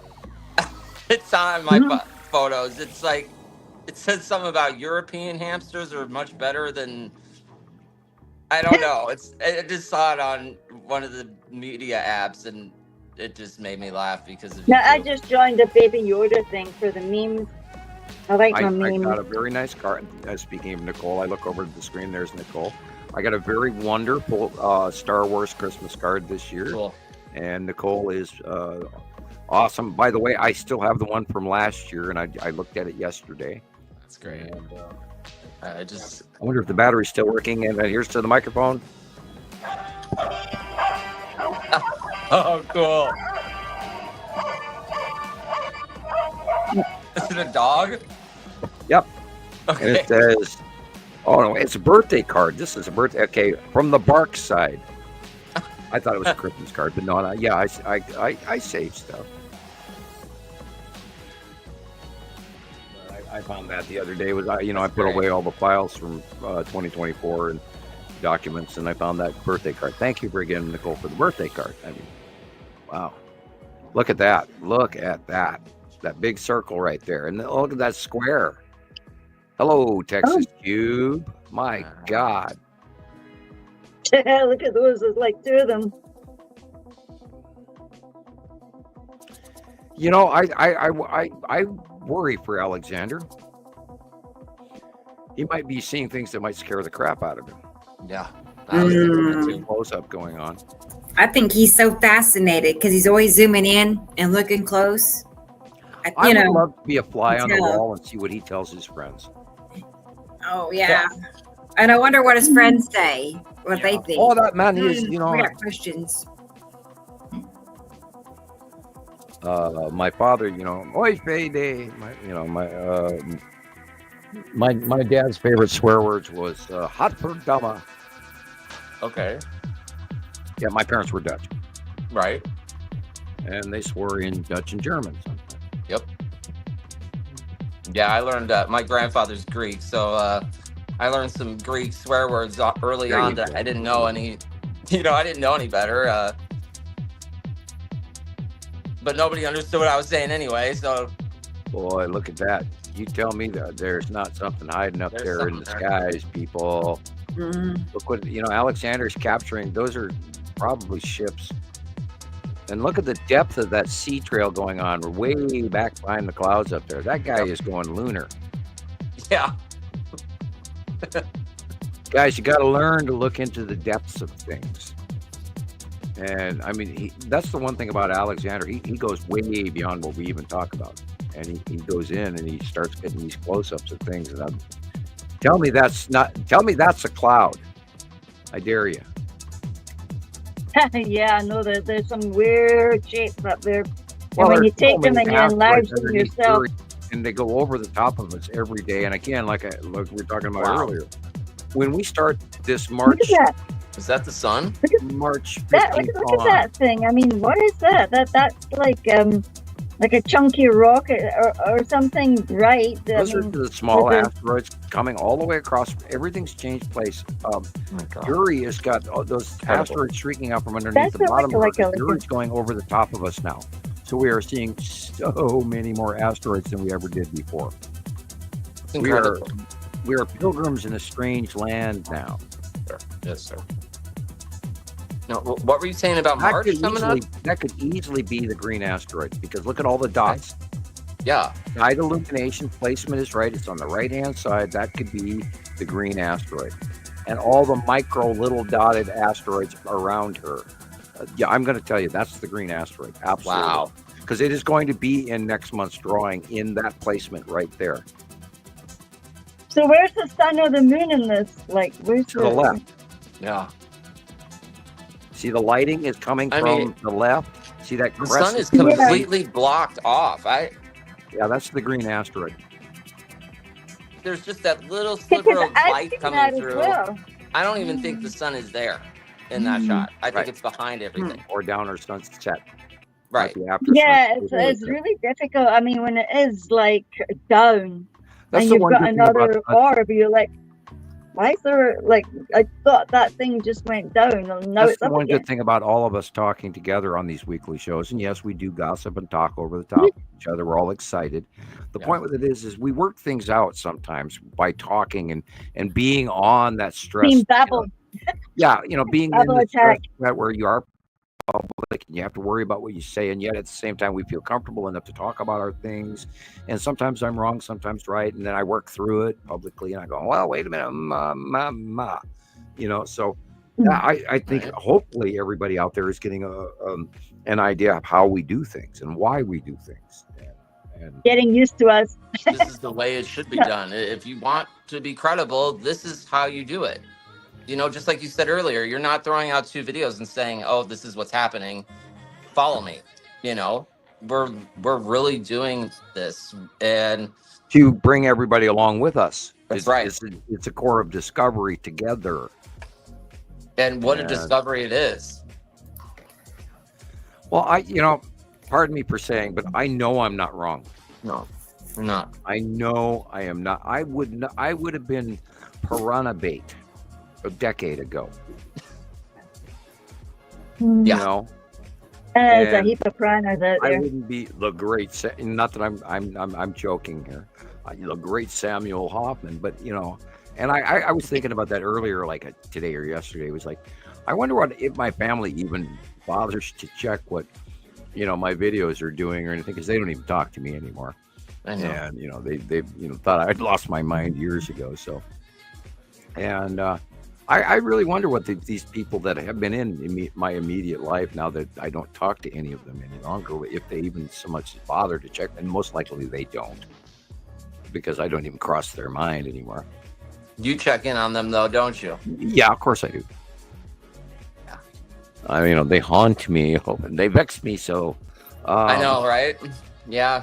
Yeah, well, I believe in in family and taking, and they've somehow chalked me up to something other than that, but that's okay. I've always been annoying. I talk too much. But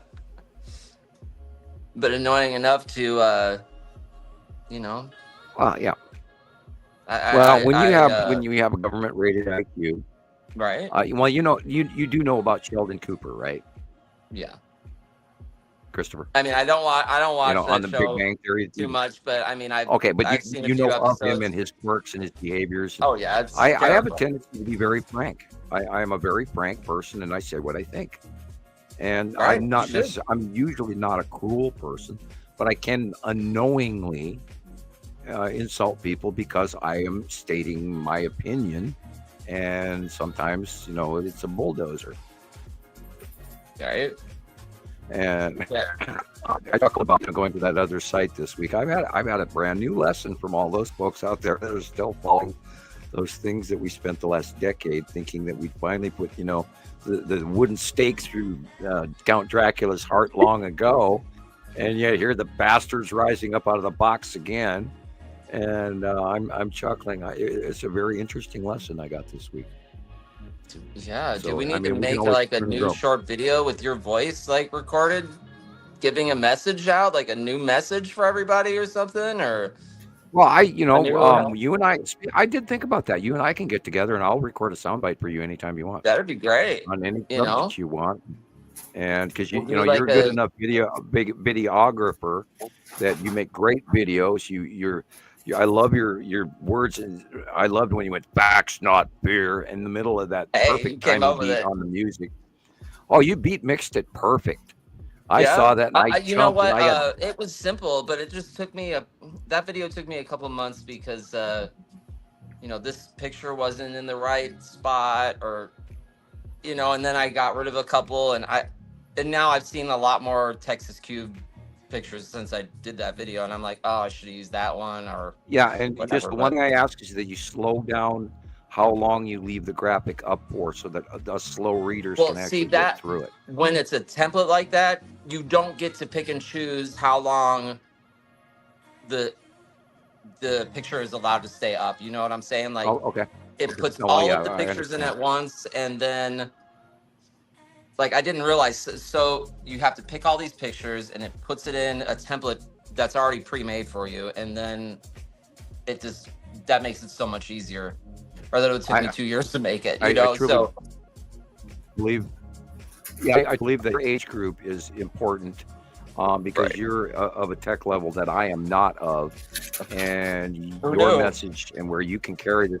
Well, my crew here tells me you're a star, so that's why you're sitting in the chair you're sitting in, and you've already surpassed expectations of your performance.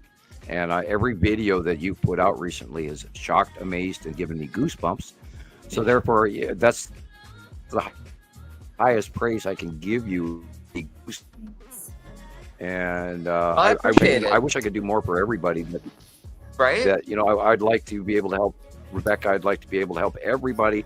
But the only way that we're ever going to go viral and ever end up sitting at Comic-Con in Vegas is if all of our listeners like, subscribe, and share our videos and tell their friends at work. Yes, it could be slightly embarrassing, but hey, I saw this group of crazy people. You should watch some of their shows. They talk about this group of planets and this guy named Samuel Hofman, who has a bona fide, recognized scientific worldwide theory. He's an up-and-coming theoretical scientist, etc., etc. And that's what I'm a scientist, and I have a theory, a theoretical working unification model, and you show me anybody else that has one of those. including an NDA and government recognition and a government rated IQ. And those are all part of my past. And that they're facts. They're not me trying to embellish or anything like that. This is, Rebecca spent her tenure. I spent 15. Gillian earned her place. You, sir, have earned yours in a very short time. And I'm very proud of you and congratulations.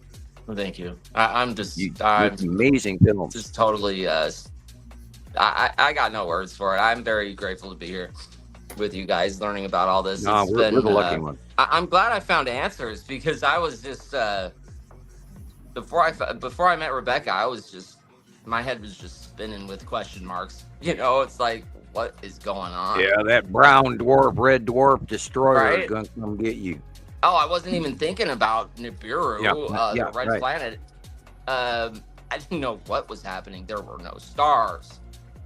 I told you guys before about I was walking to the gas station with my wife and this lightning came out of nowhere and it hit us, like it hit the ground within I don't know how far away it was, but it was so loud we both fell to the ground and there were no clouds anywhere.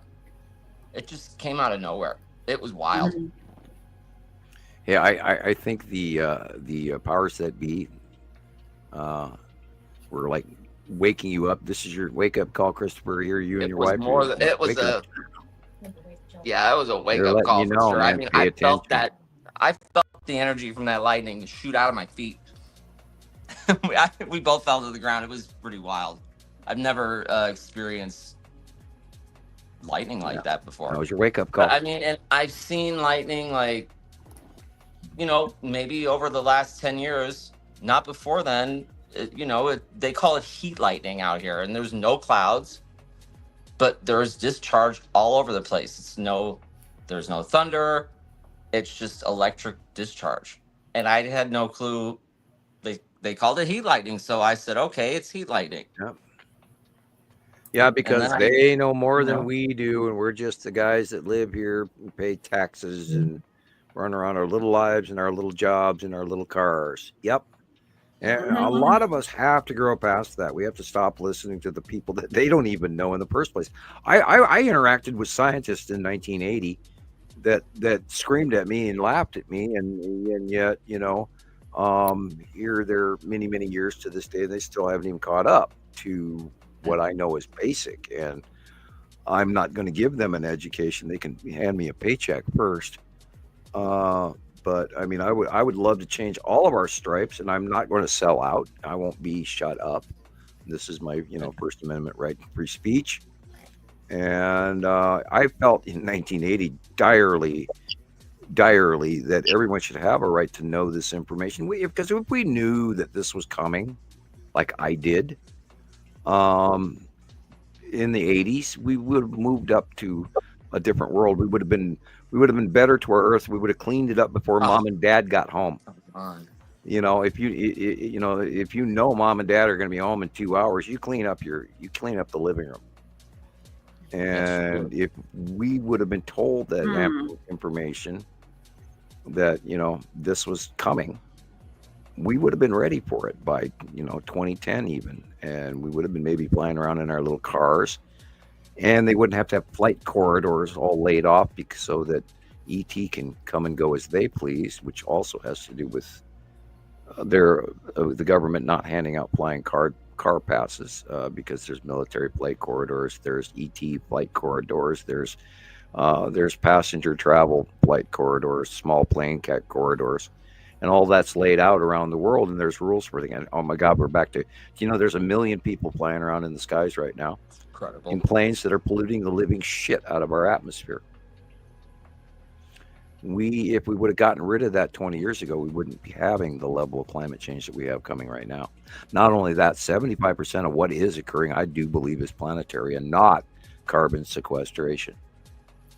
Because if you look at the two in comparison to a red line experience in the previous history of planet Earth, we don't have those carbon levels that they're claiming we do. There's something wrong in their math, and then they keep going, well, senior climatologists don't understand why the polar ice caps are melting off 65% stronger than they're supposed to. Well, guess what, guys? That extra big light bulb in the room is heating up the whole room, and that ice is melting faster than anything that your math is going to show you, because you're doing equations based on Earth and CO2 sequestration levels and greenhouse effects when there's another star in our solar system. And that's why all the planets, it's not just Earth that's going through climate change. And in 1650 BC, it did it before. And there's your reality. If you want to know what the future is, look to the past. There's your example.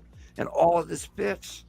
So, I could say if it was a one-time, one-off thing, yeah, the destroyer is going by us and we won't see her again for, 60,000 years. Well, then there's no way to prove that. But this is 3,654 years, 1650 BC. It was a change and a breakup, disruption in the Bronze Age. It's written and recorded in history. There's tablets and stelae and all sorts of carvings all over the planet that match all of this information, including the 7-planet count on all of those artifacts throughout history. 2 stars, 2 sets of planets, binary system, plain and simple. Hofman, 1978. Dun, dun, dun. I know. And they all left us. So look at, they're all snacking in the kitchen. I know. Where'd they go? I'm making a post. Hey, bring me the Fritos, okay? I know. Well, it's that time. Yeah. You know, okay. you gotta... I'm looking at the clock for the first time. We're at 4 hours, 13 minutes. Yeah, we're moving right along. So let's see. We have options. How about I have a short clip of Jesus and his. Oh, here she is. Okay, let's get her pictures because I know it's getting late. Oh, there's Jackie. She's running in front. Oh, wait. I forgot to add the ones you just sent me as all, but I'll get them. Okay. Yeah, but I can't believe how goofy the moon and the little stars and what this is. But there it is. Yeah, well, it looks like a Star Destroyer pointed down. Nah. See the conning tower? Something. Yeah, it's a Star Destroyer pointed down. Yeah. Okay.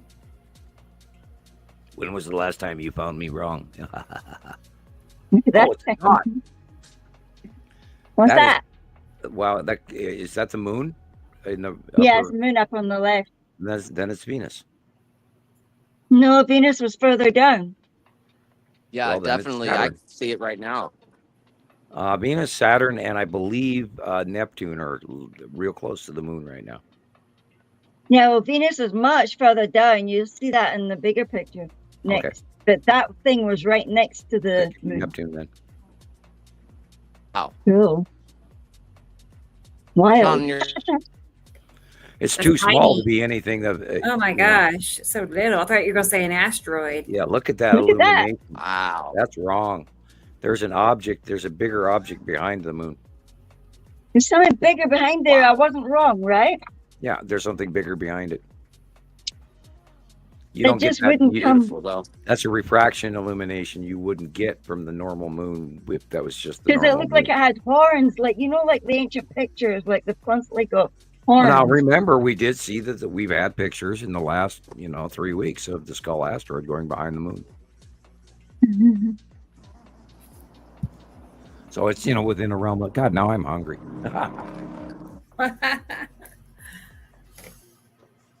Yeah, look, it was almost like it had green, like it was a green object that.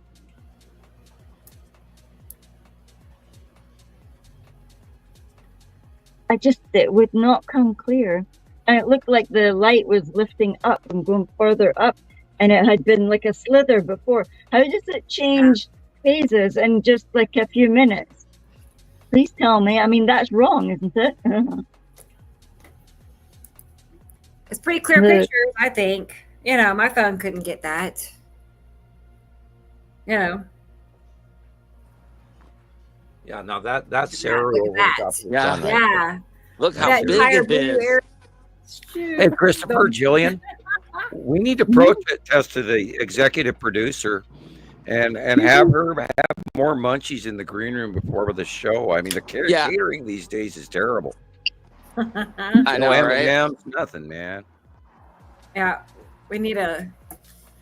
Well, trying to when we do go viral and we get famous and we have our Comic-Con shows, we'll have a really extensive writer that when they invite us in our green room, we'll be catering with the proper meals and the green M&Ms, and food, yeah. Fritos, corn chips. But look at those two super Coca-Cola, dark things down at the bottom. Are those planets like that? Those two dark things right at the bottom, under the sun. What's that? Look. That's probably just normal clouds.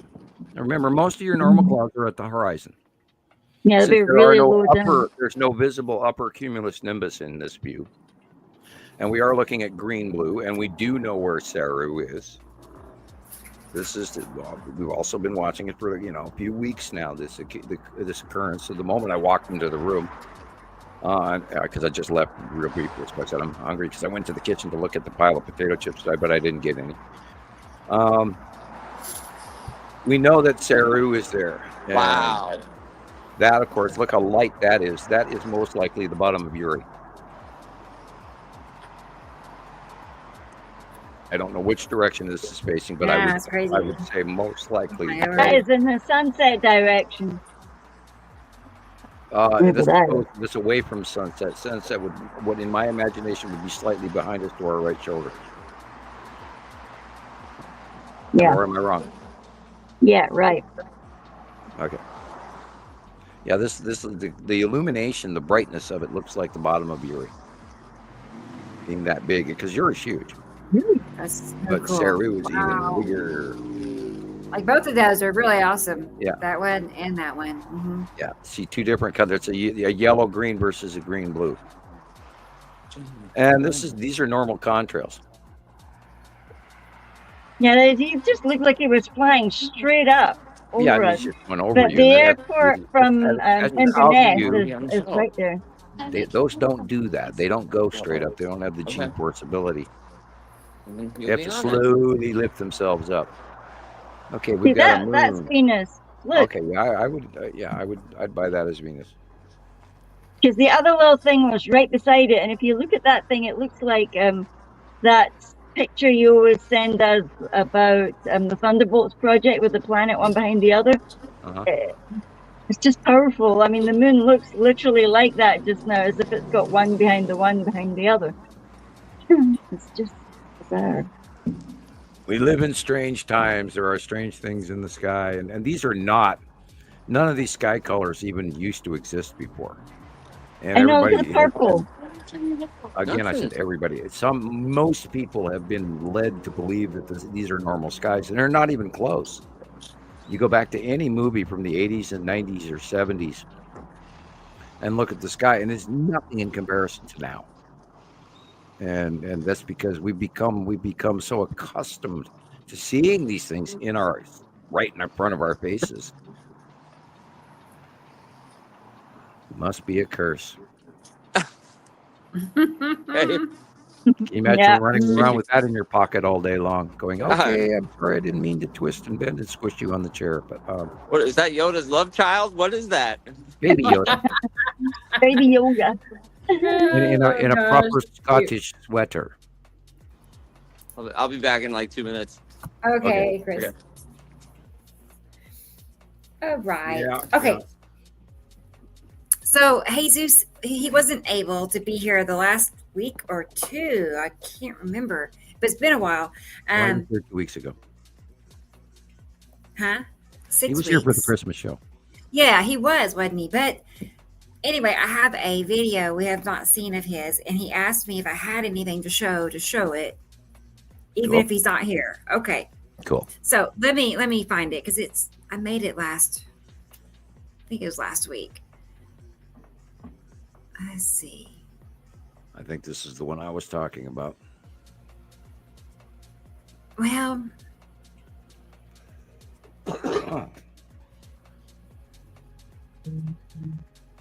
I almost think it was from the Christmas show, and we didn't get it shown before he had to go. That's what I think. Because, here. No, that's too far back. Bear with me. Andrea, there is a difference between contrails and sea trails. And those were just basic trails that were off all of the engines. And I did look. I remember I'm on a 42. And those trails came from the engines, not from the wingtips or from the fuselage. Mhm.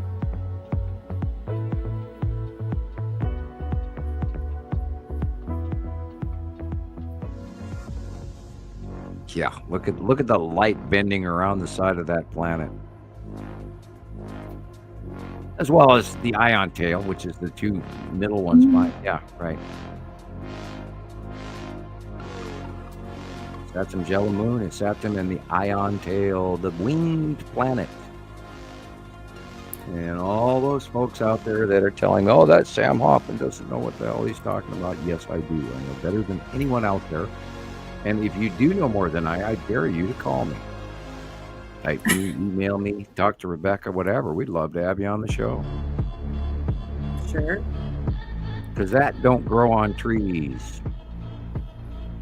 Jillian's favorite word, Skippy. Nope, Skippy. I love How Skippy. long till you notice these close passing planets? Oh my God, that is so close to us right now. It's so huge. It's just insane. That is a Saturn Jello Moon, a Saturn and the lead asteroid.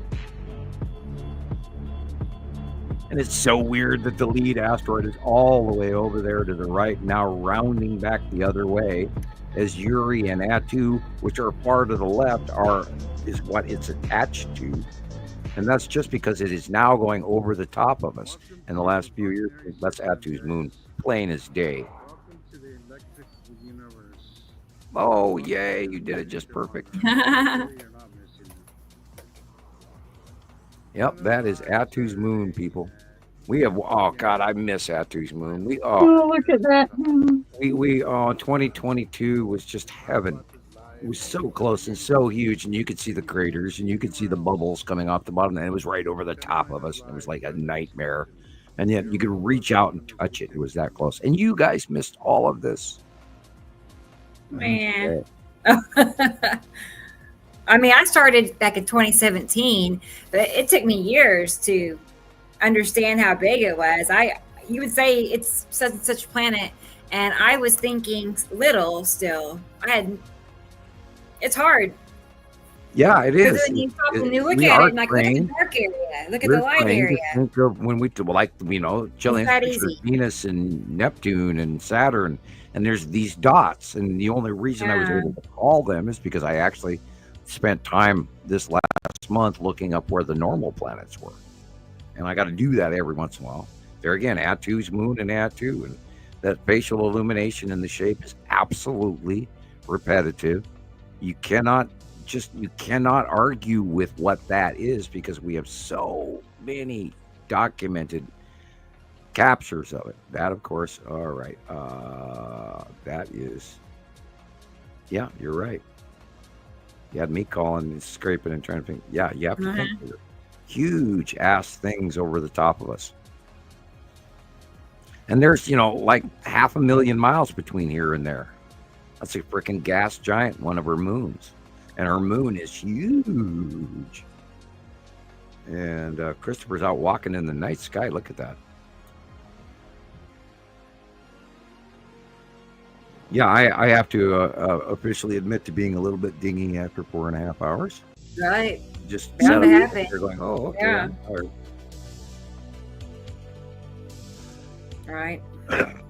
Yeah, we get to doing these shows, and we've done them so many times that you go into autopilot, and then you don't realize it until you jump up out of your chair to go to the bathroom. You can barely walk. It's like, oh, my butt hurts.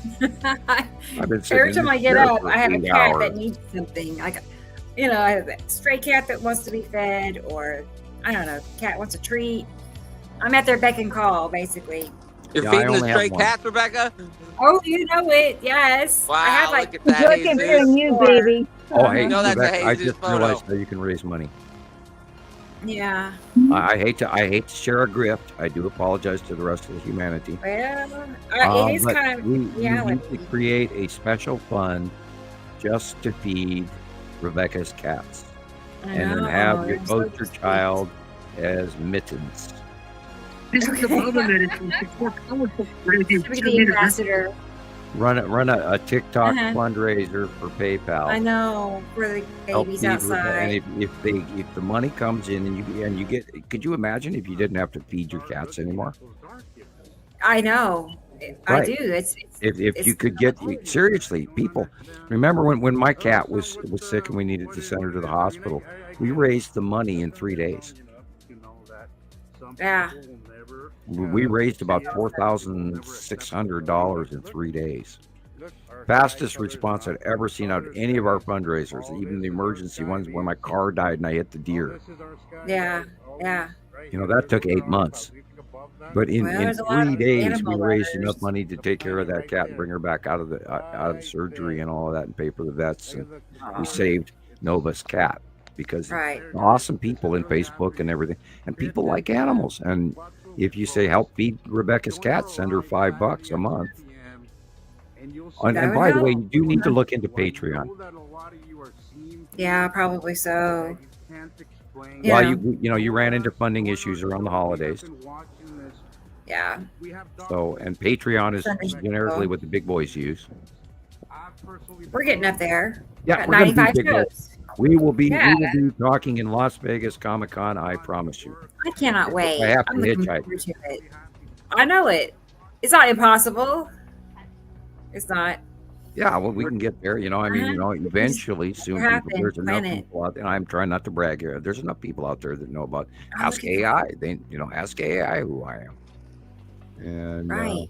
It's we time. earned it. All of us, we earned this. Look at that I damn wonder- planet there. He's so right there. Yeah. And I- they always show you. Yes, They show you where they are. Just follow the curves. Just follow the. It's like they present themselves. That looks like a number 5 right in the middle there, that. like a 5. Whoop, Beautiful. look there. Looks like a number 5. Look, Over and over. I love it. look, it looks like a number 5 on it. Right? I How know. can I take a picture and Jesus take a picture and it's the same skies. Over These are and over. not It's clouds. awesome. These are reoccurring planetary atmospheric base clouds. And we have documented, look at that. That's Atu's moon Wow. if we ever saw it. Boing.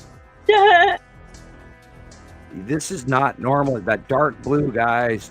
Now look at the horizon. Tell me Yeah. that's not something right there showing us the shadowed backside of it that is not being illuminated by the sun. Argue with Right. me. Now look at that dark blue. That blue Look at should that. be uniform across the entire sky. Correct. Yeah, it's never been that. It's like And nothing because created. we've learned to look in the background behind what's in front of our faces. Rather than being distracted by the waving hand of the right hand side, we wonder what the left hand is. Look at that. That is a freaking planet. See that dark blue over the light blue? Planet, sky, planet, sky, planet, sky. And yes, it screws with your imagination to think that that could possibly be, but that's what you're looking at. Absolutely. Let your eyes tell you. Oh, I see these clouds. No, colors, people. Look behind the clouds. That's Atu's moon. Wow. You can see Wow. the circle of Atu's moon, which is, by the way, still getting smaller. Wow. Side of Uri is behind it, correct? Because Atu is way up and behind to the left. See this cutoff in light? But look at that dark thing. I mean, The right in shaft front on the lighting. left. When you see those shafts of light, they're acting like that because something's cutting it in and pushing it out to break around the edge of something. And that edge is what you're seeing. There's a planet on either side right here. This is a light pinch between planets. Because they're between us and our sun. We see the dark sides, they're back nighttime sides of them. And yet this gleaming star shines through in this X'd out or cut off pattern because there's an object in between. Matim, in front of cutting into the edge of Uri. Matim in front of the edge of Uri. That's great. Wow. When you see And it it's and it's yonder. Right, and it just towers over you in an effect that you've never seen skies like that before, and your eyes are seeing it, and then your brain wants to tell you this as absolutely impossible. No, wait a minute. I take it back. I'm wrong. That is not Matim. Yellow moon, No, lead asteroid. lead asteroid. See the stripes, and it's on the right hand side. I caught myself when they panned over. Cause see that Matim is sticking out of the side of Uri just like that, but this is the lead asteroid because it's on the right hand side, and I was wrong. I apologize. See, I make mistakes. I'm so yes, I'm swayed. I want to see Matim. I can't wait to. Oh God, we haven't seen Matim since 2017.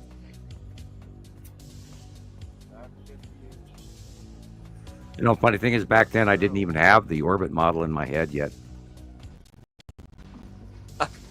It took me like 5 or 6 years of watching all of this process go over in front of us and over in front of us and over in front of us. When I was doing the early cutout drawings on the Understanding the Skies series, by the time I got to Radio Wasteland and Fight for Your Freedom Radio and all of that, I knew what the model was and the rotation of therein in the groups. But prior to that, I was like lost as to where Nibiru was versus where Saturn was, and it was very confusing because in the early years, our out view of Isatim and Matim, excuse me, not Matim, Isatim and Nepesity, traded places, and it completely threw me for a loop. That's because the spiral was going on when they were smaller in front of me, and I didn't regard the two tails, the two separate spinning arms of the orbit model. And the out view, that's what screws with you, is the out view versus reality. And I've been resorting to that one model that I did a really small line drawing. That's the side of Uri and Saru. And the I wonder what asteroid. happened to that lady that did Fight for Our Freedom Radio. She was she's elderly and she was volatile, and she didn't get along with her neighbors. And she was a little bit militant, and pardon the expression, but she was a Trump supporter, and that had a tendency to get in the way of the science. Oh. I try to leave politics entirely out of this. I mean, last time I seen her on Facebook, the poor lady was going on about her dogs. Yeah, I think that she's gone on to greener pastures. I don't know. Maybe she continued her show. I don't know. She didn't call me back for another interview, but that's okay. I've never heard from her again. I remember she was on my other Facebook. Whoa. I did quite a few shows with her, and we would set up a pre-show guideline. Okay. And I would talk about things I wanted to talk about, and then about 10 minutes into the show, that would go out the window. She was pretty good, but she yeah, she was politically motivated and wanted to reach into a lot of conspiracy theories that I had no real way to comment other than opinion rather than fact. And anybody who's my close friend, how much I hate guessing. Yep. I mean, I say that 5 times a week. There's no reason to guesstimate any of this. There's no reason to do this if we're gonna be guessing at all. Right, because then we're not doing science. Then we're not doing citizen science, and we're not feeding off the gossip. Right. Sun simulator, this, that, the firmament, my favorite one, flat Earth. I'm sorry, I'm not diving into that bucket of fish. Yeah, I know another one just posted one of them. It's we're on a circle, and he can prove it because it was in the Bible, and the Bible said we're on a circle, and it's in Elijah, whatever. Well, we got past in 1442, 44, we got past the flat Earth thing, and we entered the world of science and chemistry. Prior, of course, to the Spanish Inquisition. which is No, what's this the it whole damn says thing that that we're you working can't today. have that he can prove that we're on a flat disk thing because and then in the same about same sentence says the planet. I mean, no, I mean the flat disk. You know, I'm like, dude, you just contradicted yourself. You said planet and flat disk. The only thing that flat earthers have to fear is sphere itself. That's a dad joke. Oh man. That's a dad joke, and I've thrown that at them so many times. Yeah, they're and I have two words, and I've repeated this even in many shows, even at Radio Wave. Two words: stellar rounding. If you're a positively charged planet, and you've been a planet for 6 billion years, and all this stellar material is flying past you, and you have a magnetosphere and an atmosphere. That's why you spin on a gravitational axis, because of the stellar material that is going beyond you. You get round. It's called stellar rounding. That's why some rocks in space are shaped like glass. Some are conglomerate. Some are joined. And they're not rounded because they haven't been that way for 6 billion years and don't have an internal core, lava or iron or copper or steel center core or any of the number of possibilities within the universe. Remember the periodic chart? Oh, look at that. Oh, look at that. What have we got here? We got the lead asteroid. We've got the Saturn's yellow moon, and the long box cube is the dark, just above the horizon, dark area. There's 3 really black lines right there in your light in front of you, and that's the long box cube, and the rest is close passing planet just above the sun at sunset. Hi, Sabrina. Hi, Sabrina. I didn't know if she was here, but hi and bye. Yeah, and I would again point out that these patterns are over and over and over again from around the world. And these are asteroids, some of them. Well, there's a lot of activity going on here. All those little spear things. What are we, near the age or something? I mean, look at all of this. Those are sort of plane tails, but or are they asteroids coming in? Because at any given time, you might see like 3 or 4. You know, look at them scribblers, though. I mean, that's a lot. Not 50. So well, now they are talking about the new meteor showers that are coming in, boys and girls. Oh yeah. You know, the funny thing is I remember in my youth, because I used to watch a lot of meteor showers, that there were like 3 or 4 throughout the year. Now, aren't we up to like 16? Where they're talking about the quadrants and the Pleiades and the whatever things that are really also hard to pronounce. And this is interesting. Leonids and the Taurids and all those things. Yeah, right. The Taurids and and Andromeda. Now, don't forget. Could be the red. Okay, the light is coming from. What is that? This is sunset. Beautiful. I see. Who is typing that? Is that you typing? I would tell you that the red you're looking at is actually planet is Saturn. That's me. Is that you? Okay. Yeah, sorry, I couldn't. I'm sorry, you guys. I couldn't see anything for like 2 minutes. Oh, okay. Oh, okay, bummer. okay. That was great. Well, I'll have to go to bed, people. You guys will have to hold up the... Oh, man. I know. Darn. Good night, Gillian. Yeah, I've got one more shift, and then it's my week off. Yeah. So we can actually have an extra show in that week. I've one on my birthday. What, we'll an have a entire show on my week? birthday. When's your an birthday? entire Great. week. On the 7th. That's great. On the 27th? On the 7th. Oh, in 3 days? Yeah. Oh, okay. Sweet. Yeah. Well, cool. Yeah, let's have a show. I'd volunteer. Yeah, a birthday show. Yeah. A birthday show. Yeah. On the 7th? Let's see. That's Tuesday. Wow, that's my dad's birthday. Bring Dad along too. We can have a debate. I just realized Right? I don't have a January calendar. Yeah. I don't have a January calendar either, isn't that? It's this coming Tuesday. Got to get a new Star Wars calendar, man. Yeah, you got to Oh, have boy. a calendar in the house. Well, yeah, I mean, what time is good for you? Like, what time are you thinking?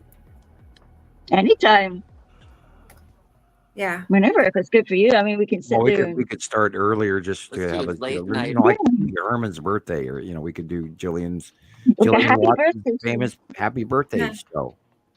Yeah. Yeah. Yeah. It's a happy birthday show. Okay. And we can have about probably on have it. 10 viewers or something. Yeah, Tuesday, sometime Tuesday, day or night. Yeah. Whatever. Okay. Well, yeah, we'll talk about it. We'll figure it out. Just So see if we y'all be can, on alert. Y'all out there watching, be on alert. Wow. We're gonna have a birthday show. That Yep. is asteroid. It is the red asteroid Time to be Look at that determined. thing. and the spiral asteroid underneath Attu and Attu's moon. Wow. And- look how big the Wow, spiral look at is. those. Look at those things. This Oh, is The red Purple. asteroid at the bottom. The snorkel is dropping down from Attu's moon above. And you can see little sister is the eyeball of the little round, almost fish-like bottom circle. But yeah, that's the red asteroid and Attu's moon. Again, Big red Where were asteroid. these asteroid. taken, Rebecca?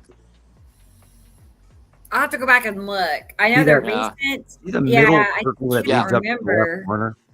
That is the snail foot dropping. Let's see if I got it. Wow. Okay. okay. Look at that. Wow. Incoming. And behind it to the right, that cornered edge just above the roofs at the horizon on the right-hand side I think is that's the cube. Texas cube.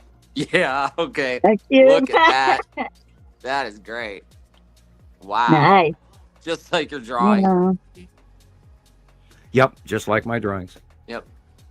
that I did. can't- How many years ago now? Whee, and there it is again. Look. I think it There was it is again. 2020 you did that one. Or Swirl. And it's been in the same place. They came and they parked their butts where they are now, all the way in April of 2019. And they've been there ever since, which is amazing.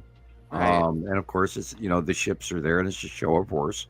And that way, the leaders of all the G7 countries follow through with the commodity exchange because we have no choice. that Texas cube is huge, and they're parked where they've been parked, just like Sam said, but they're surrounded by all these asteroids. It's I don't know. I'm trying to think like a captain of a boat or something. Like, would I want my ship to be around all these asteroids? Well, it's point of view where they're parked. They're partially Right. using now. For example, the long box cube is so close proximity to the Saturn's yellow moon that at times the ion tail covers up their Oh, yeah. pathways that they leave behind. Same thing with the current out view of the bottom of this. Texas cube is parked below Attu's moon, and there happens to be a handful of asteroids in between us and them. They must be in they must be outview. extremely far apart. It But looks yeah, like they're very close. far apart. They're nowhere close to these asteroids Yeah. because they're in between us and our out view. And I'm that damn thing is so huge, and I can't even imagine how far away it is. And yet, I say this over and over again. We have a great view out, but then we don't even see well enough. It's both at the same time. Sometimes I think magnified. I do believe that our view is magnified. We know it's at a graduated 37% angle scoping out as we look, which tells you we're not even seeing the reality of what we're seeing out there. Right. Because we look through our water type atmosphere. Wow. Kind of a magnifying lens in our atmosphere. And that's why it's blue. Because it's through a water molecule, etc. That on the periodic prism chart, then that would show blue. Anyway, that is again the bottom of Nepesity. 1, 2, 3 rings on the bottom, green. This is a close pass of Nepesity. Well, I'm going to go to bed, guys. I'll see you another time. Good night, Jillian. Yeah. Good night, Jillian. Godspeed. Night, everybody. See you Tuesday. Rest well. Tuesday. Yeah. Yeah. Birthday Cool. special. That's the plan. Birthday Final visit, yeah. Tuesday, Jillian. Happy birthday. Yeah. Thank you. Mm. right. Hope you see something Good interesting night. out there, Chris. Hit the button, Rebecca. Hit the button. Hit the button. Nasty. She's lingering. She's total of that. Give her the boot. Yeah. You need help. Bye, guys. Bye. Give her the boot. Yeah. She goes. Earned it. There's the Womp, womp, womp. Good night, Gillian. Yeah, she did it. Good job. All right, then. Yeah, sweet. Okay, all those. So we still got. Okay, so we have some pictures, a selection of pictures that Nicole put together, and we have a video of Christoper and his work for the week. Okay, so Cool. we still have that to look at. I agree. Cool. Let me find, okay, what is it called? Let's see. Sorry, I'm not sure what the name of the folder is, Nicole. I should remember this. I should just, let's see. Well, if you're here and you're listening and you can tell me what you named. Hi, Katie Joe. Hey, it's Katie Joe. Good job. Here she is. Whoops, there. Katie Joe. All right. Is it January? Let's see.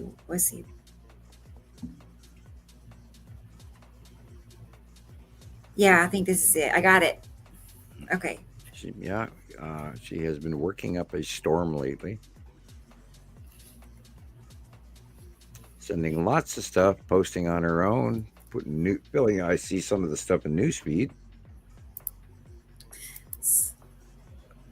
Bear with me. It's happening. There. Here it comes.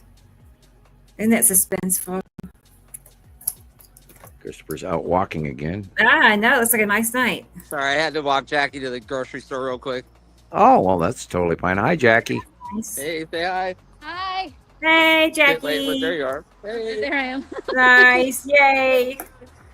Yeah, I saved some of her TikToks and put it Cool. together in a video. Yeah, she's doing it Yeah. now. She's got a TikTok channel. I'm going to So, turn my I mic bet- off so you don't hear this traffic. Okay, Chris. So this is, Sweden. Brigitta. Nice. Well, I'm sitting here looking at, I'm going, what am I looking at? is it Saturn's moon in front of Well, it has to be Saturn or because where the sun is, but wow, look at the color differentiation up there. Uh-huh. It's kind of greenish, but yet not. Green-gray. Saru is definitely an influence in the sunset ahead of us because I think this actual sunset is farther to the right. I am not sure. Yeah, you would be looking at it's Atom's yellow moon for the most part on the right-hand side, and then on the left would be Saru and Yuri. But wow, this is odd laid out. January 4th, so yeah, it's current. I best do me some homework. Yeah, I like it. Oh, Jason York. He is always I'm working on making a slideshow, a video of his Tasmania. captures. Okay, and Tasmania. Like he'd be a great guest, I think. I think he would be good. So, well, we always want somebody to pop in anytime. I mean, I'm he's Has gonna some say great the footage top- this week. yeah, I know. I love it. I love I'm his gonna say pictures. the top middle above the sun is Atu's moon. The rest of it is highly confusing. Suspicious. Okay. Also, January 4th of now, today. Oh, but it was the same one. She found that too. Okay, we saw that one, but And still, from France. sweet. I wonder what direction. Okay, we're looking west. So west. Yeah. Hey, Nina is Northern here view. from Oklahoma City. You're by me almost. I'm in Tulsa. Not far at all. Nina, glad to have you. Your new name. I hope you're going to be here next week also. Yeah, we're here every Saturday, 3:00, for at least 5, 6, 7, 8 hours. You know, Long-winded, but and don't let that stop you. We talk about all kinds of stuff, and of wow, course. okay. Well, we know this one shot on the right pretty regularly. That is the cube sticking down below the cloud line. Yes. And that's a rare, odd, but a regular occurrence. Okay, and I'm trying to, the light is coming from on the picture on the left. The light is coming from the right, off our right shoulder. So this would be, oh gosh, that's the Skull asteroid. Yeah. Oh, wow. On the left, yeah. Oh, that's huge if that's what Yeah, you're it's saying. huge, and he's facing straight down. So, we talked about it's been happening since Halloween. And this is what, the harbinger of doom and the year of the dragon and all of this shit. And if we do take the mythological into account, that there's that damn very, very large ass asteroid, and it looks like a human skull. Or at times it even looks like ET sometimes in some shots. And we've got hundreds of them over the years. And we announced the Skull asteroid years before NASA ever did. And I'm still to this day very proud of that because I saw it by eye. I know that sucker's real. Scared the crap out of me. Oh, those are both beautiful pictures again. So yeah, you got you cute. Pull away. Anyway, I'm too small to call, but anyway, these are nice. Yeah. Getting a bit dingy. Talking too long. Probably time for another Ricola. Oh, yeah. You probably only had one by now, right? Yep, One? only had one. Yeah. Okay, we are looking. It says east, southeast view. Yeah. So hit pause so I can say something before it's a picture flies by.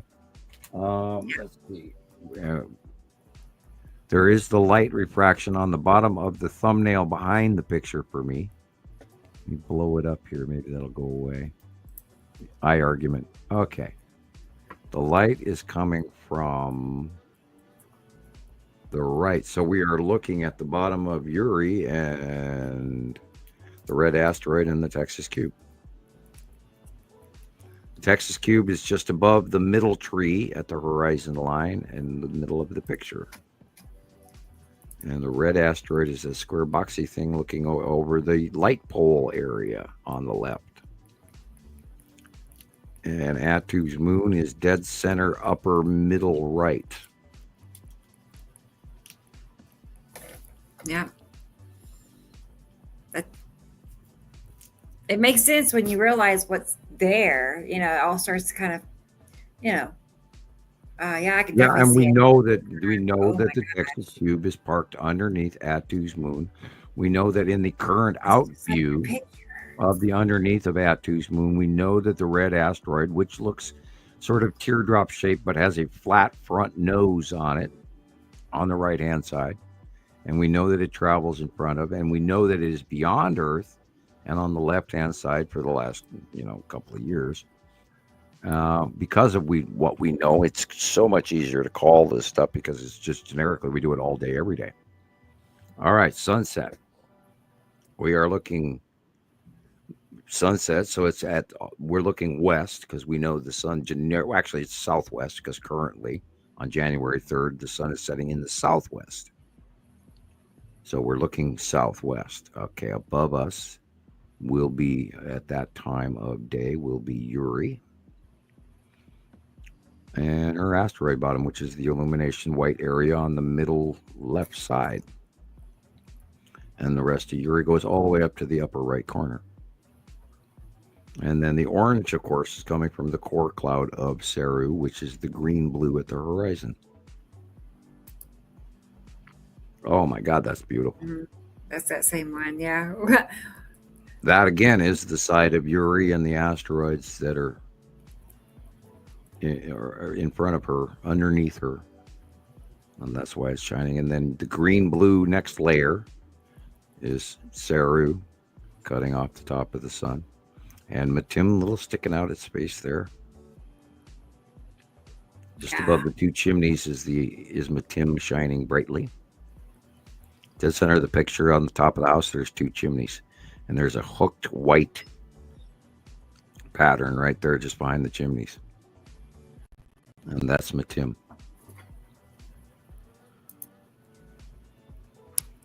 And this is the red asteroid, is the central dark cloud area with little sister in front, and Pappy is the upper white area underneath the bottom of Uri, although we are looking more at the bottom. Nibiru base cloud is the white cloud just on the opposite side over to the right by the dock. That big white cloud that's long and at the horizon, that is Nibiru's base cloud. Okay, thank you, Tara.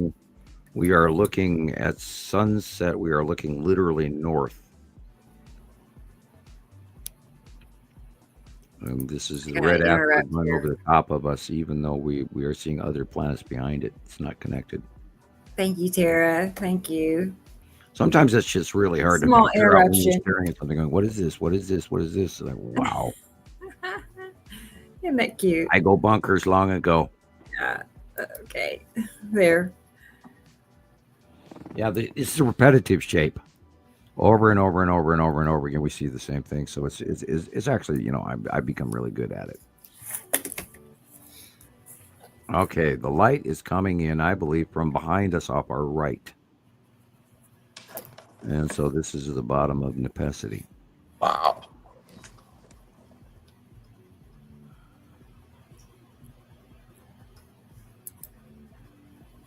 My girls are in the other room singing, so I guess that means they're happy. Yeah, that's a good sign. That's always, don't you love it when you hear your teenagers singing? Okay, we are looking at lead asteroid is Saturn's yellow moon. It is Saturn and the long box cube. Just like Zeus's a few minutes ago. Yeah. Wow.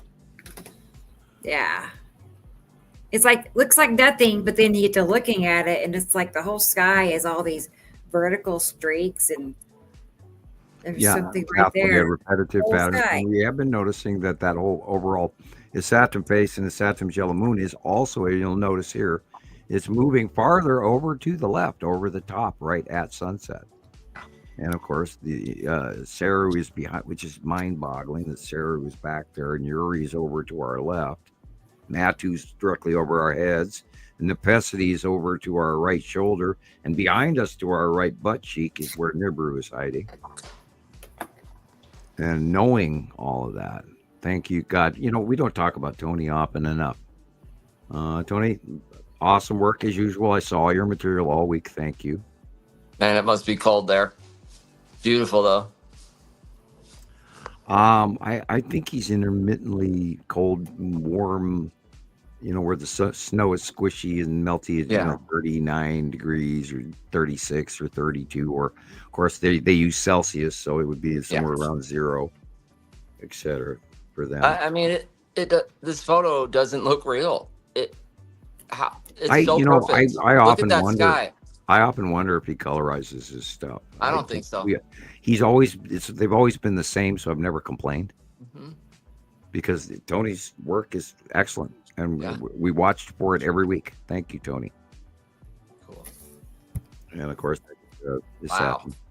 Okay, and this one is Monique, and the sunlight is coming from the upper right corner.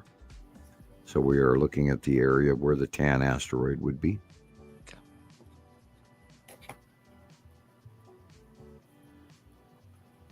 Or even the skull, but the skull should be higher up, closer to the sun. So this is probably, it's remarkably square. I'm not going to scream Texas cube, but I would say this is probably a asteroid field from tan asteroid or something underneath Uri, because of where the light is. All right. And a winged going on there as well. Now, we've been seeing the sightings of the winged group that everybody's going, oh, is that wormwood? Yes, it is. Wow. All right. That's stuff that has been in this month. Or If you Caroline. could drag it up this month's site drawing, which is still December's, and we'll change the new January, come the 15th again. This is a combination where most of the light blue is Uri.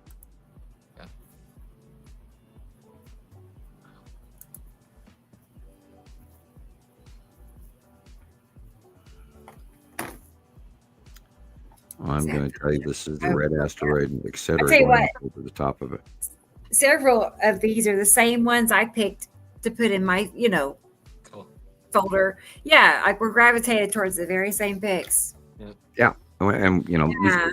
how many times a day do you seem to see numerous people all posting the same stuff? It's incredible. Over and over and over again. I see 50 copies of something per day. Exactly. Okay, Yeah, the that's light a good is behind us. This is an awesome shot of Atu. Isn't that pretty? Yes. And very likely that's the cube in the middle upper left. Okay. Oh, it's Nicole's. All right, sweet. Right? Yeah. Wow. Looking east. Yeah, Well, I this really is- like that one. This is midday looking east. Well, weird. Where's that Uri? Can't either be either one of those. Looking east. Well, at midday, Atu and its let me see. moon are in the east. 1:10 p.m. Okay. I've been seeing it like It's normal. Rebecca said. The sun is in the south. The sun is in the It's south. supposed to be Atu over and the its top moon of in us the at east. midday. That's weird. Yeah, the I've been whole getting- thing. I've been The getting that whole- almost every time I go live. Atu and its moon are in the east at Wow. sunset. You can see the moon just- clearly. Just saying, yes. Well, in the east at sunset, yeah. Uh-huh. But okay, Earth to brain Sam. It's right where it belongs. Already gone past it. Okay, glitch. Yeah. I'm stuck Oh, on it. yeah. It should be over the top of us. No, God, I it's wish I gone could get past it. wish I could tap into your brain and get a projector and project what you're seeing in your head. Yeah, this is Atu. This isn't Atu's moon. This is Atu Mhm. proper. Yeah. Okay. Beautiful. And it's So no moon at all. It's in the east, while the sun is actually in the south by southwest right now at 1:10 p.m. Even though it's not supposed to be. The sun is way south right now. It's just unbelievably farther south than I've ever seen it. But this is Atu, the whole side freaking planet of Atu. Nice. Gas giant, little micro clouding everywhere. West, I can, we've been talking for 5 hours now. Of course, I'm confused. That's all, folks. I know. I'm feeling it. I'm feeling it. This, of course, is most of this is regular normal clouds, but it is the influence of Uri being on the left-hand side. And of course, okay, you see the hourglass. That would be it is 3:56 p.m. That is the beginning cutoff of Saru, which is in the southern sky to southwestern sky. Wow. Look at that. To western sky comes sunset. It moves like dun dun dun and then drops down. You're awesome, Esri Colette. And Thank it's you. hourglass shaped because the top half is cut off. The bottom half is the sun. Oh, okay. Where it's Yeah, where it becomes split an in the hourglass. middle. Yeah, It is. that right there. It's in the Mhm. middle. That's So the which line planet cut is off above? the planet and cutting into the top of the sun, because then the light shines on the bottom of the planet, Hang on. thus creating the hourglass shape refraction. Thank you. Thank you. Right. Appreciate you, Esri Colette.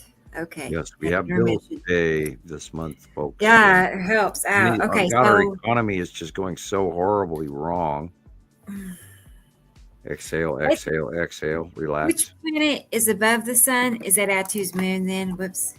No, it's Saru That's cutting in great. from in at Oh, sunset. Saru. Atu right now, as we're staring at the sun, west Okay. southwest, which is where the sun sets now, is in the southwest, which is because it's winter axis tip. But Atu is behind us right now as we stare at the sun. So this is Saru cutting in from the distance, and Uri will be to our left. So how much of this is a chemical haze David wants to Very know. little of it. Most of this is Uri onset. Asteroid field. Note the rainbow. Yep. Taste the rainbow. It's not chemicals. The Right. rainbow. That's, But I think I that's thought what most people are Skittles in thinking. the Like, drawer. That's what they're led to think yep. by the conspiracies. Man, they Yeah, have a cover once you for start handing out, everything. once you start handing, anytime you go, oh, they're I mean- terraforming or they're trying to do this. And this is why I've told everybody for years, absolutely just forget that sea trails exist. Yep. Did you even notice the one on the upper right of this picture? Right. No, but that's a sea trail. Yep. Okay, we forget they exist. We don't worry about the shit. Yeah, they're polluting us, but they are the lesser of two evils because those crystals in the atmosphere actually block some of the incoming ultraviolet light, which will fry us as well as cover up our out view. It's a double-edged sword. It's good and bad. We need it even though it's toxic. Had they not done this since the late 90s, not the mid 90s, but the late 90s, our climate would be fried far worse than you can imagine. It would be like the Sahara, or used to be. Giggle, giggle. The Sahara has been flooding and is turning green. It's so hilarious. I love it. Anyway, I am going to go to the little scientist room. I will be right back. Okay, Sam. All right, cool. Oh, it's back to Nicole again. Look at that view she has. Isn't that awesome. incredible? I cannot. No obstructions anywhere. I would have to drive several miles just to get, out of the town to see something like that. That's really pretty. Mm-hmm. Yeah, it's got to be Isatum. You know how it's coming down at a curve, slant across the whole sky. Yep. That darker area. Maybe that's the moon, and then the piece sliver that's peeking out behind it is Isatum, and then down in the very corner, the right-hand corner where it's darker blue, I think that's Nibiru back in there. Wow. Just like Sam's drawing, he had Nibiru peeking out on the lower right corner. That was it. Remember? That's going to be a perfect match. Cool. Nicole. I can already see it. I'm going to make it next. Yeah, I've noticed you can, just like it's right here on the horizon where you're saying Nibiru and Isatum, like right where the bottom of Isatum is. I've been seeing that a lot. It's half the sky is clear, and then the other half of the sky is all planet on both sides. And I'm wondering the same thing too. Is this what Sam is saying? Is the planet passing like completely over our heads?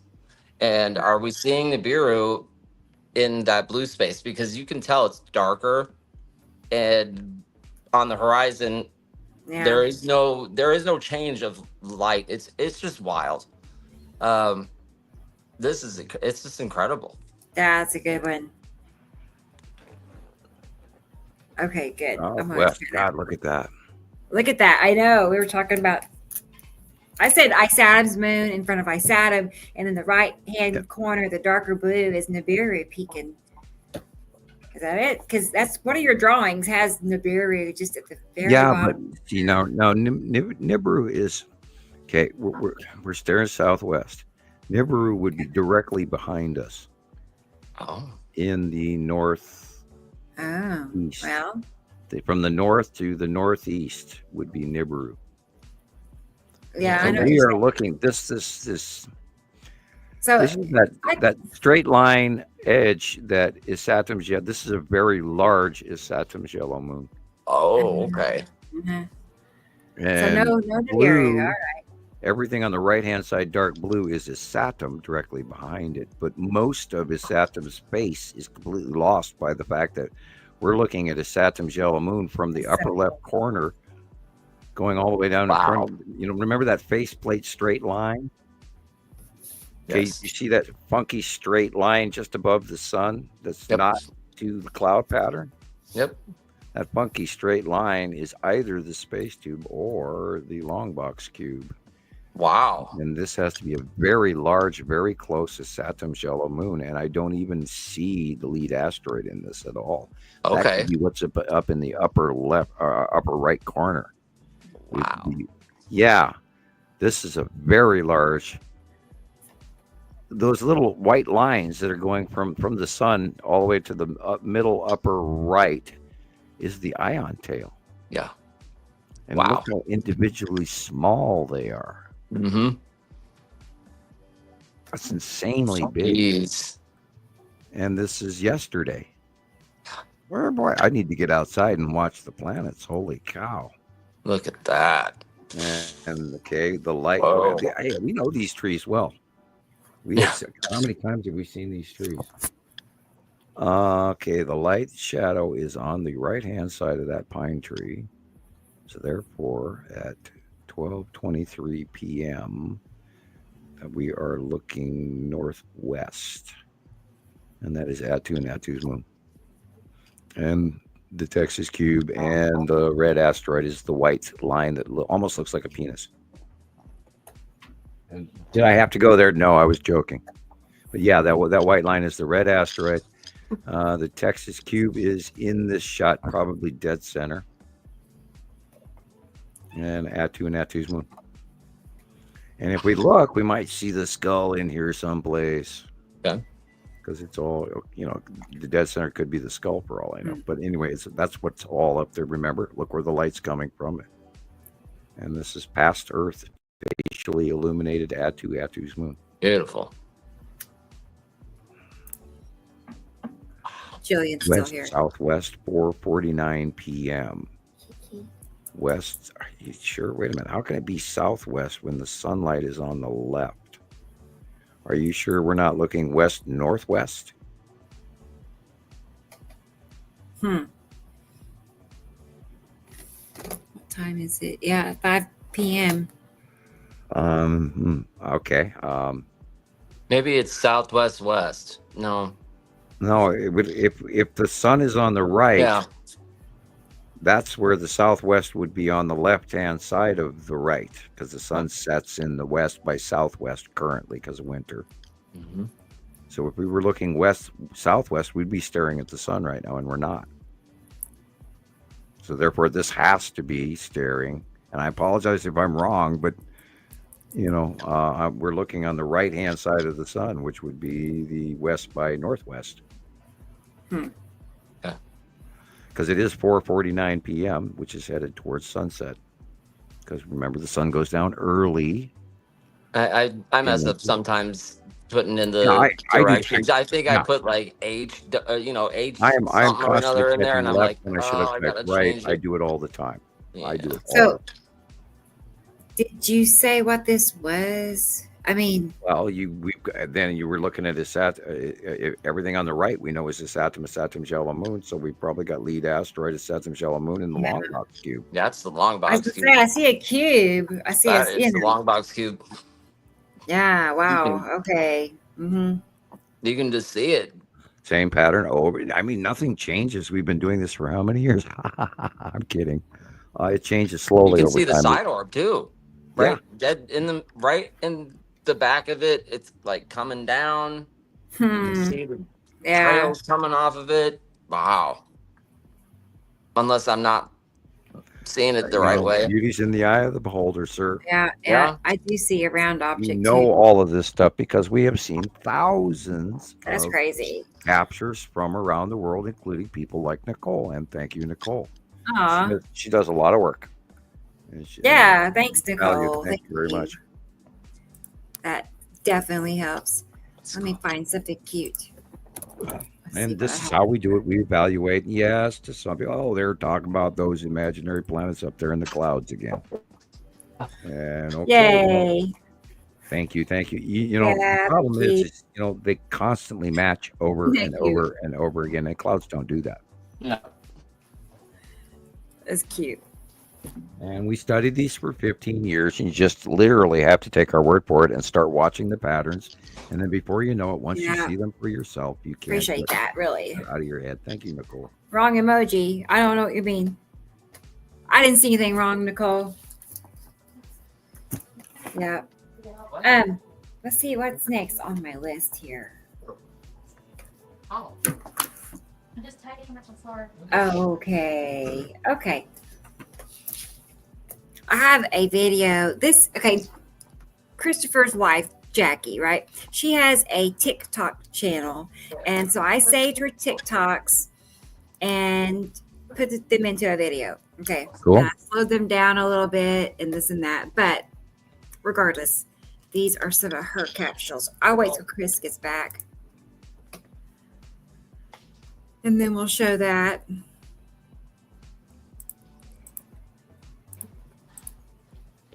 Let's see here. And then I have, the videos that Chris made this week. Cool. So, all right. I'm going to go ahead and play Jackie's Cool. pictures. Thank you. That's awesome. Yeah. Thank you. You want to watch? She's afraid. It's okay, girl. Don't worry. You can stand Oh, by that's the beautiful being behind the Roll it. camera. It's okay. Here we go. She's watching. Oh. Oh. Come check it out. Yeah. Can we start it over? Hang on. I'll send it to you too. Cool. Should do Okay. the AI Oh, okay. photo Yeah. shot. That's great. Here we go. There you go. Watch. Star. You're a movie star. You got some angel wings. That's right. That's cool. Yeah. Wow. I think we all have the same Yeah. kind of coat. I'll send them to you. Thanks, Rebecca. That was Yeah, awesome. sure. Asteroids underneath Yuri. Look at that light pinch. Yeah, I think so. The Saturn Jello Moon to the right. It's a new song. I don't know. I think she put it. Lead asteroid is Saturn Jello Thank you, Moon to the Caroline. right. Boy, lead asteroid is huge. Look at the side. That's Yeah. lead asteroid top center Wow. right there. That's huge. I love my spot. I tried to More get her lead to go asteroid on, with some 3 mile smaller hikes. stuff poking out. Oh, my feet. Yeah, hurt so much. look at the smaller stuff is starting to show up. Wow. There's no way we can document all of these. There are so many asteroids. It's amazing. Of course, upper right is Saturn Jello Moon in the background, and there's a bunch of clouds in front of this. Yeah, it's true, but It these always looks are like a good painting. those are there be planets in front of our faces. Darby. Darby. Darby. Arr. Darby, arg. Arr. And a stiff breeze a blowing indeed. Oh, I went out of my Yeah, way look at and the little hurt small myself because of asteroid these dead center pictures. there. Now which we go to the left area, this is where the skull is. Yeah, now that's that area right there that's always in question about what's going on in the background of the skull. Yep. And there's so many spirits and small things in there that look like flying skeletons like you wouldn't believe. This wasn't yesterday. And again, there's the lead asteroid, and the Saturn Jello Moon is the dark Wow. blue area back there. 2-3 days ago. And then back over to the skull asteroid and being on the left and all of that. It's a really weird area underneath Yuri. When you get a certain angle of the pattern of asteroids and everything, and you look in between it to the bottom of Yuri, it's like a cave of all sorts of thousands of little Beautiful. skeletons. Horrible. And yeah, and it's also beautiful and yeah, it's literally, and I've referred to it many times, like the Lord of the Rings when they go into the Ghost Mountain. oh yeah, It definitely. reminds me of like an oil painting. It looks like this Yeah. guy was just painted. Yeah, it does, and Jesus and I have been talking about that for years because we've both seen it, and I mean we've seen it a number of times, and for a period of time there was a cloud pattern that looked like this flying reaper, and I mean we have dozens, and I have them in a file. Okay. And we have dozens of this thing that looks like it's a flying freaking reaper with a reaper blade and everything. Well, you can see some medieval faces in this guy. I've seen a lot of crazy. Like what mushrooms Scary. was he taking, man? I want some. Oh man. for sure. and there's been so much, but we don't try to talk about those publicly. But we have been seeing those are Star Destroyers right there. Yeah. Those white dots. Wow. in front of the very dark square. Yeah. Wow. Cool. It looks like an That. atomic blast. Wow.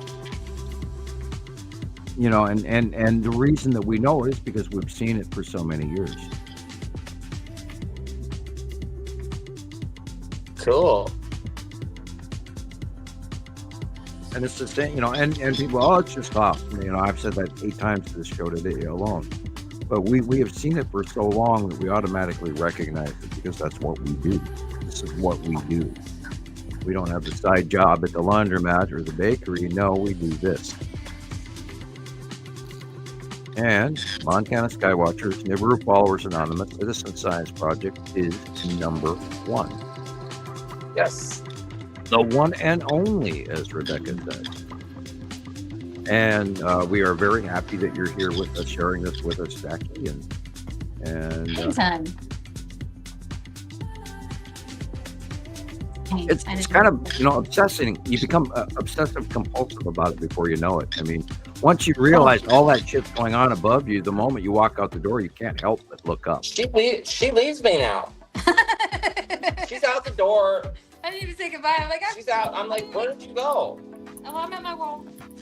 You know, I've been Already pondering outside that thing about, you know, Nostradamus saying that this year we get to meet E.T. And I keep wondering, you know, if it's going to be slow, ridiculous disclosure, or if it's going to all of a sudden be where, you know, this big thing comes and lands down in the middle of, you know, like a baseball Right. game or something, or That would what, be you know, fantastic. Would like it be? the old No, not movie, The really. Day Yeah, the Earth that was Stood sarcasm. Still. Okay.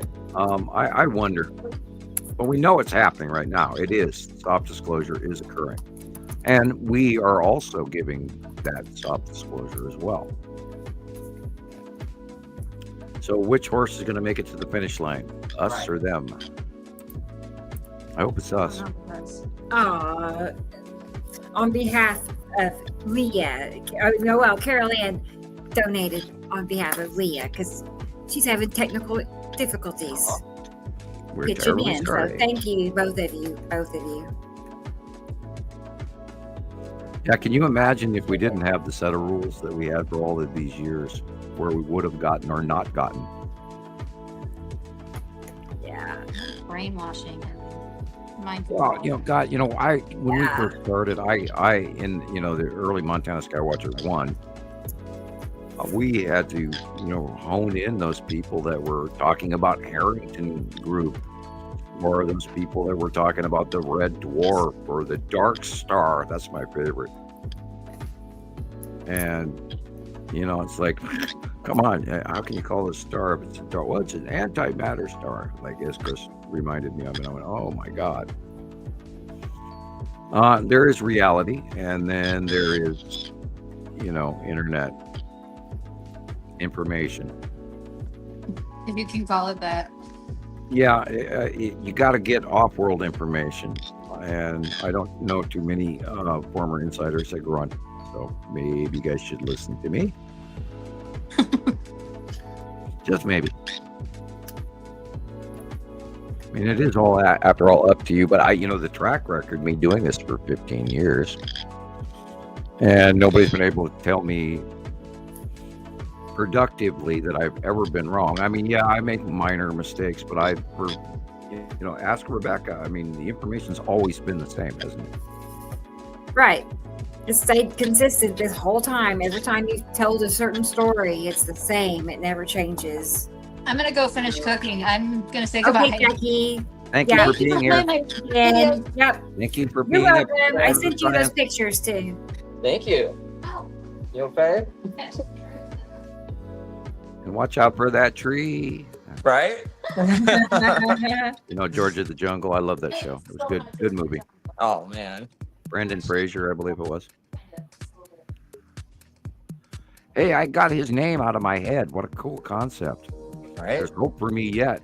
You know, me lately, I've been able to pull a name out of the hat for the world. You know, give me a crowbar. That one popped out right off. There, little, you know, little WD-40 on the hinge. Squeak, squeak, squeak. Yeah, okay. Yes, 5 hours, 26 minutes, and I've lost my mind. Here we are. Yep. Hey. Happened. So I do get after a few hours, I do get a little giddy, silly, and I was like, woo. That's fine. Last time I got up to go to the little scientist room, my brain was in thinking of the movie Chitty Chitty Bang Bang. I love that one. Why I don't know, but as Why? I said, I'm off to the little scientist room, and in the movie Chitty Chitty Bang Bang, Grandpa would always go up to Africa. Okay. Yeah. And then back then, they had an outhouse. Right. And most people think that's the little house that Grandpa goes to have tea in, but he doesn't even realize that Grandpa's actually going in the morning to the outhouse. And Hi, the Cristiano. soft enclosure in a Walt Disney movie. Took me decades to realize that wasn't a little tea house when I was a child. It's like, why is he going to that cute little Grandpa house? Oh, that's a outhouse. Okay. So I was thinking little scientist room off to Africa. All right, I had to loop that brain glitch. I'm so glad I shared that with you. TMI.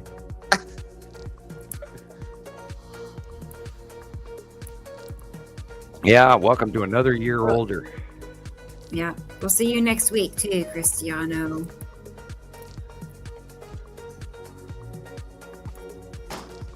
I like that name.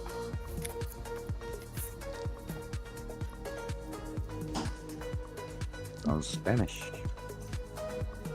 I don't know. Yeah. Well, members, when you're new here, please let us know where you're from. We'd love to hear from you. We'd like to hear your thoughts, your experiences. We'd love to know if you see the planets or not. We'd love to know if we've helped you find them. This is all a thing. Sometimes I wonder if we should get the phone connection thing, but then you don't have the money to do that. So people, you got to donate. Well, Got to donate to Rebecca, because we can't I do have build an this show idea. any stronger without your support and without you sharing and liking and subscribing. I think I have an extra phone, and I'm going to set up an app for get a number for it, like an internet As long line. as you're not paying any more money out. It should be free, right? And then people can call into that number on a separate line, and we'll hold it up to the mic. Let's Right, try if you it. have a little wireless mic that you could run at the same time. Yeah, And then set I it on do. top Thank of it, you, Mike. or headset or whatever works for you. Listen. I don't know how many things if your laptop can handle that or not. Right. Okay, we lost Christoper. Let's see. Well, Yeah, look at We'll that. figure out. Right. Oh man, that black area, that dark blue area is just Atom Jello Moon and its atom. Very dark. I think that's what that is. But anyway, the dark area is a planet. The light area in the sky, the light blue, is the normal sky. These was planets thinking are that, showing you Carolyn. they're there. We've Yeah, never I seen have this. it too. I have it. We've never seen this in the sky ever before in our lifetimes. What you guys see may be normal to you, but it's not. Look at the microcircular clouds in the upper right corner there. Those are clouds around another planet. They're not our clouds. Some of those are, but most of those are planet clouds around that nearby planet. And I watch TV and I see it all the time, and it's like, oh my God, people don't even realize what that is right there. Oh my God, how come you don't see that? And we do the weekly show. It's going to come out eventually, and they're going to go, God, we wish we had listened to those guys. Wouldn't I love to be a fly on the wall? Knowing, Oh, he's back. Let's see. There, sure enough. I'm not getting the beep in my ear when people enter. You know that? Oh, yeah? Yeah, normally I get a little beep. That's good. Doorbell. Yeah, I don't hear anything. see those straight lines? Yep. There again, ion cloud off the Saturn Jello Moon. Oh, that's cool.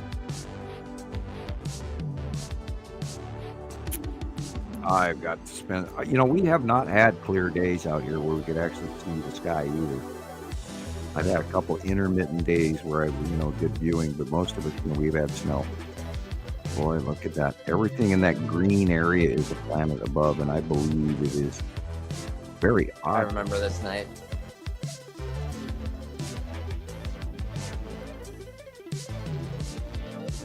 Yeah, I Yeah. sent you.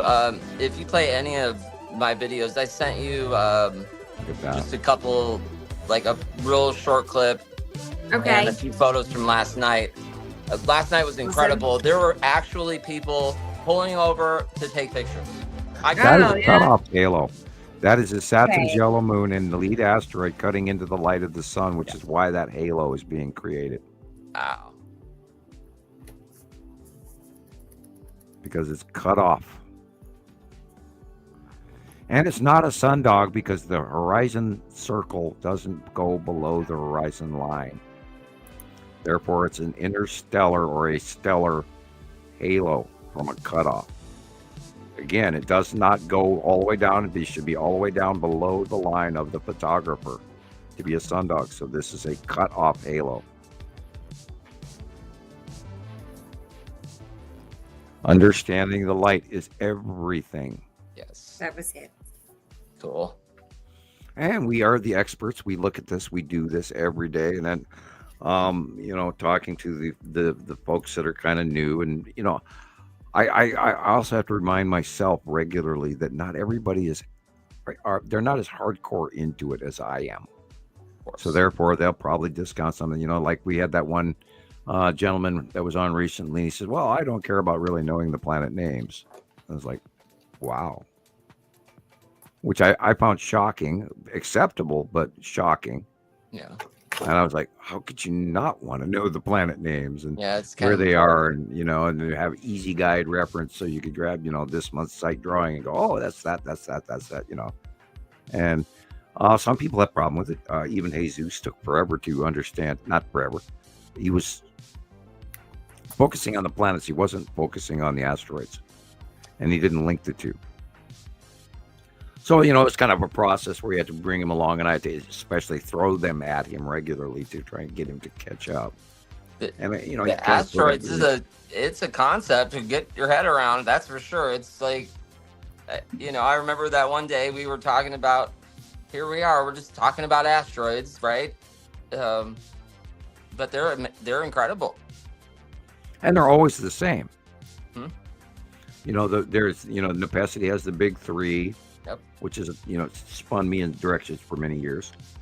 Because the big three is what we first got to watch. Okay. But they were, because Nepacity was on close approach, and I didn't link them at first. And then, of course, the lead asteroid, and the blue asteroid, and the green asteroid, and the spiral asteroid, and all of that. The salamander asteroid group, and the tan asteroid, and all of those things were all slowly developed over time through repetitive watching and then documenting the objects inside, and then going to be, having pictures that go back, 5, 6, 7, 8 years. So we've had a chance to compare what we were viewing. And this is where the names came from. Most of the names are color names. And that's not us making that up. That's us attributing an identifying marker. And, which goes back to that lady trolling me going, oh, he's making a bunch of stuff up. He's arrogant. It doesn't hurt my feelings, but I do remember it. So this is why I repetitively talked about it. But, God, we've handed out a couple like Lauren and Pappy. We handed out those two asteroids because two people that I know that have been friends of mine for many years. Can you name an asteroid after me? I was like, sure. Okay. We don't do that a lot, but I mean, there's a whole bunch of new ones we're going to have to start paying this summer ought to be. When we hit the 180-day cycle in March again, and they're going to start coming back at us in our face again, we're going to be able to see a whole new mess of chickens in this here herd. And here we go again. And I can't wait to, every monthly drawing is new and different, and we throw it out. And you haven't posted that yet, this show, Rebecca. What was that? Site drawing. Oh, sure. Let me get it. And that way, in case anyone wants to take a still capture from their phone, if they can do that, or laptop or computer, they can pause this and maybe capture a site drawing. That's if you're not a member at Facebook to one of our mini sites. From Montana Skywatcher 1, Montana Skywatcher 2, my personal page, Rebecca's. I lost track. Montana Skywatcher, or Nibiru Followers Anonymous, or the what many was I other ones she thinking? runs. Here they are. I get all these ideas for a name for a group. I'm like, that'd be a good name for a group. I'll just make a group just because I like the name of it. So, we have a cloud watching group. Like, it's just clouds. I'm not explaining what anything is. Right. It's just we appreciate. It's called Cloud Wow. Obsession Anonymous. If you don't know about it, it's like I post there 900 occasionally. people. Yeah, 900 people. But yeah. I've noticed that a few Fun. members over time have gone from one group. Quite a few people jumped to Nibiru-aholics Anonymous. Yeah, there's that one And too. I think Nibiru Robert Holics. Marshall Smith has moved in there.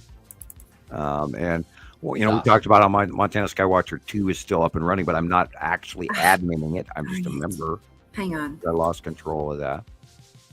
And I talked about making another site, but and then I crossed my mind. It's like we always have Montana Skywatcher Anonymous, Right. or Montana Skywatcher 1. And weirdly, the requests for Montana Skywatcher have dropped off to 0, which I find freaky. Yeah. Because usually I get 500 a month. Wow. Yeah, and I've had 0. No for, requests. no requests. Wow. I think one last week. Yeah, it was weird. Well, I don't know what's going on. They're shutting me down. They're going to bend the rule. They won't break the rules, but they'll bend them as far as they can. Sure. So, and what do I'm just trying to be honest and, tell my story, and I can't complain, and nobody'd listen anyway, but, because they barely listen to the facts, and I'm joking. It's a weird ride. It's really, it's a spooky, weird ride. You'd hope and you'd pray that normal would work, but we don't get normal because there's other people that the dark forces, pardon the expression, or the dark side of the force, the disturbance in the force, has a hell of a lot more money than we do. Got it. Yep. So we just have to keep, struggling along, and hopefully story gets out to people that can. I often say that the right people are always hearing it at the right time. And an example is Right. our friend Sharon, and we're just going to keep going as honestly and generously and within God's speed and all of that. And I'm not trying to do anybody wrong by giving this information, but we know that it's happening to us. Right. Let's try it again. I don't want to complain about StreamYard, but it could be better. Oh, my goodness. Let's see here. Heck, I'd settle if my show more even worked, and I'm out of time and logging the check, and I never got credit for it. Yeah, that too, right? I guess the person in the office. How much was it? I got it was like $14 or something like that. It wasn't much at all. Yeah. It's been so long ago, I don't even remember. Right. Ta-da. There it is. But it was, re-upping because I filled it, I filled up my allotment. And, Hey, Mona. yeah. Now, remember, if you're new to this, this is your out view. This is looking out at no matter what direction of the sun, north, south, east, west, whatever. Of course, it's not in the north ever. East, south, and west of our out view of the sun. The placement always stays the same and changes over time, which is what we document on these monthly drawings. There's movement. And what I see happening during the week, or what I expect to happen because of past experience, I draw these drawings knowing sometimes ahead of time what's coming. And I'm generically very, very accurate. So this is why we do the monthly site drawings. And I used to do cutouts, and it's far faster for me to hand draw these than sit down on a computer program and give you a digital thing that would take me 3 hours to make. And so this is why I can hand draw this in 15 to 20 minutes, and my accuracy is immeasurable. Yeah. And I am quite proud of that. Right. Well, you should be. I'd be happy too. You know, And we an are the one accomplishment. and It's only huge. until somebody shows us different.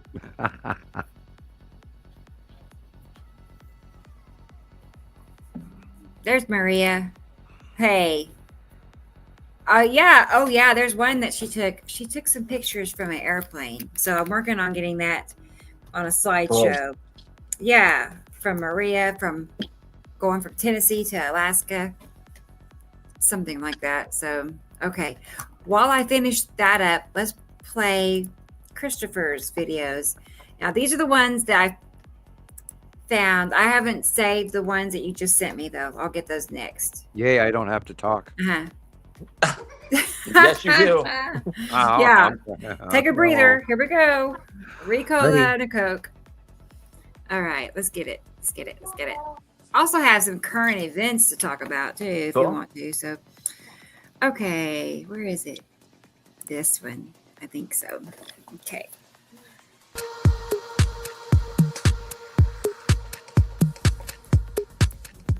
I like the suit.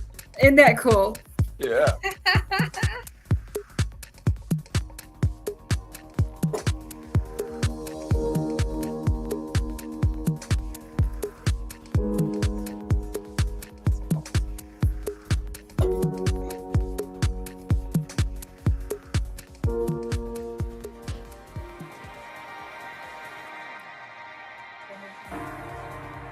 Yeah, I posted a copy of this on my page.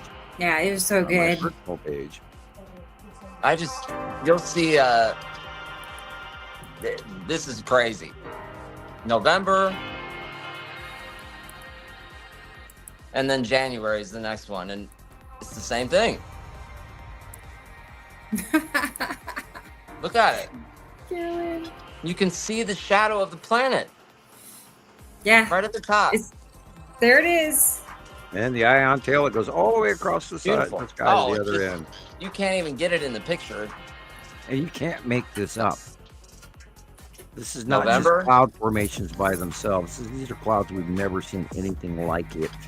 I remember years ago, and you actually used an old shot of a Saturn yellow moon in one of your videos. Okay. And you can't make this up. This is the winged planet, the little moon that's now massive, and the ion tail, Atu's moon. We have two moons over us right now, which is like buggering our brains, and we're getting emotional and fearful, and that's part of that dark side thing I've been talking about, where right now the emotional planetary effects on us are hard. So if you get fearful right now, or you get forlorn or hopeless, make it go away. Just tell it, this too shall pass. It's not real. It's the Yep. damn planet screwing I with was my doing brain. that yesterday, Sam, I was last night. I couldn't and it sleep helps. last It night. really either. does. You And start if the feeling dogs that. are outside barking, there's something passing overhead. Know that, there's so much going on. Why am I feeling like this? You don't understand what's going on, and you just have to tell yourself. Of course, we Dark have bag. some grim times coming. Our economy is in deep trouble. And if there is a certain political party that decides to add tariffs to that, we're sunk.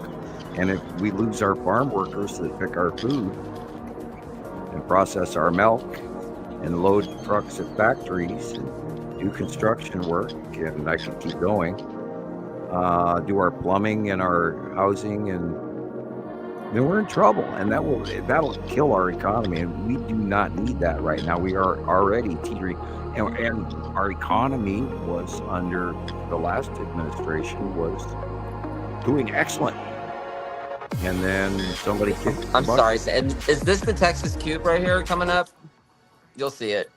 Well, These are the videos I sent you, Rebecca. So you don't. I have to- did see it right there. You see it? Yeah, side orb, and That is blatant cute. Oh yeah. the white on the left is the white moon, and then And it Yuri's was- bottom, it and then the was blue bigger green in the earlier in background the is day. Peru. Very clear. That's the underneath of Yuri right there. Wow. Yuri. Matthew's moon. There, of course, is lead asteroid. It's Saturn's yellow moon. This was last night. Yeah, that's Saturn's yellow moon, and it's Saturn's due north, right? It was way over in the north. Yeah, it's changing, and it's huge, And and it's sort of rotating now too. what because is we've done it with the this? winter Like, what is this? Right at the horizon, you'll see this asteroid. It is incredible. Just wait. People were pulling over and taking pictures.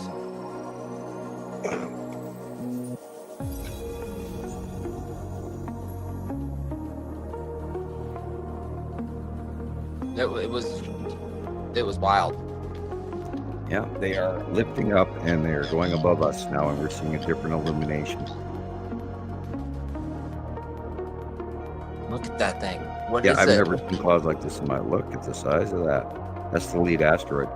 That's what I thought. Wow. Yeah, it's huge.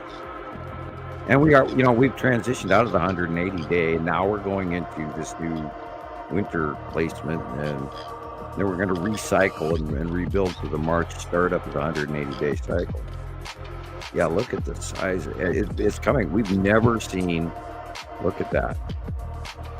And we've never seen the Saturn and the Saturn's yellow moon this close. And to have lead asteroid in the mix is just insane. Just insane. We're in the middle of all of this. That's where the red and the yellows and the oranges and the greens and the blues and the purples are all coming from. And the camera isn't doing any of it justice. Like, you can see all this, like, it was weird. So weird. And that cube. I watched that thing all afternoon. It was huge earlier in the day, and as everything moved away and turned, it got smaller and smaller. Yeah, it's that spinning in the rotation of the planet. That if you sit there long enough and watch it, it just blows your brains out. Yes. It's like, oh my God, I really saw that.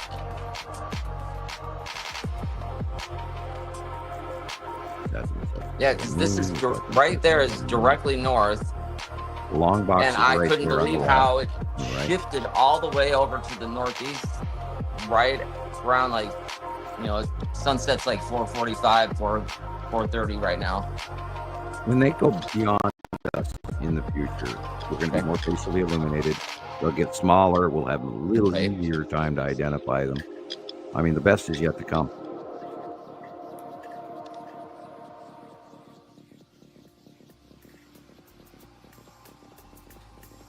It's just, I'm in awe.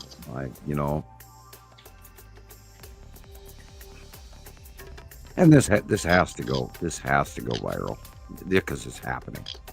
And we'll see what I boil it back down to how fearful people are. Fear would shut this down. Other than that, discovery has to take place.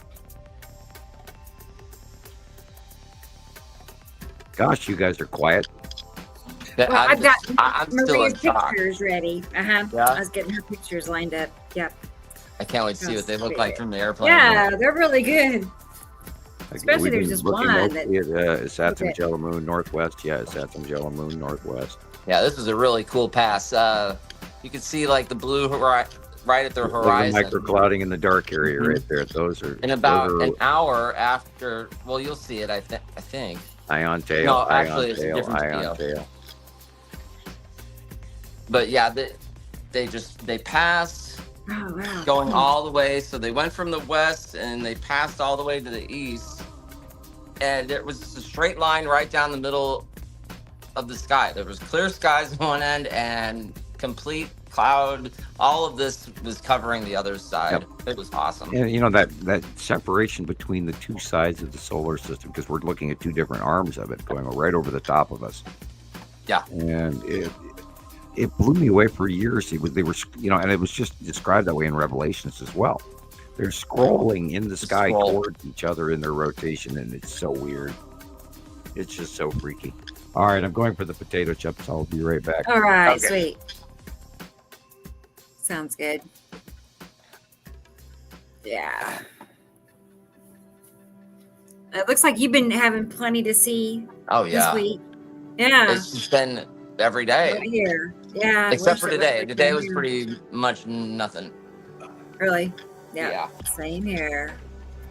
Jackie took some pictures around sunset, and she got, I'm pretty sure it's Yuri clipping off either Yuri or Matim, but you could see she got a clear clip of the sun.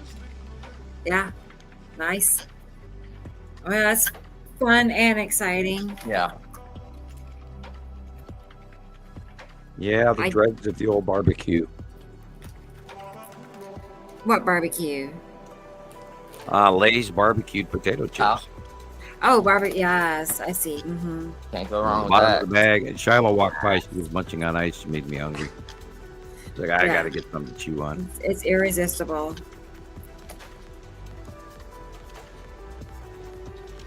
Hey.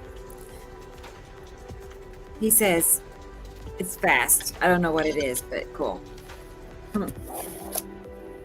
Talking about the pass of the planets. Maybe. Yeah. Maybe. Yeah, they transition a lot, and it's quick sometimes. Oh, look at that. It's just a short window. This is perfect shadows. Wow. And I'll notice that blue shaft lighting. Oh, okay, Tara. Uh-huh. Very fast. Each week just flies by. Oh Wait, yeah. show. Here's another. It's time for another show. What? Yep. It's like it's Friday again. What? Yeah. Yeah, I kind of have to run my week around it now, and I'm even caught up in my laundry, which is weird. Okay. Yeah. Shaft lighting is very interesting. Yeah.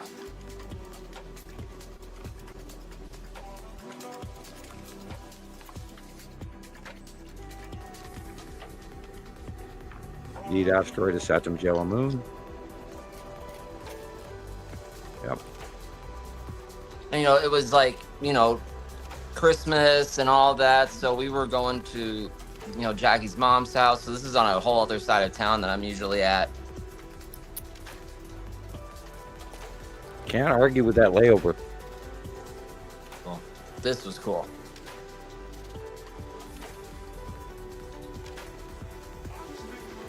And that's why I make these videos. I try to get pictures throughout the day just to see the transition of how it all plays out. But the effects change, but the planets are always still in the same spot as the day goes by. And we rotate with the sun and all that. And just like the site drawings, over and Yep. over and over and over again. And you couldn't make this up and then force the clouds to do this. You can't make this story up. That's the long bucks. No. Yeah. Who would sit around and make this up, and then be able to make Draw the it ahead clouds of time. match a drawing made last month? No. Or last year even. Right. It's like no, you can't even begin to make it up. It's just When you is. drew that the yellow moon crossing over the upper right of the sun in February last year, and it happened.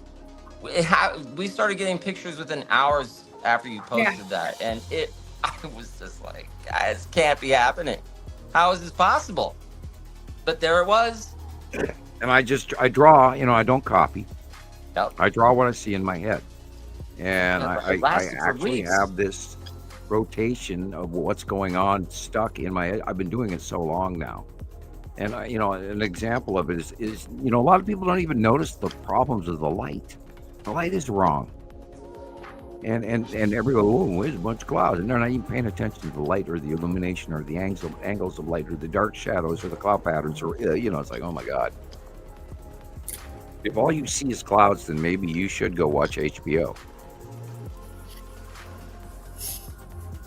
Go watch an old Western, go watch, whatever, the Pirates of the, Caribbean. I've never seen that all the way through either. I have them all. What's wrong with I me? had this, we don't get Oh, cable boy. TV, so I had this habit of buying DVDs for myself once a month. That was my allowance. I had a $20 movie. That way I don't have to go sit in a filthy theater and have people swear at me when You know. Yeah. I don't remember the last time I was at a movie theater. Oh my God! When See- you're paying $20 for a bucket of popcorn, there's something wrong. When Taylor was in high school, there was a Cinemark theater nearby, you know, and he worked there, right? And so he was able to get me, Alan, and Tanner, my other son, and all in for free. You know, we'd stay and watch 2 movies, and he'd bring us popcorn. I mean, it was like the treatment, you know. I miss those days, you know. Right. He just opened the back door and said, "Come on in." So. Oh, you get to go in the back. Basically, yeah. I was just. Thank you, Run the Christopher. joint. Yeah, that's good. Oh, the old Fun days times. back when we had a life I chance of know, reality, things were and now we're all better. struggling just to even eat I know. and pay our It's bills. changed a lot since then, really a And lot. you can't afford a car now. It's like, you got to be kidding me. Or tires, or this, or that, or the other No, thing. I told you I had three flats last week. Two went flat. I took them to get them patched or plugged, and the next day, one of them that was on the car was flat again, so I didn't plug it right. So then so I still have another flat to go. I can't buy new tires, you know. I'm just trying to patch them, and I don't know. Anyway, Well, if I was wealthy, I would send you some tires. But right. I'm not. Thanks, Sorry. Sam. I would I love know. to. I know. Would love to. I do have good tires on my car. I have to. We do not have the luxury of normal roads and 30 miles an hour. We have to jump up on 70 miles an hour, so we have to have a highway car to get to Missoula. Right. I don't take the highway. I have an I won't account hop on it with anymore. I don't need to say the company, but I have one that I can Right. buy now, pay later, and I've had that same account for over 30 years. So There's suspicious. this part of the freeway in Las Vegas that they need to rebuild.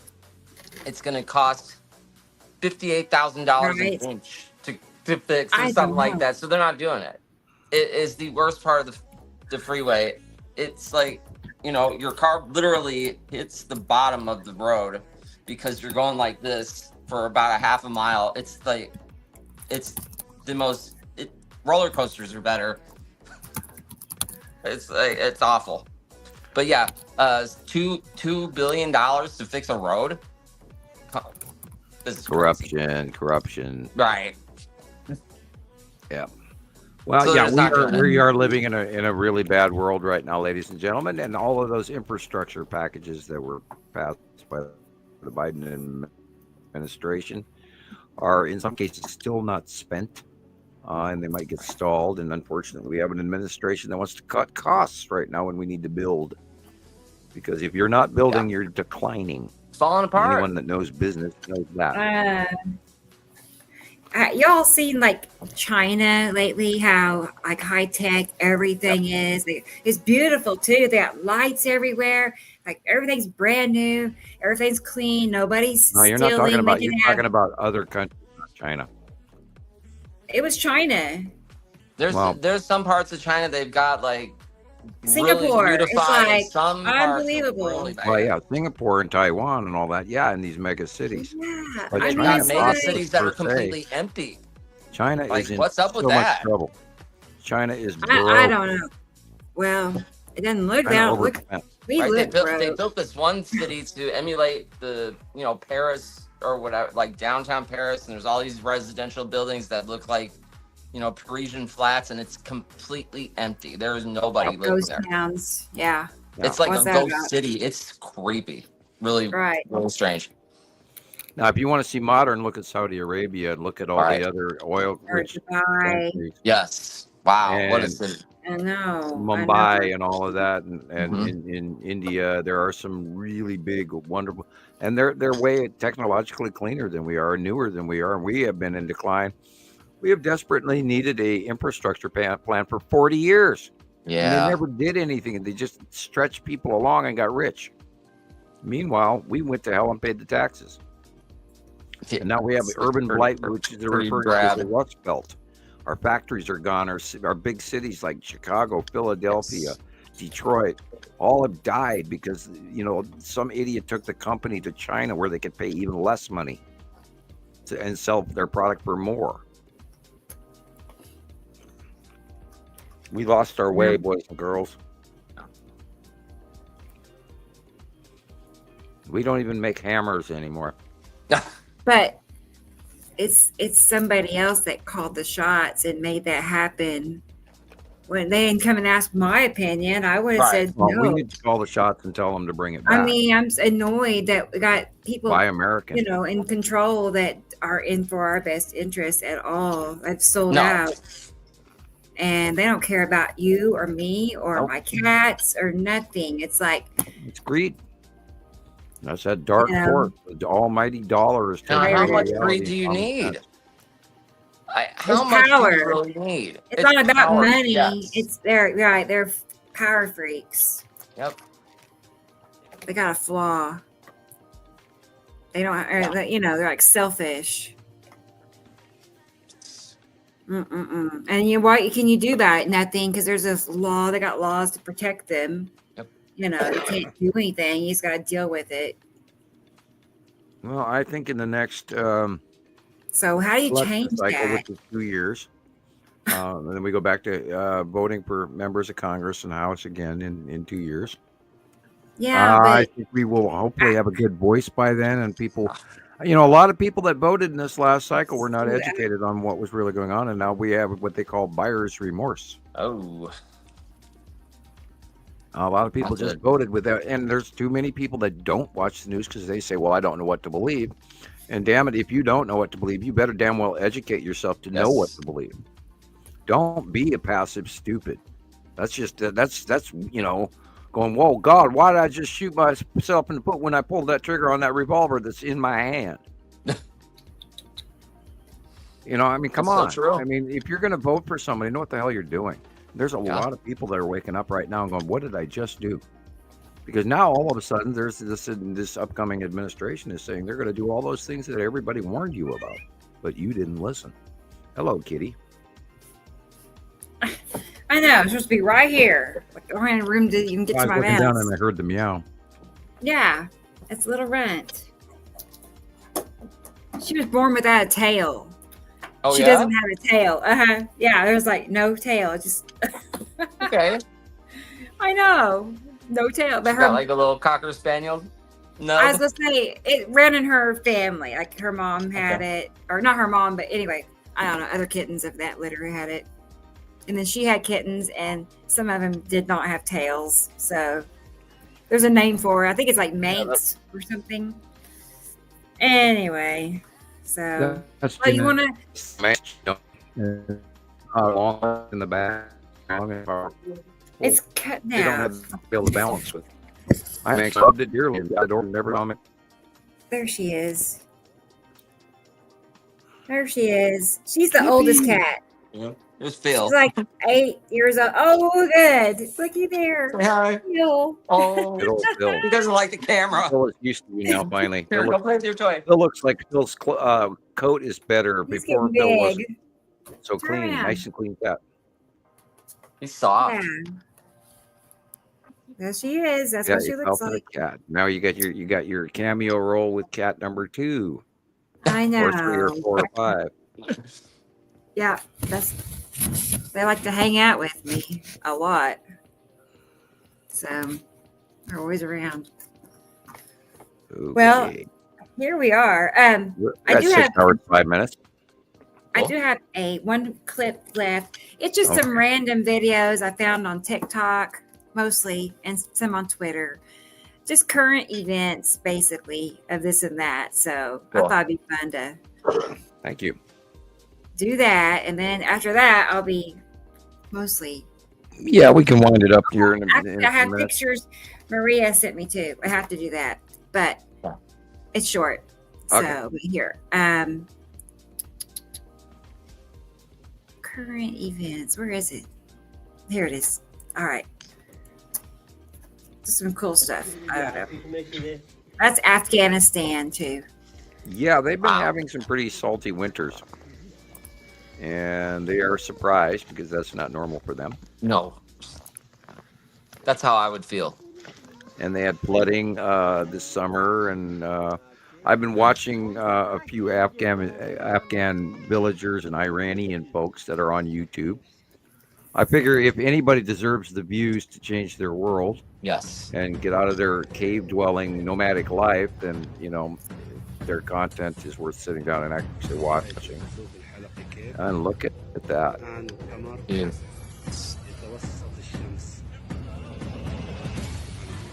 Wow. That is possibly our moon. Or it could be the Skull asteroid or another asteroid going in front of it. There's a possibility, but that is a very significant celestial sign that was not talked about publicly. No. And wow, I'm surprised. I haven't seen this one yet at all. No, I haven't either. Which is surprising because I do see a lot of different, videos. That one was great. Wow. I wonder why we never heard about that.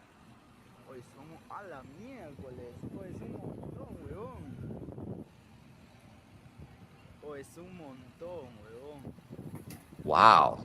I actually saw a flock of geese for the first time. I mean, a very large flock of geese for the first time in about 10 years. Wow. Yeah, we hadn't seen any forever. And normally, Yeah, we used to have bats here. And they're gone. Yeah. That would freak me out. Yeah.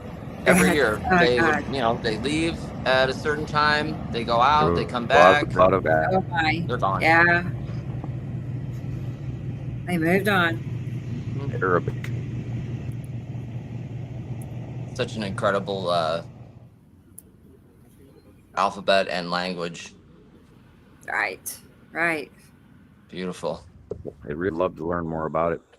Yes. It's actually readable. Oh, yeah. Now, I don't know if they read it like Japanese alphabet, like from from right to left. From right to left, yeah. Japanese is from up to down. Oh, that's right. Sorry. I think they also, in Arabic, they write in circles too, which they swoop. Is really weird, but it's like it's like our cursive versus whatever.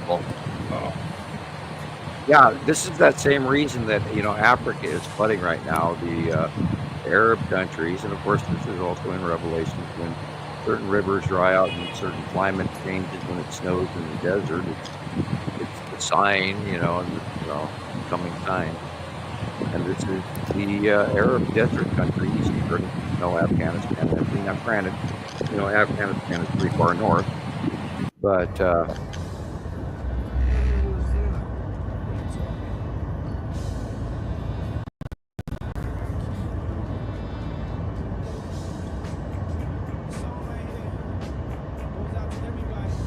wow.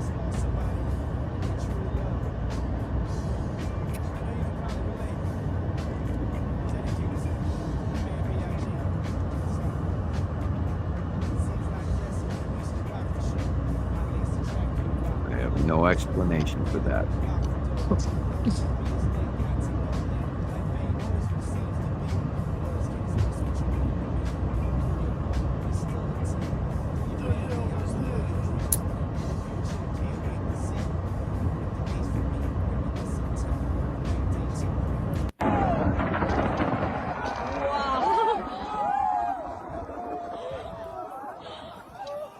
Electrical discharge from the breakup of the rocks inside the volcano. Incredible.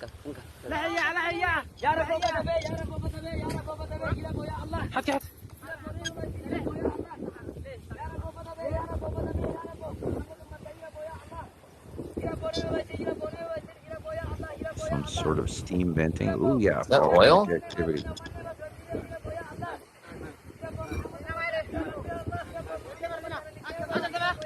Now, if this is Africa, we know that African continent is starting to fracture apart toward Madagascar there. Wow. That looks like a muddy steam volcanic event.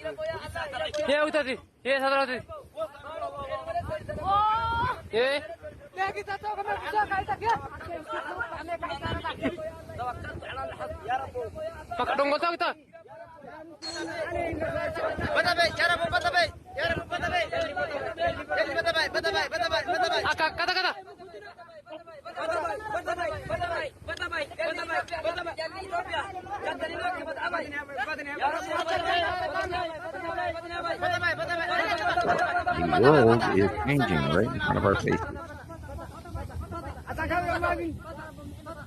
You know, do you remember the sinkholes that were going on in Louisiana and stuff, and everybody was all concerned about that, and it was a big, huge topic for like 6 8 months a year, and now it's quietly gone into how fast we forget about the tornadoes this summer.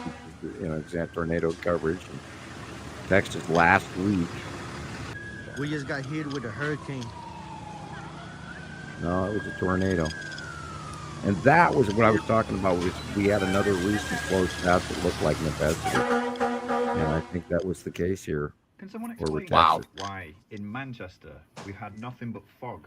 And this is that fog everybody around the world is talking about. Why are we in fog? Why are we having I fog? can see for miles out of my window, but I haven't been able to see past these buildings here, barely seeing this main road since the 23rd of December. It's now the 27th.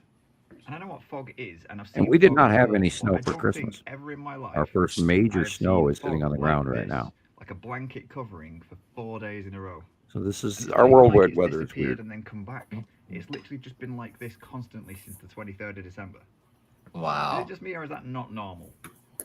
Hey guys, quick warning. There is a polar vortex. And everything's connected. Down towards the U.S. from Canada. Temps are going to be pretty cold. Yeah, and look at that. It's minus 35. I'm just going to go ahead and. Oh my You're going to see gosh. this peak January 7th through about January 9th. These temps are going to get incredibly cold. And you're looking at Minnesota, North Dakota, South Dakota, hitting those lows. Eastern Montana, maybe. And it running all the way from early Saturday morning, Nebraska and Kansas eastward in that straight line that's right there. And it's going to go all the way down to Louisiana by next week. Wow. And then coming down here on the 7th. And see that purple? Is where there's your Arctic blast. The early hours Wow. of the morning. And so looking at some of these states, you're going to have temps, South Dakota, -21. That's saying without wind chill. North Dakota, -23. And if you add a 20-mile-an-hour to wind to that, you're looking at 50 below. Oh my gosh. Moving eastward, you can. So, and Monday, Sunday, Monday, absolutely, if you live anywhere from Wichita to literally Pennsylvania or Tennessee and Kentucky, be prepared to not go anywhere. And loss of services, etc. Be prepared. Go to the store now, get gas for your generator. Hopefully you have firewood. Hopefully you have another heat source.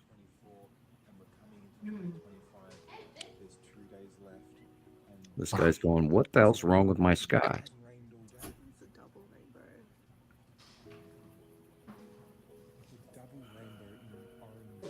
For you folks that read Revelations, there will be signs in the sky. Oh, and I saw some videos on news trumpeting going on again.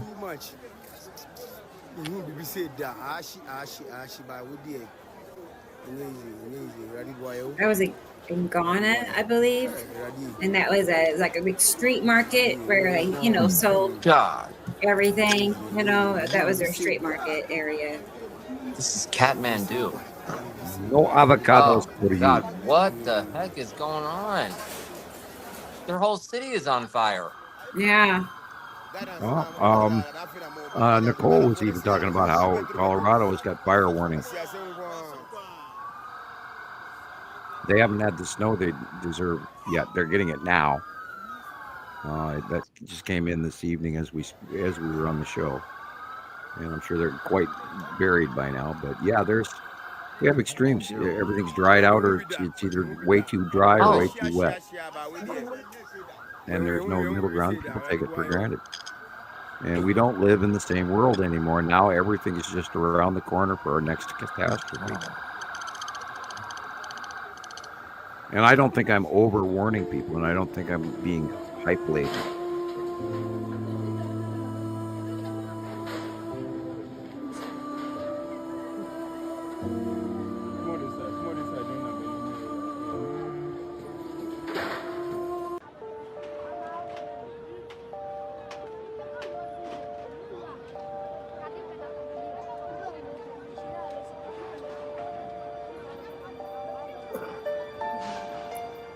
It's like the modern day Great Chicago Fire or something.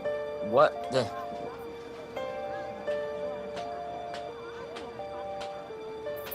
And it's happening all over the world. You know, we don't often see all of the news either.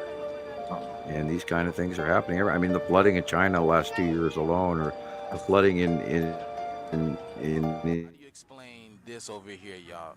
Wait till she looks up. any of the How do you Arab explain countries, over man, here, it's this over here? Spain, and Where is you this know, water coming from? Where is this water coming from? The whole sky is blue and clear. There's no clouds in Isn't the that sky weird? except for over there. it's an This right overhead here is in passing Dubai, planet. y'all. It's not a waterfall. It's no rain. What is going on here? This is clearly a glitch in the system. That's why she was Could like, that be "Oh from my a God." tugboat? It's going too high, or is water Yeah, that going looks like up a then down? like a Yeah, fire where is that coming from? That's stream. crazy. I This think he's just literally, the crazy thing is, it I think looks he's like just she's robbing directly and under the coming up with waterfall, but she's something. not getting wet at all. Y'all see that? It looks We like it's like his falling work, on her, but that she's looks like not getting wet at a all. boat. That's crazy. What's going on? A Look at the boat? water though. It looks like a Yeah, mist. see I the mean, water there's to a the left. Looks like a mist in there's the a planet above it. I don't know. Okay. Oh, that'd be crazy. Huh. Oh no. Well, hey, this is what happens when you don't buy snow tires. Oh no. That's a nightmare. Now remember, you know, like last week in California, they were having high surf. We don't hear anything about it anymore. Con? Yeah. Ecuador is same thing. Their beaches are like completely destroyed.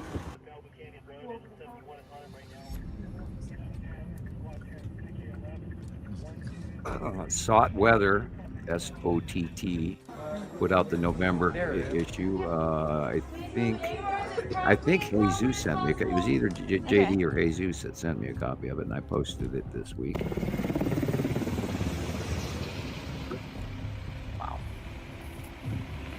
And the California fires have died down. We don't hear about them, and that was just another 2 weeks ago. And it's amazing how quickly we forget all these disasters that are going on.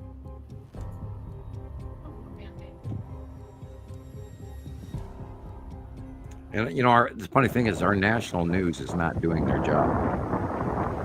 I would say an entire burning city. Isn't it? I think it's their deserves to be on our job news. to not report it and to report on things that keep your mind off of anything like this. So they are doing their job, unless they're just highly independent, you know. And then, you know what I'm saying? With the big channels, they're not going to talk about I this. guess. You know. Don't buy a used car in this neighborhood. I know it's their career and their job to be reporters and do the reporting, but you know, You like, have to remember that only have a a few conscience. people own most of the news sources now. Right. You know, the reporters know they're being handed a script. You're a news reporter. Are you not going to report the news, or are you just going to do what you're told because it's a job? Because it pays well enough. Right. That's Yes. wow. Like a week ago. Yes. More volcanic activity at a low level. This is Like, you have to go news. looking for this information. You know, it's not going to just pop up on your For You page hardly.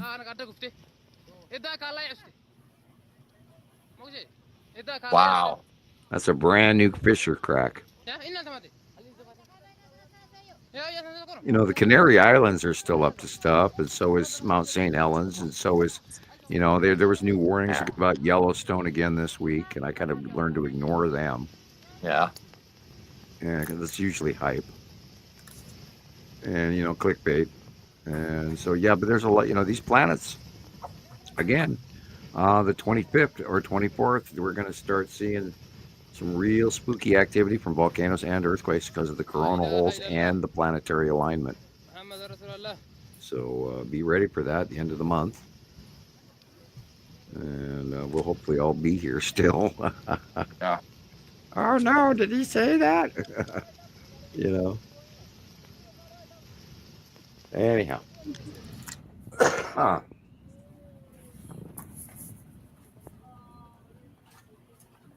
at that. Yeah, I just plan to buy groceries here. That's going to be my biggie. Yes, I do And know. because we're going to see this summer prices are going to go up, and if we don't have I don't like going to the grocery store. It bothers me. It's It's like so expensive. Everything is just. it's an anxiety attack walking in there. Yes, same for me. I don't like it. We went last night, and it's like, this is what we're buying. What are we buying here for $180 or whatever it was? No. It's like a frozen pizza and I don't like a bag of food. Yeah, it's crazy. When I was a kid, you could load the shopping cart to overflowing and still be just paying about $100. Yeah, yeah. And now, I remember that. Now you get $100 and it sits at the bottom of the cart. People are running out with full carts of groceries out the front door. Well, now there's been a whole series of new laws that passed this year, especially in California, where now shoplifting is now a felony. It is no longer a misdemeanor. And they are really cracking down in California. And I don't blame them for a second. The people actually voted it in. It's kind of sad. We know there's a lot of people that are too poor out there to be able to survive. And society seems to have forgotten about that. And we have a huge homeless problem. We have a huge mental health problem. We have a huge drug problem. We have people working, but they're not making a living wage. They're not getting enough to actually, go to a job and bring home enough money to actually support their family. And so there's a level of heartbreak. And we've talked about this. As a matter of fact, I was talking, I think last show, we talked about growing our own terrorists. And a very good prime example is, when you do these conditions to people and they can't earn a living and they can't take care of their family and they've got mental health issues or drug issues or whatever, we're going to see a lot more of this internal strife. And it won't be somebody coming across the border. It'll be somebody that, didn't get a fair share in life and doesn't give a shit anymore. And then goes take as many people out as they possibly can. For example, someone in New Orleans. And they've been handed some other religion that they bite into, and they believe that maybe that's the answer that they seek. And because look how horrible the West is. And to some point they're right, but I mean that is violence is not the solution. We have to go work together to change our society. We have to reaccount for what's important. Corporations are not what's important. People are. We've forgotten that. The poor are important. We've forgotten that. The middle class is important. We've forgotten that. Not the oligarchs and the billionaires and the millionaires and the trillionaires. Right now, 3 people own the same amount of wealth as half of the population of the United States. 3 individuals. We have to reassess what we allow and what we don't allow. And we've lost control over monopolies. There's too big to fails going on everywhere. And we need to come back to people because we're too big to fail. And we're failing. We're failing in both parties, through all 3, if you can count the independents. Because it's all of our job and our responsibility to change things back to right. Because a just man, if he does nothing, is not a just man. We all are responsible for what's happening right to our very faces, including educating ourselves on the realities and truths. Instead of burying our heads in sand and saying it's going to go away, it'll be okay, and maybe I'll trust him. You can't trust him. You have to trust you. Anyway, Sam's cracker tidbit for today. It's important. It needs to be talked about. Well, we all have to change society. We all have to change the world. I'm doing my bit. Yep. I plan to change the world. And this is the only way I can do it. Anything else, Rebecca, or shall we wind it up? I do have one thing left, yes. Okay. Here are a few pictures from Maria. I guess it was her trip home from Tennessee to Alaska. Oh, wow. I'm ad-libbing. I'm not totally sure that. She's up in the air. The light was coming from the left-hand side. So therefore... back it up. Sorry. But yeah, that's nice. That's probably necessity. Right. Wow. Okay. Yep. Look at that. I'll have to find out like the direction and time and all that. Well, the That'd be light You can is see the coming, tilted base Uh-huh. a little bit. And I bet like the Picity for me has been in the north Okay. a lot. At sunset, like 3 o'clock, the sun will be in the southeast, and the Picity will be right behind me. So I'm just saying, oh gosh, she don't want to get down. She's like her claws are out. not the Picity. Oh my God. Okay. See, she's in charge. You can't make me know. No, she did not want on the floor. Anyway, that's pretty cool too. I love the stripes like that. I love it. And panoramic. Yeah, I agree. That would be Isatim's yellow moon and Isatim on the right-hand side of the wires. And again, Isatim's yellow moon, very big overhead. Wow. Going to be right over the top of us before we know it. And then we're going to be, anytime now we should be seeing even more red skies. That is most likely the side of Uri. I agree, Tara. I think she's got a really panoramic view going on here while it's just spread out. And that, of course, is definitely the side of Uri. Without a doubt.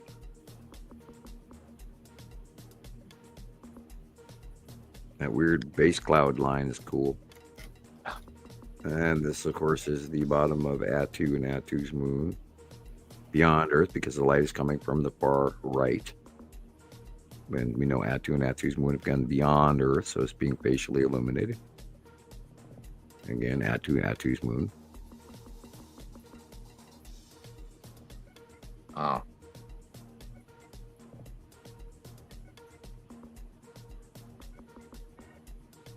It's like the whole sky. Wow. That is pretty cool. Yeah, they are very large right now. It's getting almost confusing. Yeah, that's so close looking. It's like just a wall of a planet And there. again, we look at all the pink, look at all the orange, look at all the yellow. This is all planetary. We never had colors in the sky like this when I was growing up. It would be so rare. We'd all go, ooh, ah, ooh, look at the sunset. It's really cool, but not this regularly. Oh. No. That looks nothing weird. like it used to be. Nothing at all. Wow. If I knew better and thought that the long box was that close to Earth, I'd scream long box. But wow. I don't know. That's a good one Again, too. this is another one of those panoramic views that makes it hard to tell. But You can look on the right side. You can see a blatant circle. Yeah, and that's Saturn yellow moon. Like it's right there. Right? See it? Wow. Yeah. Both sides of it. And flame-like clouds and different things. Oh, it's hand signs. We're in the sky. All right. Let's see. Scratch this off.